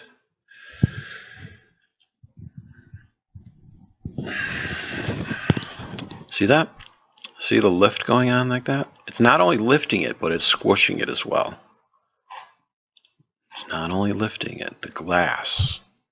That is why, that's the accurate reason, explanation why the sun gets lifted like that and squished, and the moon does as well. So the selenelion is finally accurately explained with the correct model of the universe, with the glass skies, with the concave Earth, with the bending light, and with the refraction involved.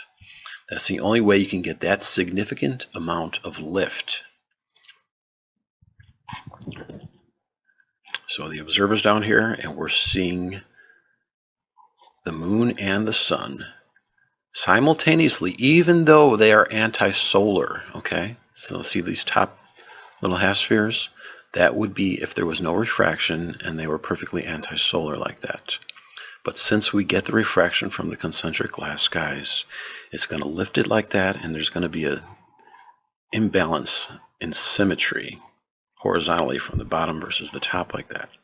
So that's the same reason why from below the equator, say at 15, 20 degrees south latitude, you can see during, with a time-lapse photography, that you see the star trails, you can actually see Polaris spinning like that because of the glass skies. That's the main reason. So it's solved. So this is unprecedented. You've never heard the reason why the selenelion happens. It's all happening because light is bending within the concave Earth. And there are glass skies.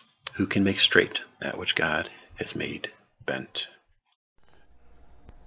Alright, another solved mystery which conventional bullshit science cannot explain to you accurately because they don't understand that we're living inside the concave cellular Earth and there is a glass sky above us. And there's probably a couple glass spheres within the Earth. Blood red moons. Blood red moons. Why do we see blood red moons? This is what they'll tell you. Bullshit, of course. They're going to tell you that the atmosphere alone, you know, just the air in the atmosphere and the decreasing density of the atmosphere as you get up, or whatever they say here, is going to cause the redness that we see on a blood red lunar eclipse moon, which is bullshit. Let's see, what do they say here? There is circular ring around Earth, the ring of our atmosphere through which the sun rays pass. Sunlight is composed of a range of frequencies. As sunlight passes through our atmosphere, the green to violet portion of the light spectrum is essentially filtered out. The same effect, by the way, is what makes our sky blue during the day. Meanwhile, the reddish portion of the spectrum is least affected. Well, see, they don't simply understand. When you're looking through light from this colored spectrum, glass prisms, you're going to get the dividing up of the light into the colors. And which color, which end of the spectrum is going to be bent the least? That would be the red end. The red end, red is about 700 nanometers, 730 or 80 or something like that. It's not going to be as refracted as much as the other end. The violet end of the spectrum will be like 400 nanometers. So red is not going to be refracted as much as the other colors when light is shining through glass. Okay, that's all you have to know. So I go into Illustrator here, and I kind of revise my propagation of light in the Earth diagram, where I have the sunlight on the top, emanating around like that. We have this apple zone area of illumination, and it creates on the other side a convergence, the Gegenschein, the anti-solar illumination. I call it the darkness funnel, where it leaves a void, a funnel-shaped void area, which is circular when looked at it straight on. So we have this moon right here, all right? It's passing through that area during the equinoxes when it's not above or below that funnel. It's going to be filtered out because look at the red. See, the red is bending the least out of all the colors. You got the whole spectrum here. So on the opposite end of the spectrum, the violet and the blues, they're going to bend a lot more than the reds. Or not a lot more, but significantly enough to where you're not going to see them. They're going to be knocked out. So we have our moon here, and we just simply rotate it around the center there, and that's how we get the redness. This is, ladies and gentlemen, this is like, you know, this stuff has been hidden for millennia because they didn't understand concave Earth, glass sky, visual optics that are created with glass. Look at that. We just solved why the moon turns red during a lunar eclipse. Okay?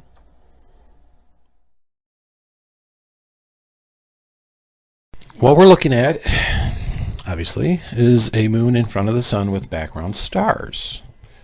Now, if I go to my top view here, I'm going to show you what's going on. Okay. Concave Earth, glass skies. You'll notice this yellow glass sphere is surrounding the celestial sphere, the inner sphere there, and then we have the moon sphere, and then we have this the largest of the glass spheres, and they're all have indexes of refraction, At least one has a negative index of refraction. And you'll see this yellow glass sphere. Now imagine if my camera was, it is actually, it's down at the bottom. Let's put it up here. Camera's down there at the bottom, okay. And I got a little sun. That's right over here. There's my sun. It's behind the sun glass sphere, and then the moon is right in front of it. The moon is, or right below it. There's the moon, okay? So the camera's pointing straight at the sun-moon alignment. And what is going on? I was doing a little bit of fiddling around with eclipses in 3D, and what is happening is that because the sun is obviously it's hot, it's going to generate heat, and it's going to create thermal expansion of the glass sphere that it's behind. And so it's going to create a bulging. And so let's get that bulging. Right now I have the bulge on the opposite side. You see at the top there's a little bulge. And so if I turn that around, rotate it, so it's directly in front of the sun. Now it's direct, the bulge is right in front of the sun over here. And now we can look through with our camera with the refraction turned on. There's a refraction. Now it's off. Now it's on. So we're always looking at the sun and the moon through glass with refraction. That bulge is actually going to displace the background stars, and that's exactly what they observed, Eddington and Einstein, is that the background stars were displaced as if looking through a glass. Wine glass, yeah, that's the ticket. So what I'm going to do is I'm going to rotate that glass sphere so it's behind again, so we're not looking through the bulge, and you'll see the difference. I'm going to just toggle 180 degrees like that, and then I'll go back to 0. You see the displacement of the stars? That's all that's happening. Thermal expansion is happening because the sun is so hot. Now obviously, if you've ever studied helioseismology, you know, the study of the sun, they will say that the corona of the sun is like exponentially hotter than the photosphere. The photosphere would be the surface of the sun. And so, if you understand what really is going on here, it's the corona that is actually exhibiting most of the heat. Most of the heat is actually going sideways. So it's splaying out like that. And so that's why this glass sphere is not going to melt, because most of the heat is going sideways. If you ever look at a solar eclipse and you see the solar corona, I'll type one in really quick. And you notice how the corona, like this image right here, it shows how the corona is splaying out sideways for the most part. So most of the heat is actually going out sideways like that. But there is still heat in front of it as well. And so that is what's going on here. Also, I was doing some research on the Libyan desert glass, and it exhibits what they call negative viscosity. And when pressure is applied, when heat is applied, the index of refraction changes as well. And so it's going to displace the moon during an eclipse as well. And with the bending of the light, like I mentioned before in a previous video, the way in which the light of the sun hits the back of the moon is only a half of a sphere. Think of like a bowl. And it's paramagnetic, which means it has a very weak magnetic field, and it aligns with the magnetic field. And so this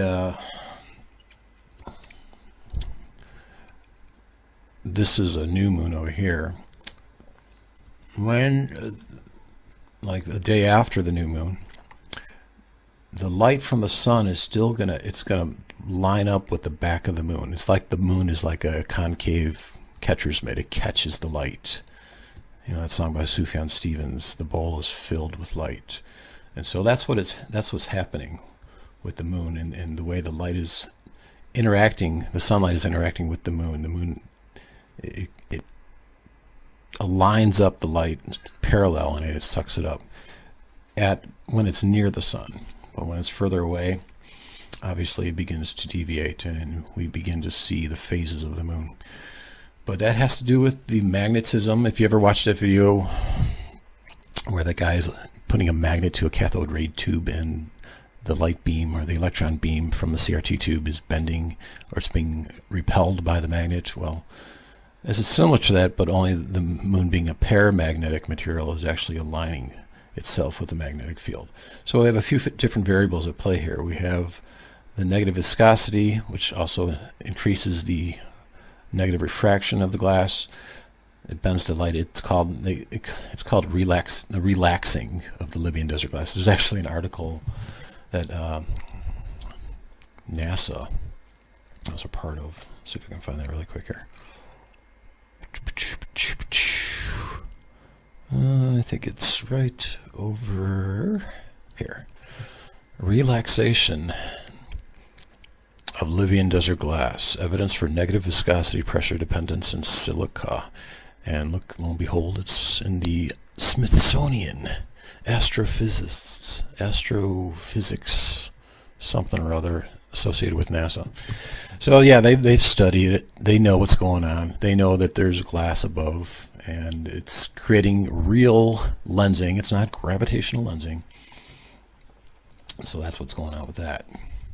And so lately, as I was continuing on, trying to map out the orbit of the moon, I realized that I was encountering a little bit of a difficulty with the illumination and the phases of the moon, especially when they were getting closer to the sun. And I would actually assume when they're getting when they're getting near full as well, when there's like a waxing gibbous moon. And that has to do with the fact that physically, if you were not to actually use a negative refracting element to actually decrease your crescent or your terminator line, you're going to run into problems. And so initially that's what I was doing. I was creating my crosshairs, and like for this location here, this phase, I was getting a 47-degree angle right there. And over here I was getting a 23.5-degree angle. And what I was noticing is that, let's go to the moon phase calendar here, December 30th would be a new moon. You barely see anything, or maybe it was the 29th or the 30th, but the first day after the new moon, you just get a little sliver. You just get a little fingernail there, basically. It's only 4% visibility. I'm like, oh, what's going on here? 9% visibility for the second day. And so it has to do with the negative refraction. I'm like, I was scratching my head for the longest time, and oh, of course, the negative refracting element is actually decreasing the crescent, and it's actually displacing the location of the moon. And so I have these little virtual moons up here, like for this, let's go down here. For location B over here, I have a displaced virtual location over here with a refracting element, which actually cuts the crescent by half. It's 23.5 instead of 47. And same thing over here for the location over here. My angle is 23.5, and it decreases it by about half, 13 degrees. And so actually with that understanding at play, with the negative refraction at play, everything works out beautifully, perfectly. And so if I go into 3D here, let me see if you can see my, yeah, you see at the bottom there, you see my camera and my rotation angle here.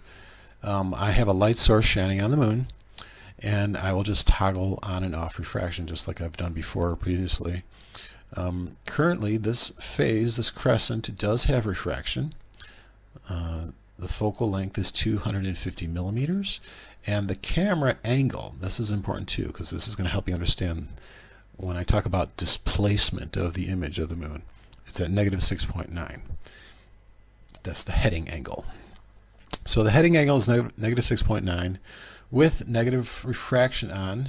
The glass sky that's covering the moon is a negative refractive index of negative 1.5. And so that's the image that we get. And so now let's toggle off the refraction. And it disappears. That's for one thing. Let's increase the focal length to 2,000 millimeters. What I have to do is I have to rotate my camera now. So that's the thing. I have to bring it back to almost 0.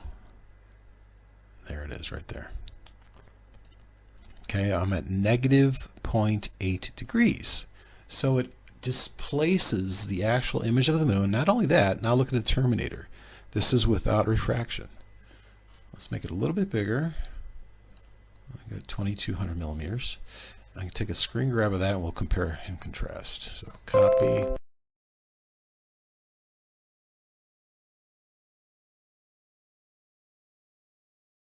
To negative 6.9 degrees. So we're talking about like a 6-degree displacement. That's severe. I mean, that's just playing around. It could be more. I'm just helping you understand the negative refraction is critical in understanding lunar phases. Now you will understand. Okay, on the left we have negative refraction, and look at that crescent. It's half. The light source, the angle of the light source has not changed. Keep that in mind. If I go back here and to the top view here, I'll show you the light source. There's the light source right there. Okay, I just angled the camera. That's all I did. See, if you look on the bottom here, I'm just angling the camera from, what did I say, negative 0.8 to negative 6.9. The light source is continuing to stay the same. And so when you angle the camera like that, obviously you're changing your viewpoint of the moon. And so you're going to see a different terminator line of the moon. You're going to see it's going to be thinner or thicker depending on which way you go. So that's just caused by the negative refraction and the displacement of the virtual image of the moon. Now you will understand, like, there's a lot of weird anomalies. People like, well, the moon, it seems to like rise really fast toward the horizon, and then it seems like it just kind of like lingers up in the sky for the longest time, and then it begins to accelerate back toward the horizon. Well, now you understand why, because there's negative refraction at play. It's amazing how I just continue to see how things are divinely scripted and orchestrated like this, and how God has hid these things from the wise and prudent, and the scientific mind is just completely baffled. I mean, it's just amazing.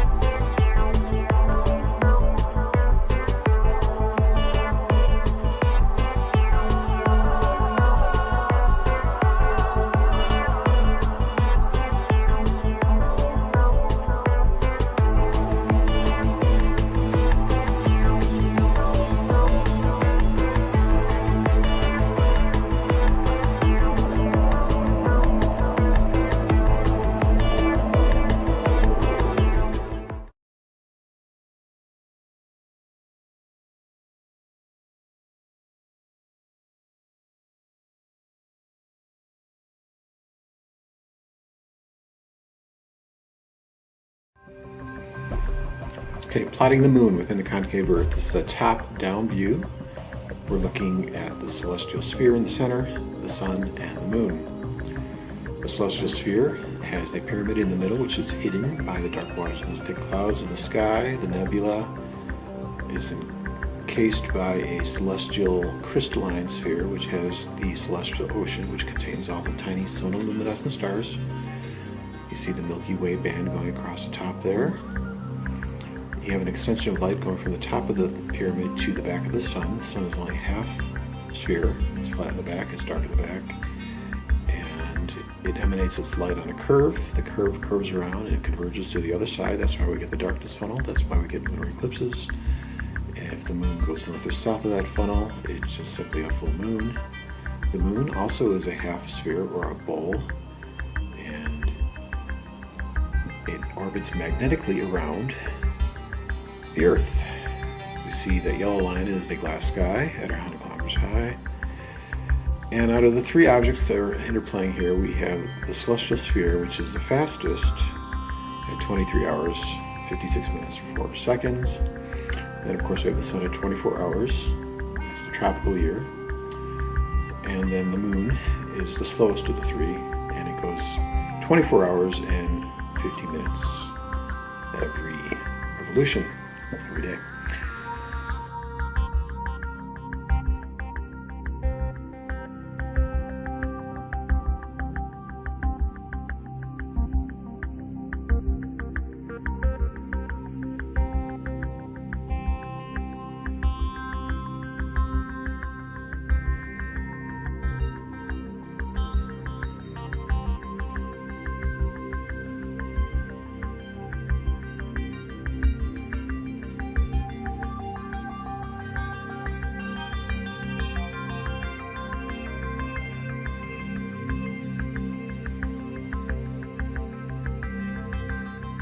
So as you see it moving around here, we have a little marker indicating our place on the Earth. Looks like we're in Africa somewhere.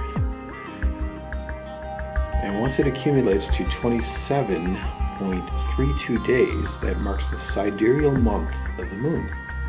That's how many days it takes for the moon to align back up with the celestial sphere.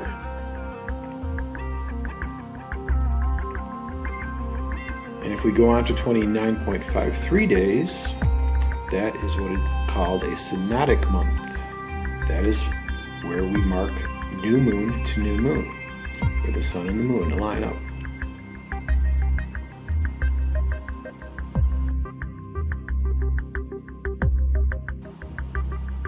Now I'm going to reverse the rotation of the moon by locking the sun in place so we can see the actual anomalistic month, where it records the perigee and the apogee. Perigee is when it's closest to the Earth and it's going to move faster, and apogee is further away from the Earth when it's going to move slower. So you'll see the variable speed of the moon. Remember, ellipses are fiction. Kepler was wrong. You see, the green line is a linear line. It's moving at a constant rate, and the moon is slowly beginning to slow down as the green line catches up as it enters apogee when it's further away from the Earth. So there's an influence that the moon has and the Earth has on the moon. When it moves further away from the Earth, it begins to slow down, and when it gets closer to the Earth, it begins to speed up again. You see the moon is approaching, getting faster.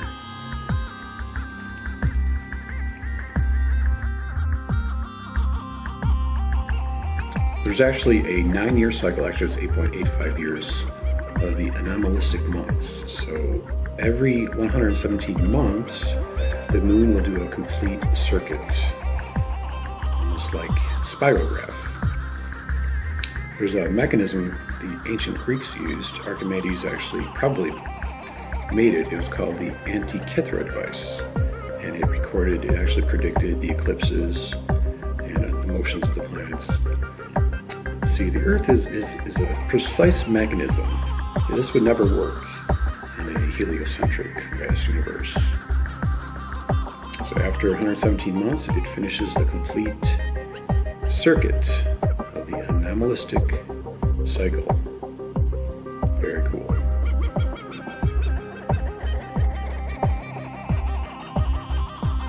Looking front on, we see the declination range of the moon and the sun as they pass across the sky From left to right, we see the termination line of the moon changing from day to day. We also see the backside of the moon. This is the lunar month of January 20th to February 18th. We see the equator there is actually shared with the celestial sphere. That means there's no tilt to the Earth.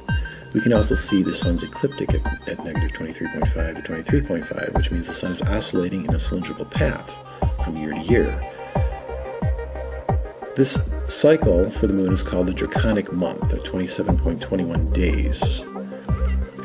And the lunar standstill of 18.6 years is the time in which the moon actually fluctuates in the sky, going from very high to a major lunar standstill at negative 28.5 to 28.5 to a lower minor lunar standstill of negative 18.5 to 18.5. This October, we are entering into a minor lunar standstill, so the moon will not ascend or descend that high in the sky. When the sun is low like that in the south, the bond it has with the top of the pyramid loosens, so it gets closer to the Earth. That's why we have a bigger angular diameter of the sun in the south. This is also how we can predict lunar and solar eclipses, because everything is synchronized within this time mechanism of the concave Earth. The simplest answer is always the best answer. Occam's razor.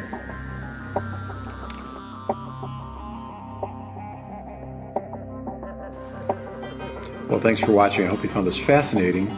You can watch some of my previous videos where I talk about the motions of the planets within the concave Earth, how there's a real retrograde motion. It's not just an apparent retrograde, how they are affected magnetically by the sun and by temperature, how the inferior and superior conjunctions of Venus happen, how the horizon happens within the concave Earth. Light actually bends upward. It gives the illusion that you're living on a convex sphere, but it's actually a concave encasement in which you live in. Lots of stuff. You can watch my compilation video featured on my channel.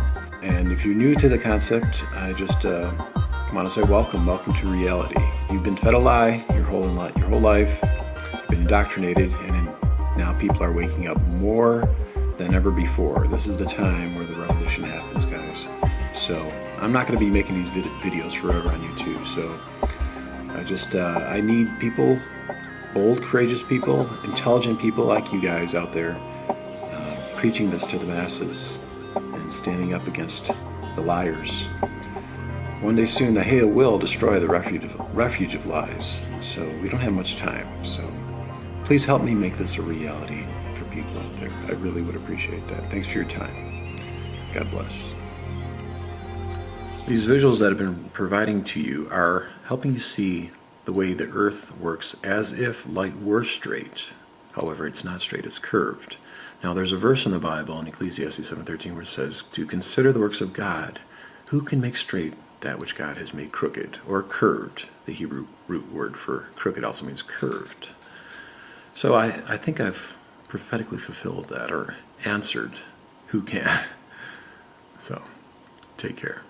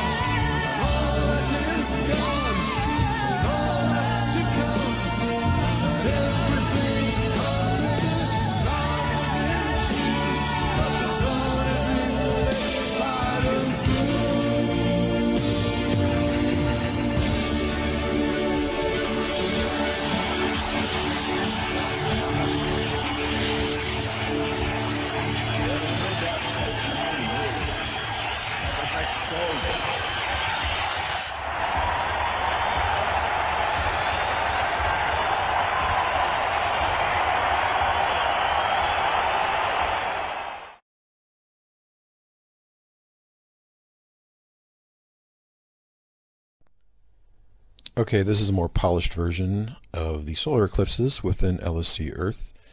Previous video I made, I forgot to change the orbit of the moon because we're looking at the side view, so let's bring that up here.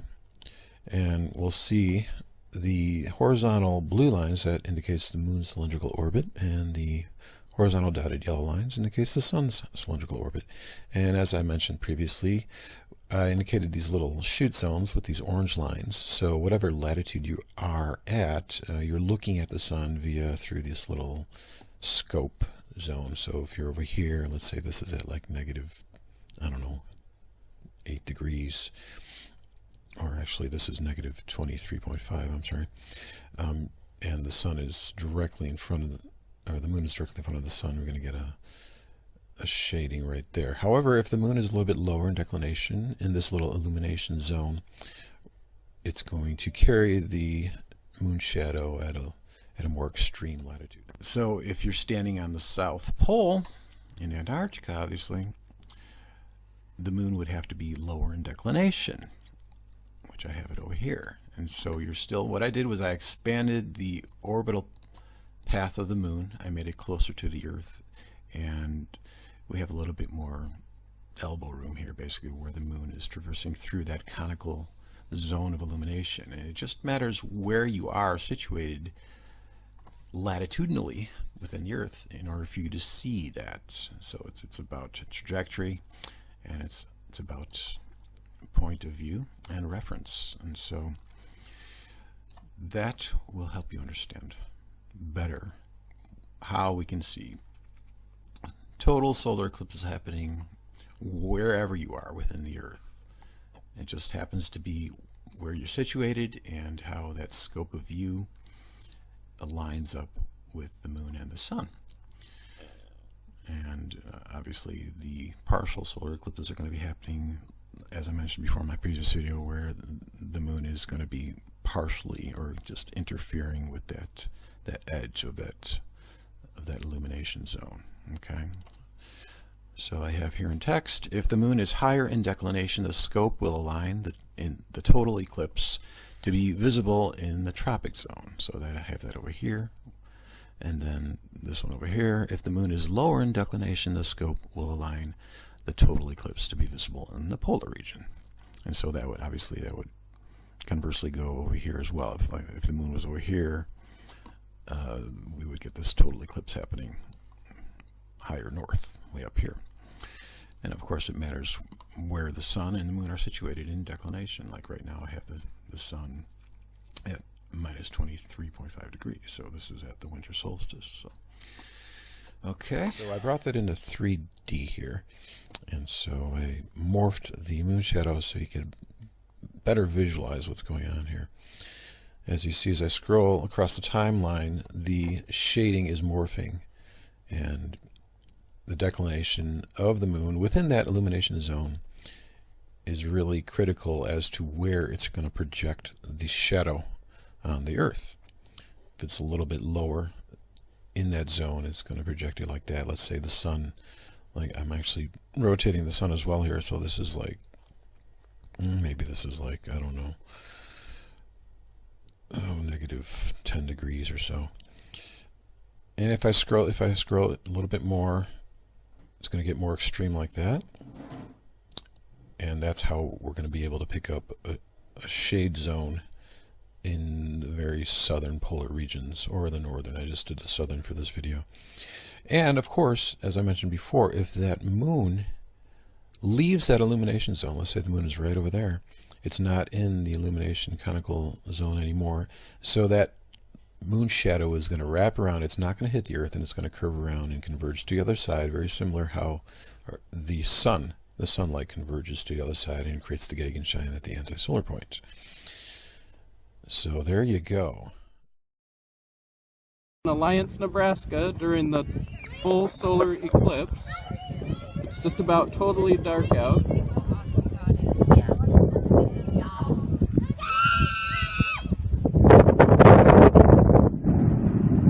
Here's what the sun looks like. It's pretty odd.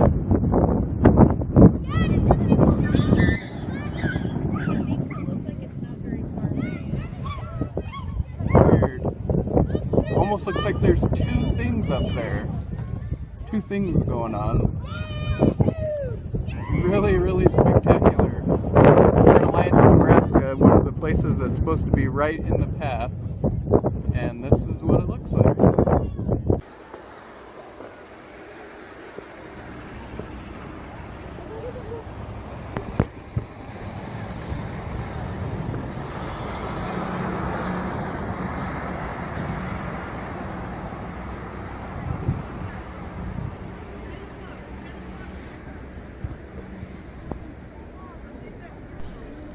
So what exactly was that object that we saw in the sky during the solar eclipse on August 21st?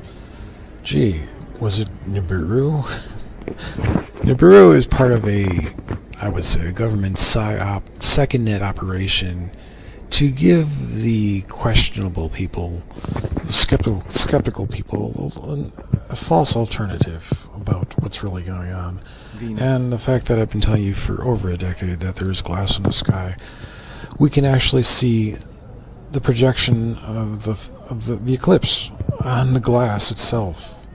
Alright, it's coming back. When the sun is not quite as illuminated like that, it's able to project itself, and we see a reflection of the sun and moon on the glass sky.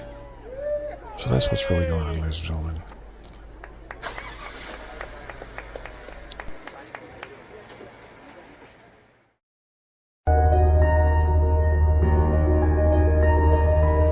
Okay guys, this is a new and revised rendition of my planets, the orbit of the planets within the concave Earth. This actually makes perfect sense. It's functional. The retrograde motions are all working in fluid motion harmoniously with the magnetism of the sun. When the planet goes opposite the sun on the other side of the celestial sphere, it gets magnetically confused, it loses its magnetic influence from the sun, and goes the other way. It starts to sag, it starts to get lower to the Earth, so the angular diameter increases. It also increases its brightness. The magnitude is measured by the lower the number makes it a brighter object in the sky. So during the retrograde, the planets are going to become bigger. The angular diameter is going to get bigger, and they're also going to become brighter. When the planets are opposite the sun like that, that's how they get their retrograde motion, because they're losing that magnetic influence. This is a top-down view. It's orthogonal. It's not showing the tilt of the sun. I'm just doing a straight going around like that. You know, it doesn't have the actual 23.4 degree tilt, which would make the planets look a little bit different too. So we have different planets here. I actually mapped out Mars. I plotted it out, so I show the different magnitude each day. See, each frame here is a day. It's not, you know, you might think that, well, the sun is going the other way. No, that's because I kept the celestial sphere stationary. And so then that way I use that as a frame of reference to have all the other objects moving around it. So each frame constitutes one day. It's not 24 hours going around like that. It's actually just one frame is one day. And so the sun appears to be going the other direction, but that's only because the celestial sphere is not moving. Now remember, before I said that the celestial sphere is 23 hours and 56 minutes and 4 seconds. And so the superior planets, which include Neptune, Uranus, Jupiter, and Saturn, they are going to be more in sync with the celestial sphere. They're not going to appear to move as much with using the celestial sphere as a reference. So Neptune would be the planet with the least amount of movement, that little blue dot there in the bottom. Then Uranus, that other blue dot on the bottom left. Then Saturn's up at the top right, and then Jupiter's on the left-hand side. So you see the loops. I included the paths. You see the retrograde paths. Each year, those planets are going to do a retrograde because of the sun. And then you have Venus. Venus is that green path. It's doing a retrograde there on the bottom right. For about 6 weeks out of the year, it's going to do a retrograde like that. Then you have that white line is Mercury. Mercury zips around, kind of like a fly around a horse. It just zips around the sun like that. It does a retrograde 3 times a year. So this whole cycle is actually taken as, I used Mars as a reference. So Mars actually goes around, it passes the sun about once every 2 years, a little bit more than that. So I actually plotted out Mars, a different magnitude and the diameter, and I show that when it goes into retrograde, Mars is that orange line. When it goes into retrograde like that, it's going to get bigger, and it's going to get brighter on the opposite side of the sun. And the glass sky is used, the refraction. See, this is also, I approximated the distance, so I couldn't really tell, but I just went by the angular diameter and I just approximated how far away I thought they would be going, with the inclusion of looking through them with a glass sky that actually exaggerates the size, the scale, if you get closer, if you get farther away, kind of like a wide angle lens. So, but this works. I mean, the light from the top of the pyramid is hitting the back of the sun. As I told you before, I had a vision of the back of the sun. It was flat and dark. And so when the planets go behind the sun, they're not as bright. They're using the ambient light of the sun, but they're not as bright. Interesting too that when Venus goes in front of the sun, or Mercury goes in front of the sun, obviously they get the crescent. Those are the only two planets that get a full crescent. But when they do get the crescent, that crescent is very bright, as opposed to when it goes behind the sun and there's no crescent, but it's fully illuminated, but it's dim. You have to wonder, why is that happening? Well, it's because the back of the sun is dark. That's why it's happening.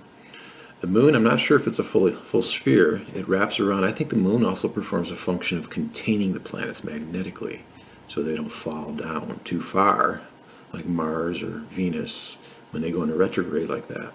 The moon kind of like a gatekeeper. Hey, get back up there. Get back up there.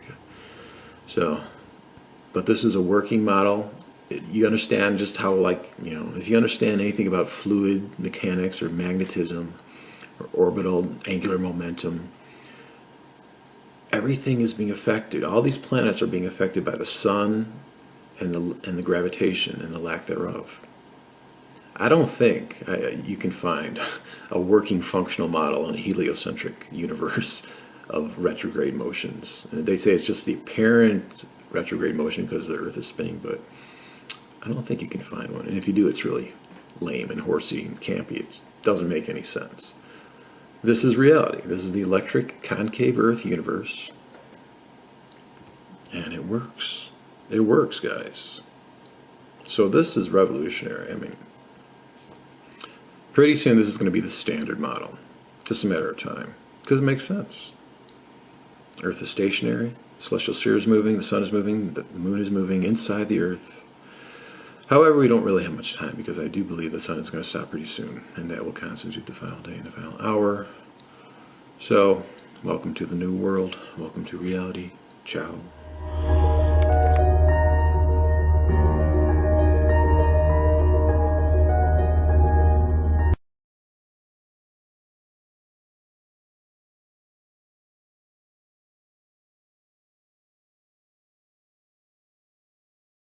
So, out of all these planets, Neptune would be the fastest planet, even though it looks like it's the most motionless here in this diagram because it's in sync with the celestial sphere.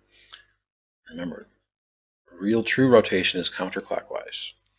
Okay, so this false rotation is just to give you a reference frame and understand the paths of the retrograde. But normally, we're not going to see these, this is just one frame is one set time of each day. But normally they're moving counterclockwise. And so that's all the planets are doing. They're slowing down and speeding back up, being affected by the sun.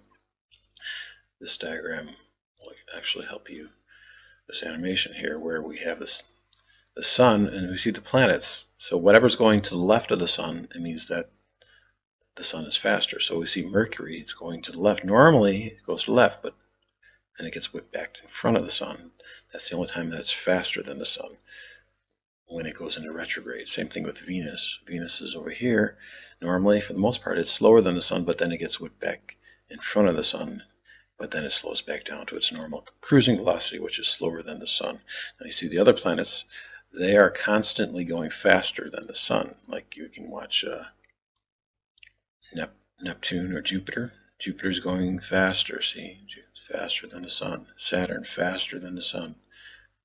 All these interior planets, I call them interior, heliocentrists would call them exterior, are moving faster than the sun because they're more in sync with the celestial sphere. So the planet in which you think is the slowest, Neptune, or if Pluto exists, because it's more in sync with the rotation velocity of the celestial sphere, it's actually the fastest. And so Mercury is actually the slowest. And now the moon, I think the moon is going to be a little bit obviously slower than the sun. The moon goes at 24 hours and 50 minutes per revolution. But it's going to be faster than Venus and Mercury. I'm not sure if it's faster than Mars, but you get the understanding here. You have to think in terms of opposite velocity. So hopefully that helps.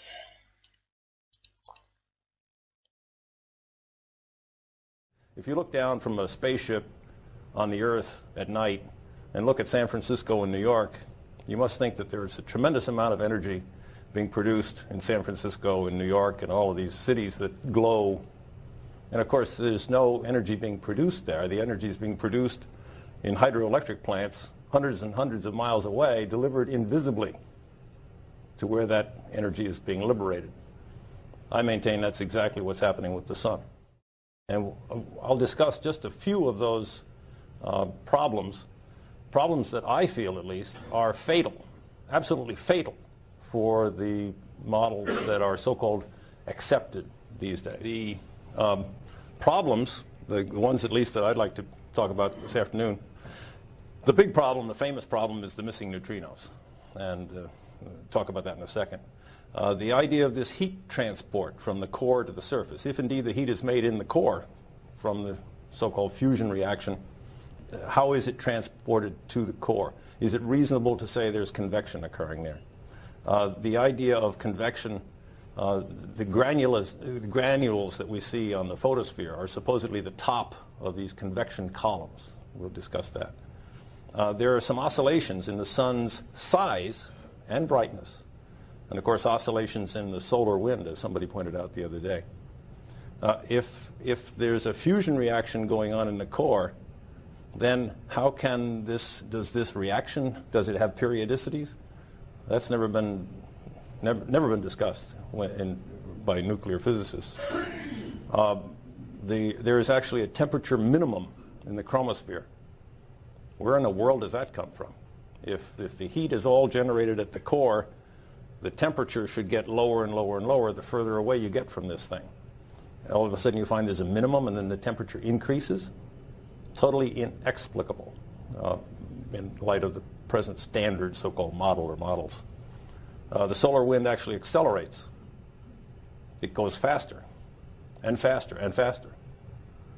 How can you generate the stuff at a point and then spew it out and not have the stuff, whatever it is, the particles in the solar wind go slower and slower and slower? Why do they accelerate? And there's other problems as well. Modern science isn't fruitful, it's dogmatic. It generates no new insights and it produces no new outcomes, no new ways of generating evidence. Science in Kuhn's image must be productive or its paradigm must change.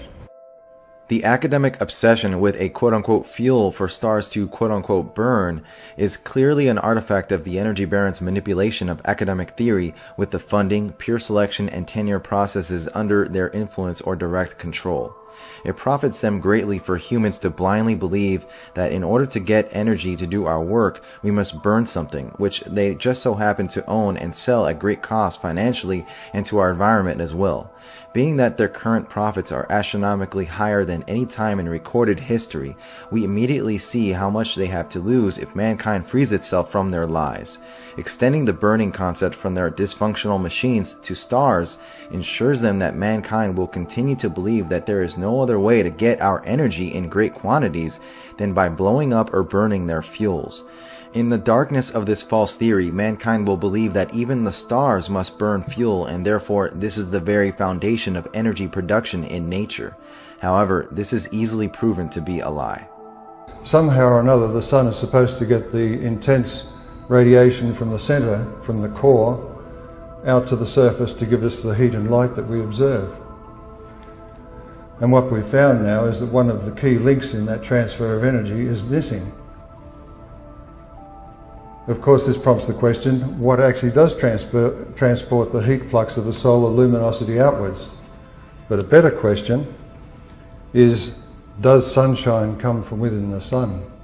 Popular ideas about the sun have not fared well under the tests of a scientific theory.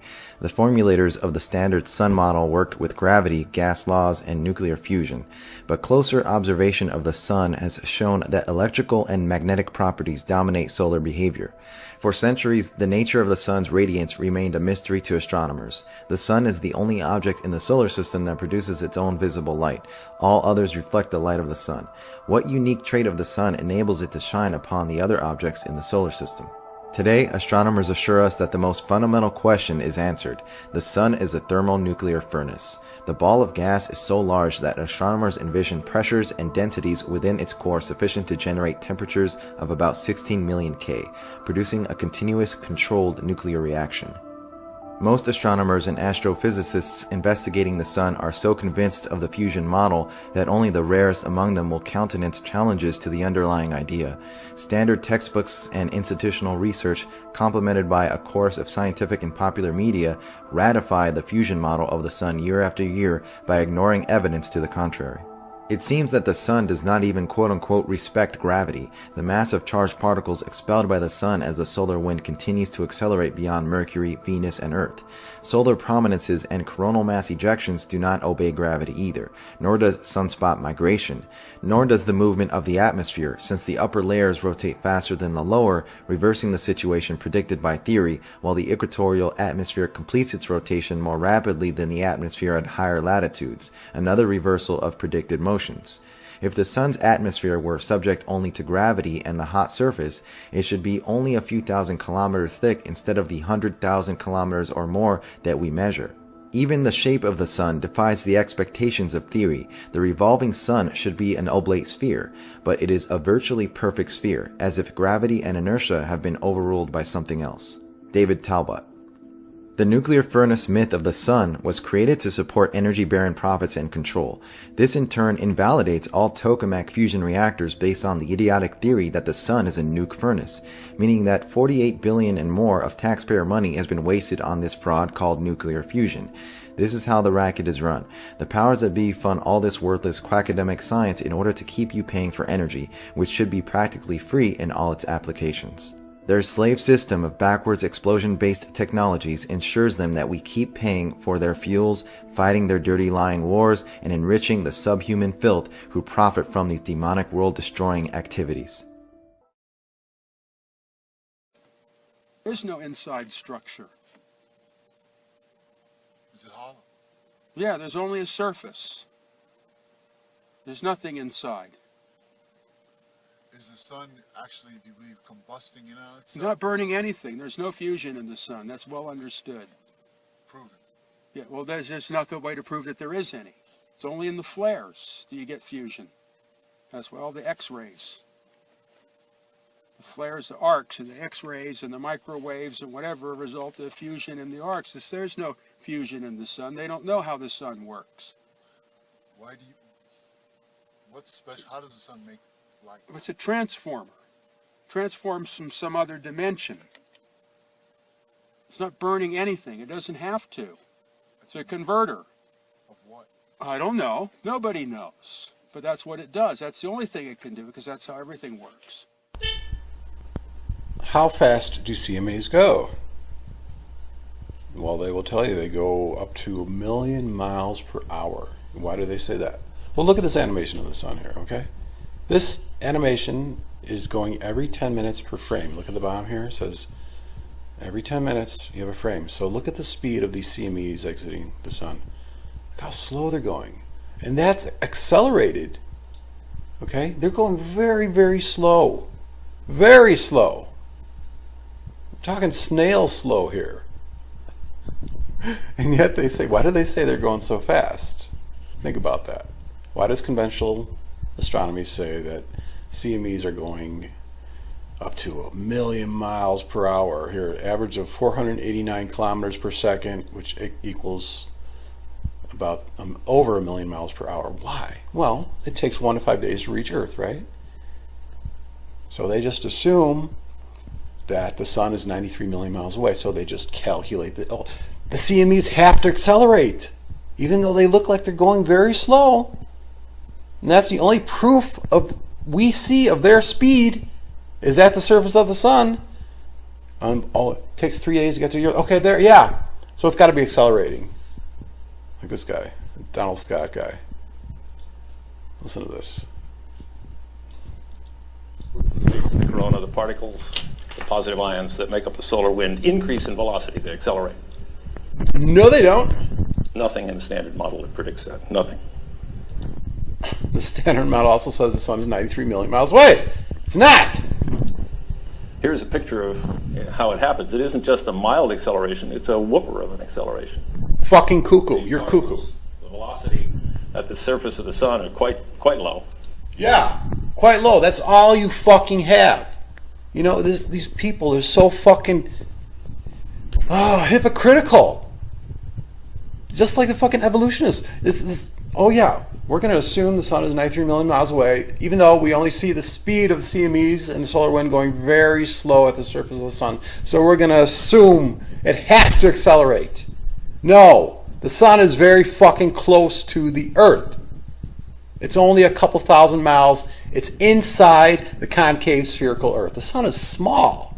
The sun, look at you fucking clowns. You think the sun is fucking huge? You think it's fucking 800 and fucking some odd thousand miles wide? You're fucking crazy. Look how small that looks, man. This is like what? At most 20 miles wide. Fucking clowns. Stupid ass clowns.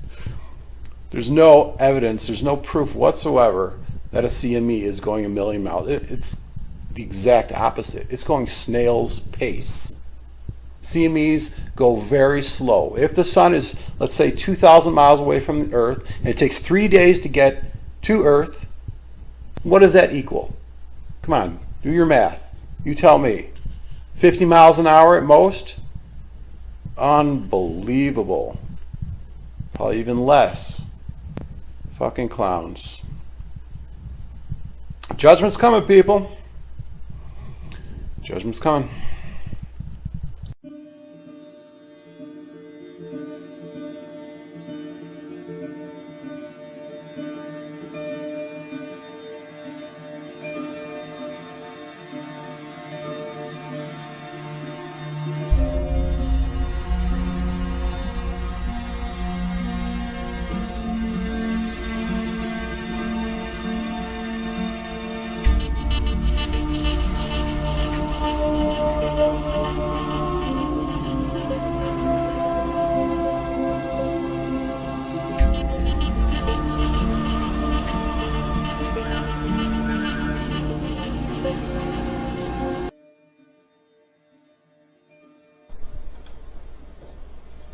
The sun is a half sphere.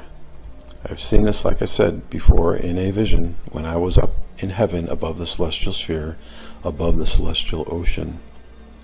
It has a backside, and it's dark and flat from the backside. We have light hitting the back midsection of the sun. I do not call it an equator because it's not a ball. It's not a gaseous ball.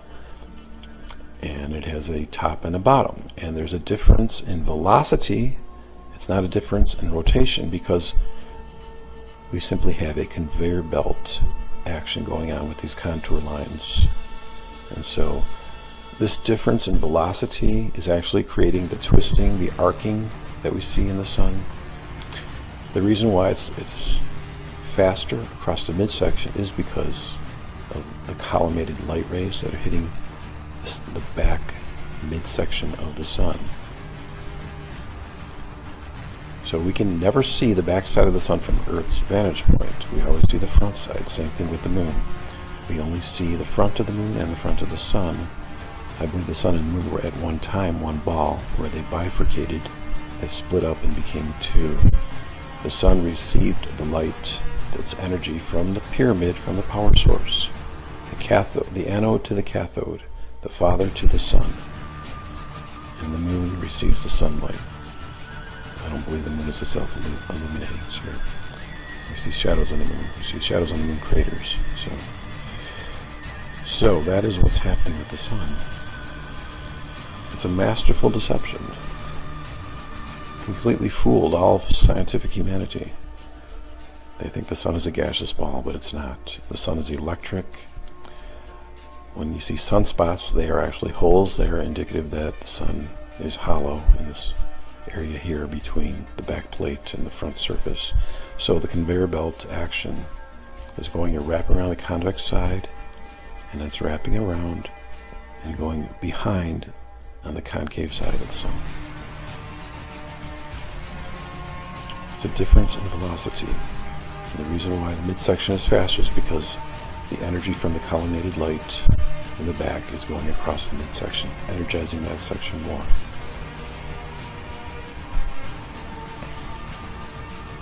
It's also why we have rainbows. We can tell.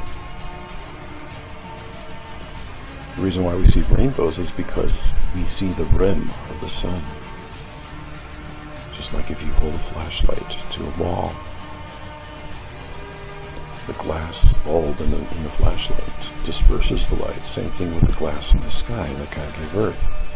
The glass in the sky disperses the sunlight and projects it onto water vapor, reflective water vapor, whether it's from a garden hose or whether it's mist from after a rainstorm, or whether it's dew on the ground, or whether it's clouds when you see the rainbow from an airplane. You see the top of clouds, you see a rainbow, you see the shadow of the airplane and the rainbow. So that is what's going on. It's a masterful trick. It's a divine trick. It tripped up all of scientific mankind. The sun is electric. It's a transformer. It receives its energy from the central pyramid, father to son, anode to cathode. Thanks for watching.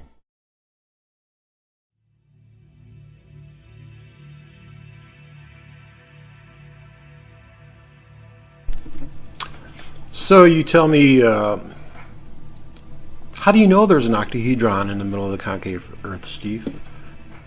How do you know? Well, like I told you before, I read the Bible, Job chapter 38, verses 4 through 7, laid it with measures, stretched a line upon it, the cornerstone was placed. I read Revelation 21, describes the city as wide as it is long, as it is high. It's 12,000 furlongs. And then I found out that there's magnetic equilibrium points within the ocean along the equator at 90 degrees apart. And then we have a little corroboration from our good old buddies at Not a Straight Answer. You see, I was doing some studying up on the meteoroids that hit the glass sky at 100 kilometers. And this lady was giving a presentation, and she mentioned this little gem that just kind of piqued my interest. She said, the sources of these sporadic meteoroids are coming from the north apex and the south apex. They're also coming from the helion and the antihelion. When you think of pyramid and the word apex, an apex is the top of the pyramid, right? But if it's a north apex and a south apex, you're talking about a double pyramid, an octahedron, right? It's crazy, guys. Now it's right there in plain sight. Let me show you. It's right there for you all to see. Let me get myself out of the way here. This is from Sporadic Meteor website. Sporadic meteors don't come from completely random directions, which their name implies. Most sporadic meteors come from 6 sporadic sources. Look at this. Look at this imagery. Look at this imagery, people. We have the celestial sphere in the middle of the Earth. We have the north apex side of the pyramid. We have the south apex side. I also mentioned to you before that the northern side was brighter than the southern side. Okay, now of course they're going to twist things. They're going to try to fit this within a heliocentric model. They're going to say, well, the apex meteor, the apex is in the direction of Earth's motion, so apex meteors collide head-on with the Earth. The helion and antihelion, these are the helion and antihelion sources.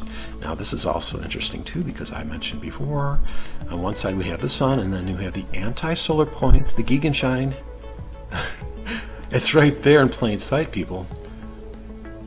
So, and then they also talk about a toroidal origin too. Let me see if I can get that one to you really quick here. There it is. toroidal origin of meteors. Look at this, guys. So we have the helion and the antihelion coming from the sun, and then we also have the Gegenschein, where the sunlight converges on the opposite side, just like I told you before in the concave Earth. Then we have the north and south apex. We have a octahedron in the middle of the concave Earth, in the middle of heaven, behind the celestial sphere. And the north and south toroidal origin actually traces the perfect outline of the celestial sphere. Even this asteroidal one does as well. It's right there in plain sight, ladies and gentlemen. This is the nail in the coffin for the concave Earth. No doubt about it. Oops, wrong image. No doubt about it, guys. No doubt about it whatsoever. This is what's going on, guys. It's right there. It's right there. Amazing. Amazing. You guys want more revelation? I'll give you something. It has to do with the continent formations and how they're formed and why they're formed the way they are. I mean, if they're on a spinning ball, obviously that doesn't make any sense whatsoever. You probably get like this, you know, whiplash effect. If they were on a flat plane, you wouldn't. Why are they formed the way they are? But if you understand what I've been telling you, that there's an octahedron in the middle of the Earth and it's concave, the Earth that is, you can understand why they're formed the way they are.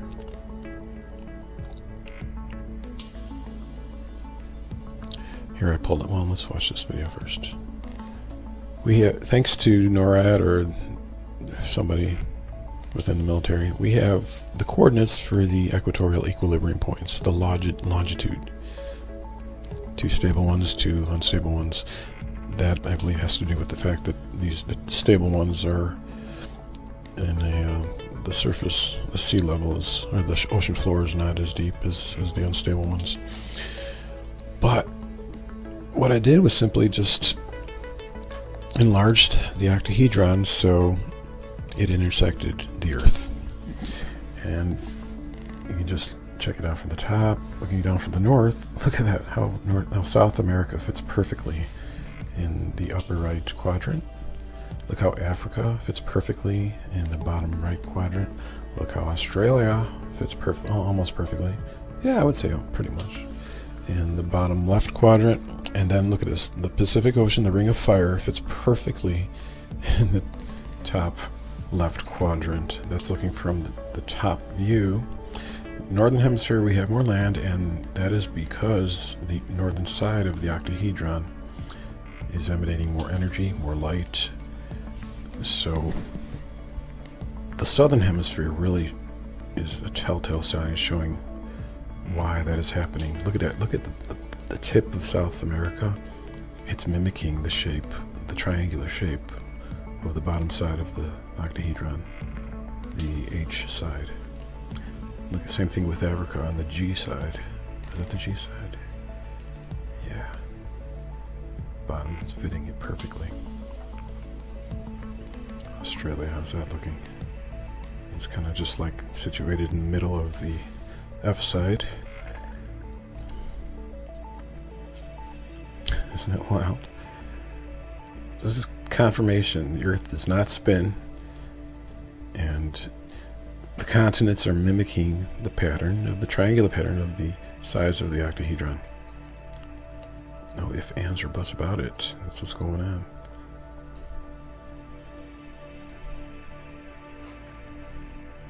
More proof. Interesting. Very, very interesting. So there you go. You want more proof that you're living inside a concave sphere? Well, here you go, with an octahedron in the center, and why the land formations form the way they do. We have a magnetic octahedron emanating magnetism and isolating the continents into their quadrants. Proof positive. Something we can pick up with radar.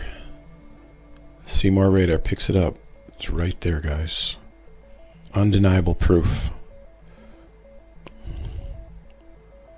Get with the program, guys. You're living inside the concave LSC Earth.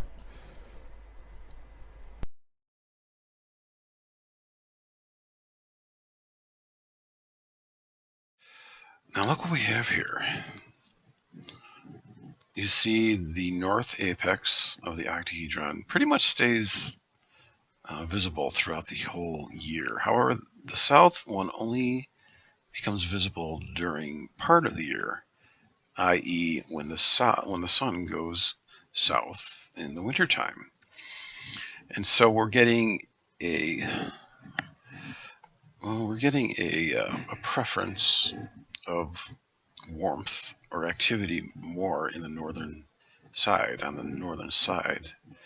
So this is really why the northern hemisphere is warmer than the southern hemisphere, because it not only has the sun, which is orbiting cylindrically around the celestial sphere yearly, but it also has the north side of the octahedron. The Bible calls it the sides of the north in the book of Isaiah 14 and Psalm 48, I believe. So the sides of the north, the top of the north apex side of the octahedron stays lit or stays warm throughout the entire year. And that's also why I believe we're seeing these hotspots here at the top, because I believe that the north side is emanating this magnetism, this heat, this light. The Father of Lights is behind the celestial sphere at the top, the sides of the north. And that is why the northern hemisphere has more land, it's warmer, and I believe also in order to compensate, to kind of just even out a little bit, what God originally did was he allowed the sun to get closer to the Earth in the southern hemisphere, to this part where we see the analemma, and the sun is getting closer in the southern hemisphere in order to kind of counterbalance the heat so it doesn't get too cold, too frigid. Fast forward to my animation there, you see the sun is closer to the Earth in the south and further away from the Earth, because the Earth already has the warmth of the northern side of the octahedron pretty much throughout the whole year. So that's why we have we can see that the sun is actually a little bit bigger in the sky with its angular diameter like that. So look at that. Summer, winter, summer, winter, summer, winter. Now the reason I believe that we're seeing more concentrated areas at the equator, well, for one, that's where we have the magnetic equilibrium happening, but also too because of the way when you view the celestial sphere, perspective wise, if you just take like a ring of equidistant points around the equator, when you look straight on like that, you're gonna see more behind each other on the sides, so you're gonna get more activity on the right and left. So that's why I believe that is happening. So yeah, there you go. Thank you, Seymour, for inadvertently showing us the celestial sphere, the octahedron in the middle of the concave Earth. And they totally misapply it to sporadic meteoroids, which is not what is happening here. They're actually showing the activity in heaven, right in the middle of the Earth. That's pretty wild stuff there. So yeah, concave Earth reality. It's the only option to the shape of the Earth. Everything works. The octahedral part of the crystal field theory tells us that an octahedron is formed from the three cardinal axes. So we have the third dimension here. An octahedral is a product of the third dimension. And what we have is the X, Y, and Z axes, Z being vertical like that. They talk about having 6 negatively charged ligands, they call them. And so these ligands are on the corners of the octahedron like that. In the center is a positively charged atom that they call a cation.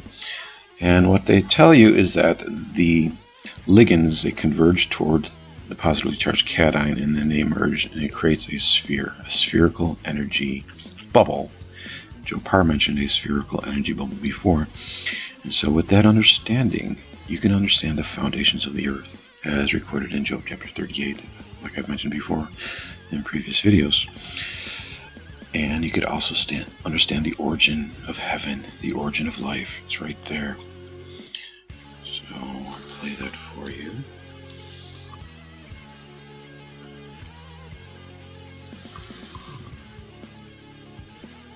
And now we understand why we have a spherical Earth. We have a spherical celestial sphere. We have a spherical glass bubble in the sky. Actually, probably a couple of those.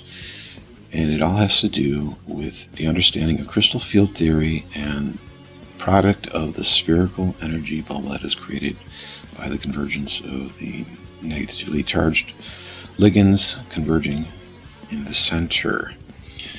Also note is that the Libyan desert glass is a quartz crystal. So that's a really good indication that the glass up in the sky that fell down in the Libyan desert is part of the glass sky, part of the glass bubble, the glass sphere in the sky being a product of the octahedron. Play a little bit of this video here on YouTube where it explains it a little bit. But when they all come together around a metal cation, they effectively form a spherical field around a metal. So there you go. They form a spherical field around the metal, around the central cation. So that's a really good indication that the spheres are formulated from the octahedron, the foundations of the Earth, as I mentioned before. Once you have your foundations of the Earth correctly understood, everything else is built upon it properly. And then you understand you're living inside the cellular concave Earth. A little bit more here. And then within crystal field theory, there are actually orbitals where the electrons supposedly flow. And so they have 5 different orbitals here. We have the dz squared or z squared orbital going along the vertical z-axis. This one is actually distinct from the other 4 orbitals because it actually has a toroidal shape that's aligned with the x and y axis, and that's really interesting. I'll get into that later after I describe the other orbitals here. And we have the dx squared minus y squared orbital, which is aligned with the x and y axes as well, but going right along them like that instead of toroidal like the dz squared orbital. Those are the 2 main orbitals. The 3 inferior orbitals, I'll get to those, I'll show you those. This is the dxy orbital, but these orbitals are not aligned with the ligands, so they're going halfway between the ligands. And then you have the dxz orbital, and finally the dyx orbital, like that. But going back to the initial orbital, that actually is distinct from all the other orbitals because it has a toroidal shape in the center there. And now you can understand why we have an equator, why there's activity at the equator, that the northern hemisphere versus the southern hemisphere, there's like a reversal. There's a reversal of hurricane movement. There's a magnetic equilibrium that we can feel with Foucault's pendulum, for instance. The pendulum will not spin at the equator. And so with this understanding, that's why we have an equator in the first place, like that. And so this field that emanates out, it creates an equatorial equilibrium. That's why satellites can actually levitate at these cardinal corners of the base of the x and y's. And that's why we have the doldrums within the Earth. It all has to do with the understanding of crystal field theory, octahedral crystal field theory generating in equatorial region with the dz squared orbital. So that's understood. Everything is finally understood. Okay, the foundations of the Earth have been found. And you're living in the concave cellular Earth. two halves of one sphere. Initially, somehow, I believe, with crystal field theory, if you watch my video about that, we have octahedral crystal field theory. We have the ligands converging in the center, and they create a spherical energy bubble. And so we have a north side and a south side. And so somehow they bifurcated. The sun and the moon, sun on top, moon on the bottom. They split, and they possibly shot up out to the north. Maybe they shot up both. Maybe they both shot up. Hold on, I'm not even showing my hand here. Maybe they both shot up the north apex, but if you watch, what's that guy's name? David LaPointe. He's got videos about the Primer fields, and it actually is. There's good reason to believe that the sun and the moon are bowls. Okay, now he's got the bowls opposite each other, and it's creating this plasma energy of light here. But there's holes in the center of these bowls, and it creates this magnetism that shoots out projectiles, basically. So.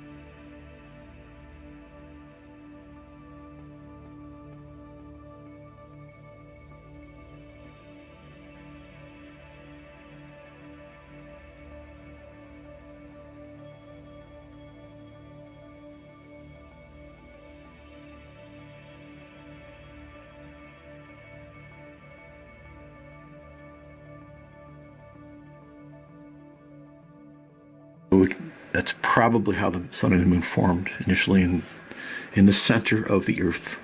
If you understand crystal field theory, look into primer fields as well.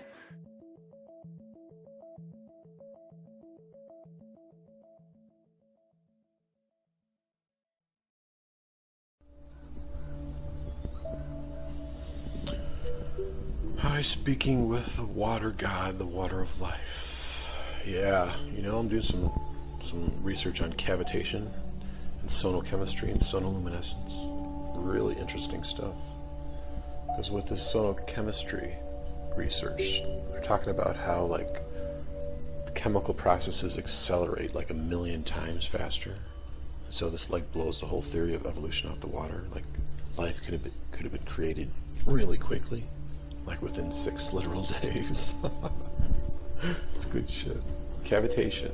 Sonochemistry. Check it out.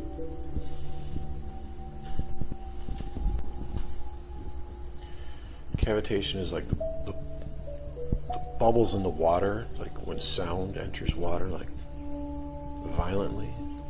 It'll cause billions and billions of tiny little bubbles that'll expand and collapse in themselves and create this toroidal shape. Like the bubble, an inverted bubble creates a toroid. And it creates this high, extremely fast jet, and it bombards things. It can actually penetrate metal and shit like that, so it's very strong. But this sonochemical process accelerates chemical reactions. Accelerates hundreds and thousands of times as fast as what you would think. So, let there be light, let there be a firmament, let there be seas, let there be earth, let there be the sun, things happen, bam, on the 5th day, bam, plants on the 6th day, bam, animals. Sonochemistry. Sonochemistry, sonoluminescence, it all happens within the container, the glass container of the firmament, the celestial sky, which has the celestial ocean. Silly people. Even during the flood, when the waters fell, more cavitation happened. More increased variation of species happened too after the flood.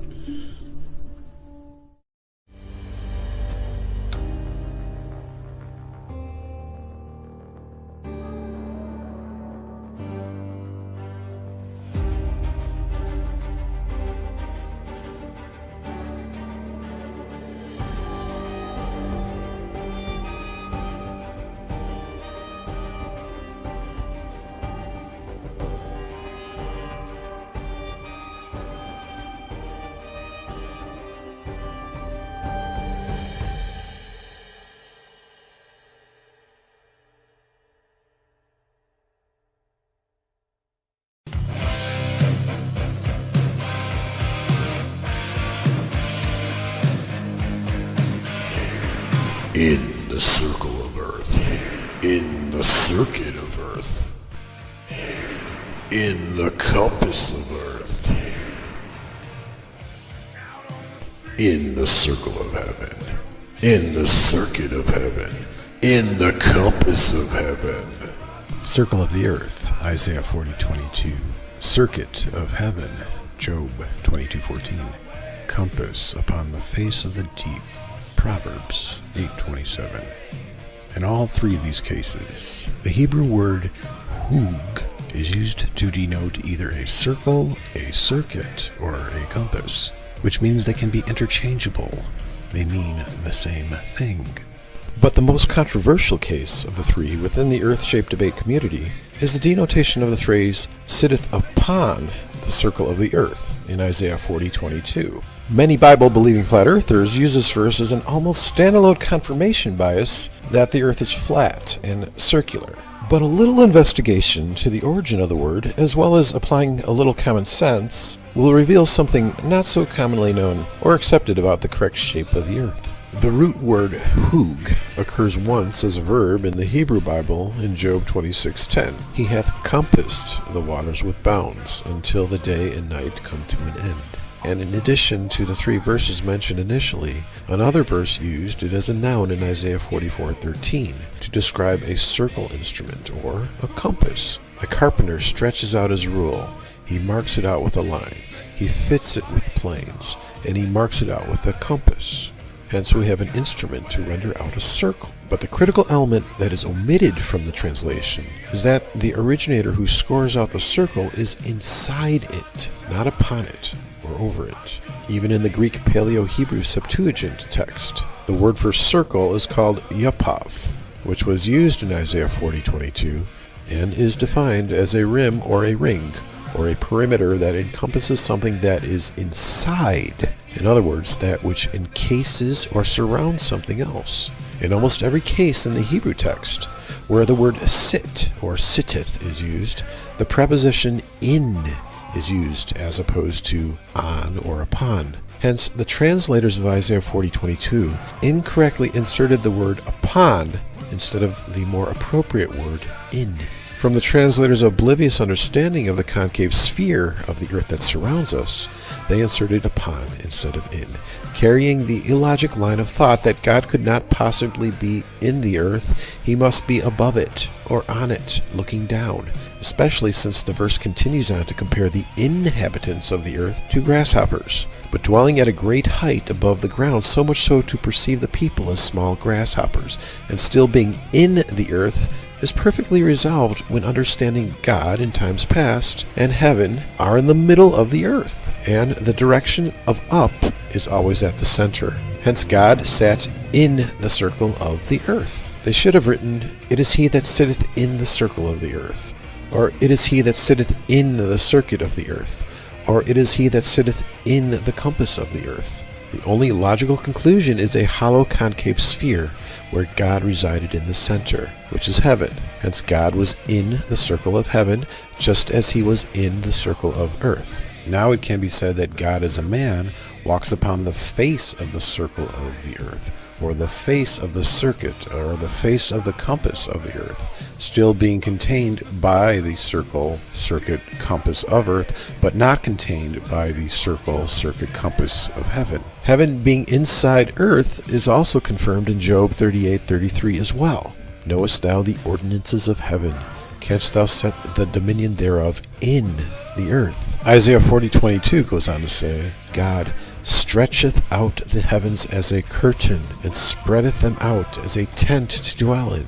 Since we know that God compared heaven to a womb in Job 38:8 and Job 38:29, which is a spherical container, we also must apply that knowledge to the circuit of heaven mentioned in Job 22:14. Now that we understand that heaven is a spherical container, we can understand its darkened shell acts as a curtain that conceals light. The darkened celestial sphere is the cloaking object that blocks heaven's light from the earth. Dark waters and thick clouds are mentioned in Psalm 18 in relation to heaven.